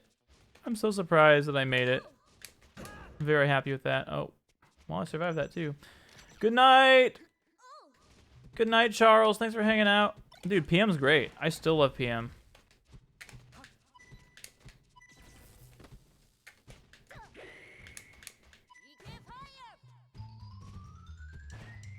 Oh no.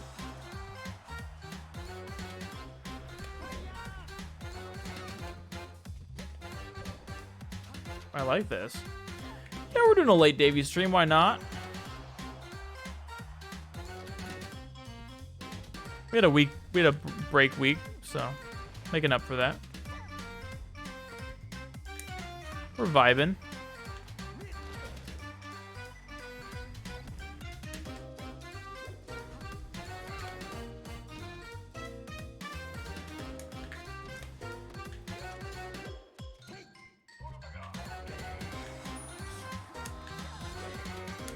Get so lucky with those bats, dude.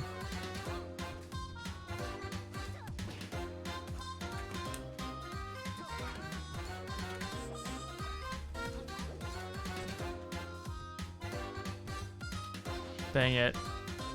I stole you for a while. Yeah, see.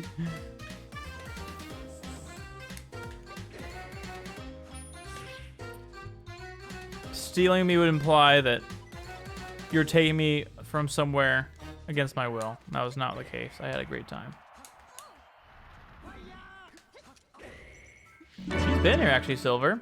Werfo, welcome. Thanks for being in, Werfowitz. How are you on this beautiful evening?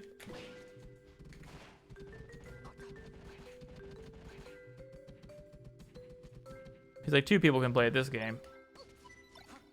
Matt's not dealing with that for very long.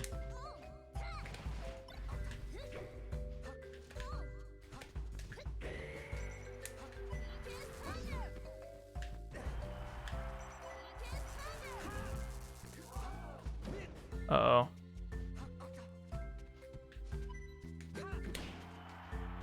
Oh. Let's go! Water Glock Giovanni, welcome on in. Mad gas of this, my G. Thank you, I appreciate that. Vibin'. I'm glad to hear that. Warfowitz, what brings you into stream today, my friend? I'll try Game & Watch now, Matt. Want to do a little Donkey Ditto on Jungle Japes? Sure, that sounds fun. I really like playing you, Matt. Your movement's really precise with Fox. It's really fun to play against.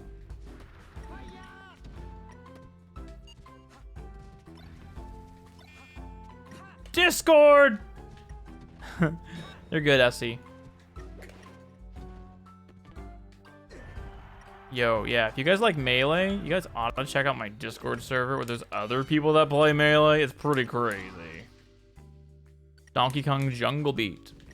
I didn't play much of that game. Are there any fans of that game in this chat? Oh, well, he just was patient. Did not smash me. Just because he wanted to. Fair enough.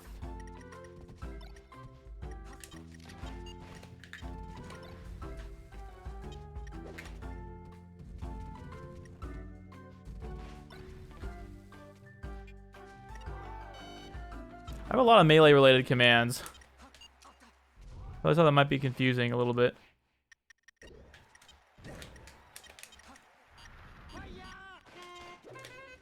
Gosh dang it.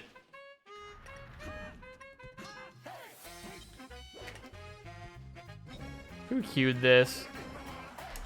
Yeah,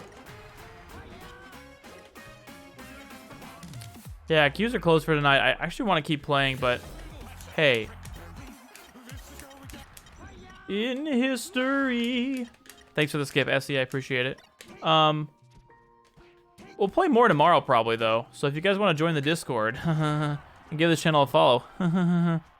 That's a little self-plug. Those are self-plug giggles, by the way. Oops. No. Matt's on fire right now.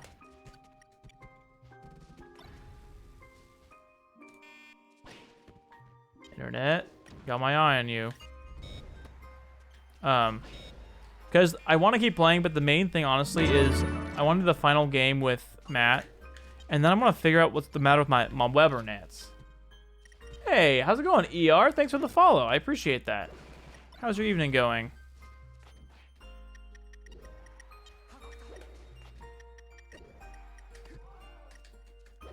Well. Oh, what? Holy recovery, Batman. That worked.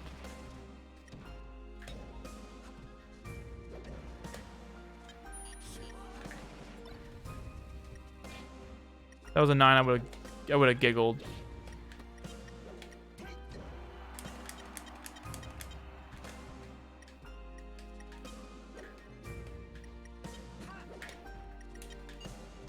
That was supposed to be a charge side smash. Oh, GG. All right, guys. DK on Jungle Japes. Let's do it. Wait, Jungle Japes. Wait, did you say Jungle Japes or Congo Jungle? I don't remember what you said. What did you say, Matt? Want to do a Dongo Ditto on Jungle Japes. All right. Pretty good. I'm glad to hear that. My night's going pretty good too, actually.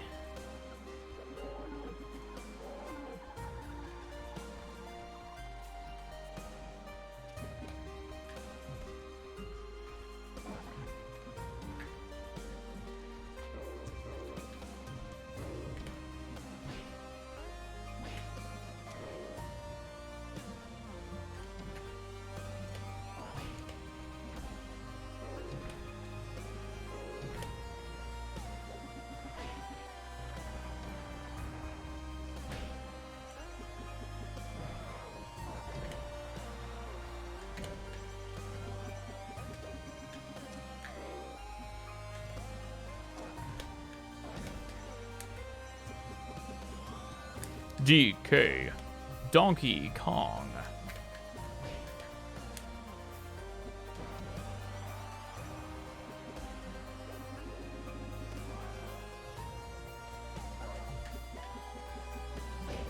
Oh, I traded the punch for that back air. That was not a good trade.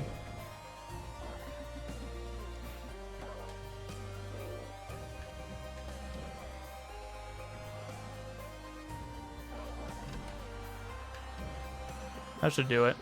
He's the leader of the bunch. You know him well. You join the Discord? Let's go, Water. Thanks for joining the Discord. I appreciate that. Make sure you pass the little verification quiz. Okay, David. Because if you don't, you won't get in. It's a doozy.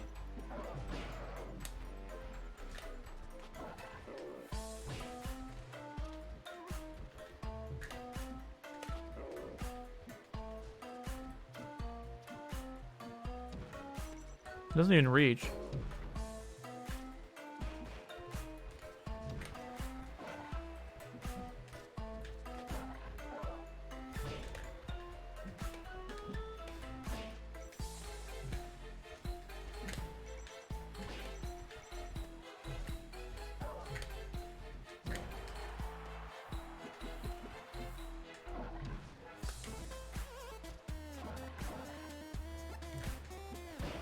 Ooh, he got me.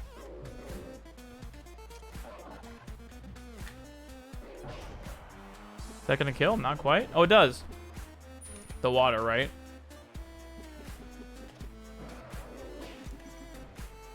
You aced it with flying colors? I've got a good feeling about you, Water Glock. I've got a really good feeling about you if you aced it with flying colors. Hey, how's it going, Crazy? Welcome back. I think it was probably, who probably gifted that to you? Probably Kidlink did? He gifted a lot of subs recently for my birthday stream. So it's probably him. Kidlink's in the Discord too. If you want to thank him there, you could probably add him.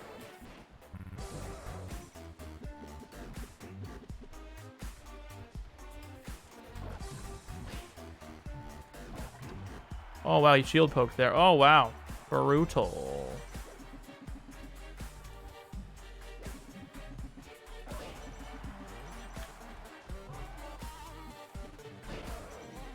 These shield pokes, though, are criminal.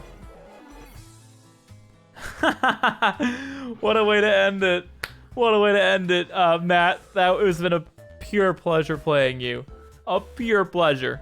A pure pleasure. GG's, Matt. Good freaking stuff, man. Melee is sick. Never forget it.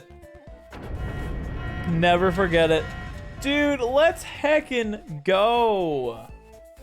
It's none other than Eric PR46 himself. How's it going, my dude?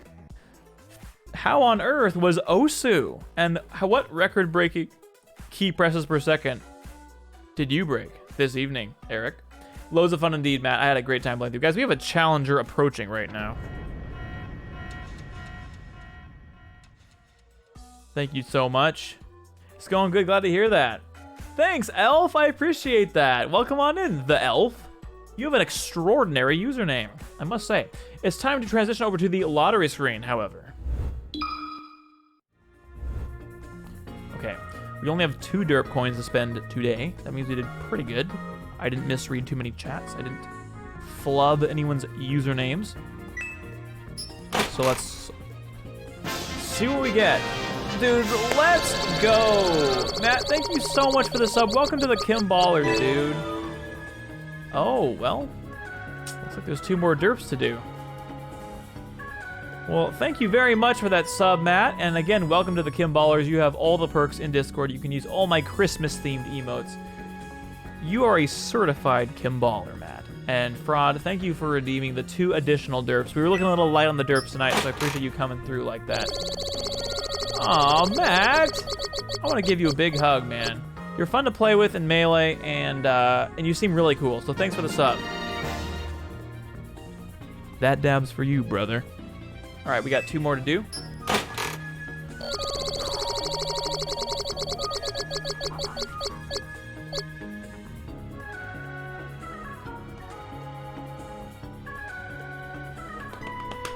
I am not pleased about that. I'm really not pleased about that. Thanks, Crazy, for joining the Discord. Here it is. What you just wanted.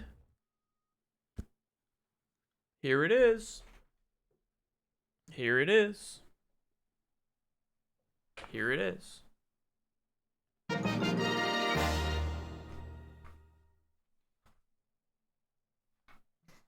Quad dab. You guys can thank Fraud for that one. Alright, sounds good, Sir Jake. Thanks for hanging out, dude. I appreciate it. Good to see you in chat, my brother. Dankest Jones ad. Okay, we have a Dankest Jones ad to redeem before we do the final derp, alright, guys? We'll be right back after these very, very important messages. Hi, I'm Donkey Kong. I work in IT. I help fix people's Jones soda.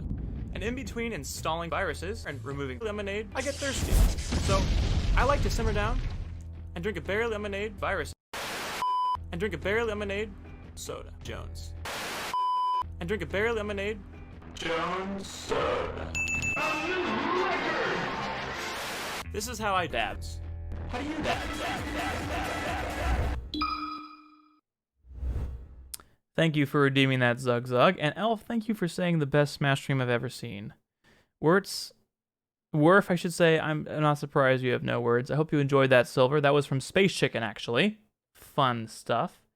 You know that Space Chicken created that? Alright, we have one more to spend. One last one to spend. Let's try it. Let's see it. See what it is, gamers. Whoo, off the hook. I'm off the hook. With that, we're going to find somebody to raid. Please stick around and watch the credits. They're a joy. They're a pleasure if you haven't seen them before. Oh, that's funny. I got a tier 1 gifted sub to Chillin' Dude. Let us see who is live, and we'll raid them. That sounds pretty good, guys? As per usual. There's a little button above my head called Clippy Raid. And Eric, thank you so much again for the raid. You have a good night too, man. Hopefully you're feeling better this week than you have been the last couple weeks. We're gonna raid a friend. Ooh, hold on. We might want to raid this fine gentleman. Oh man, there's too many good people streaming right now, as always, right?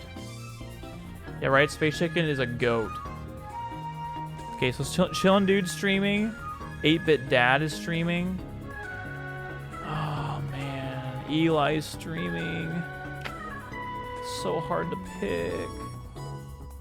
A lot on my chest that needed to come off, so that's been good.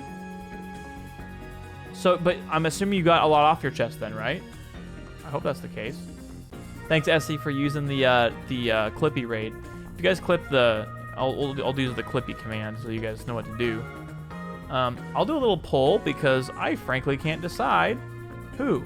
So who raid? We got 8-Bit Dad. We got Chillin' Dude.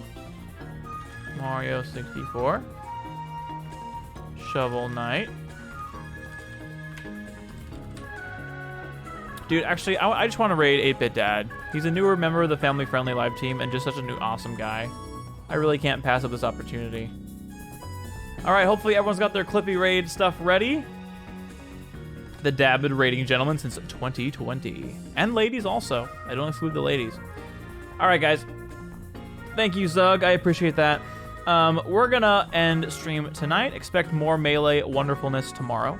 And Fluffykins, SE, thank you guys for getting the raid message ready. And we're gonna attack 8-Bit Dad stream. Look like he's playing with a friend, which is awesome. Please stick around for the credits and the raid. I really appreciate it. You can like hop off and do your own thing afterwards. No big deal. Ben, thank you so much for showing up. Have a great night, my dude. And I'll see you guys real soon. Ta-ta.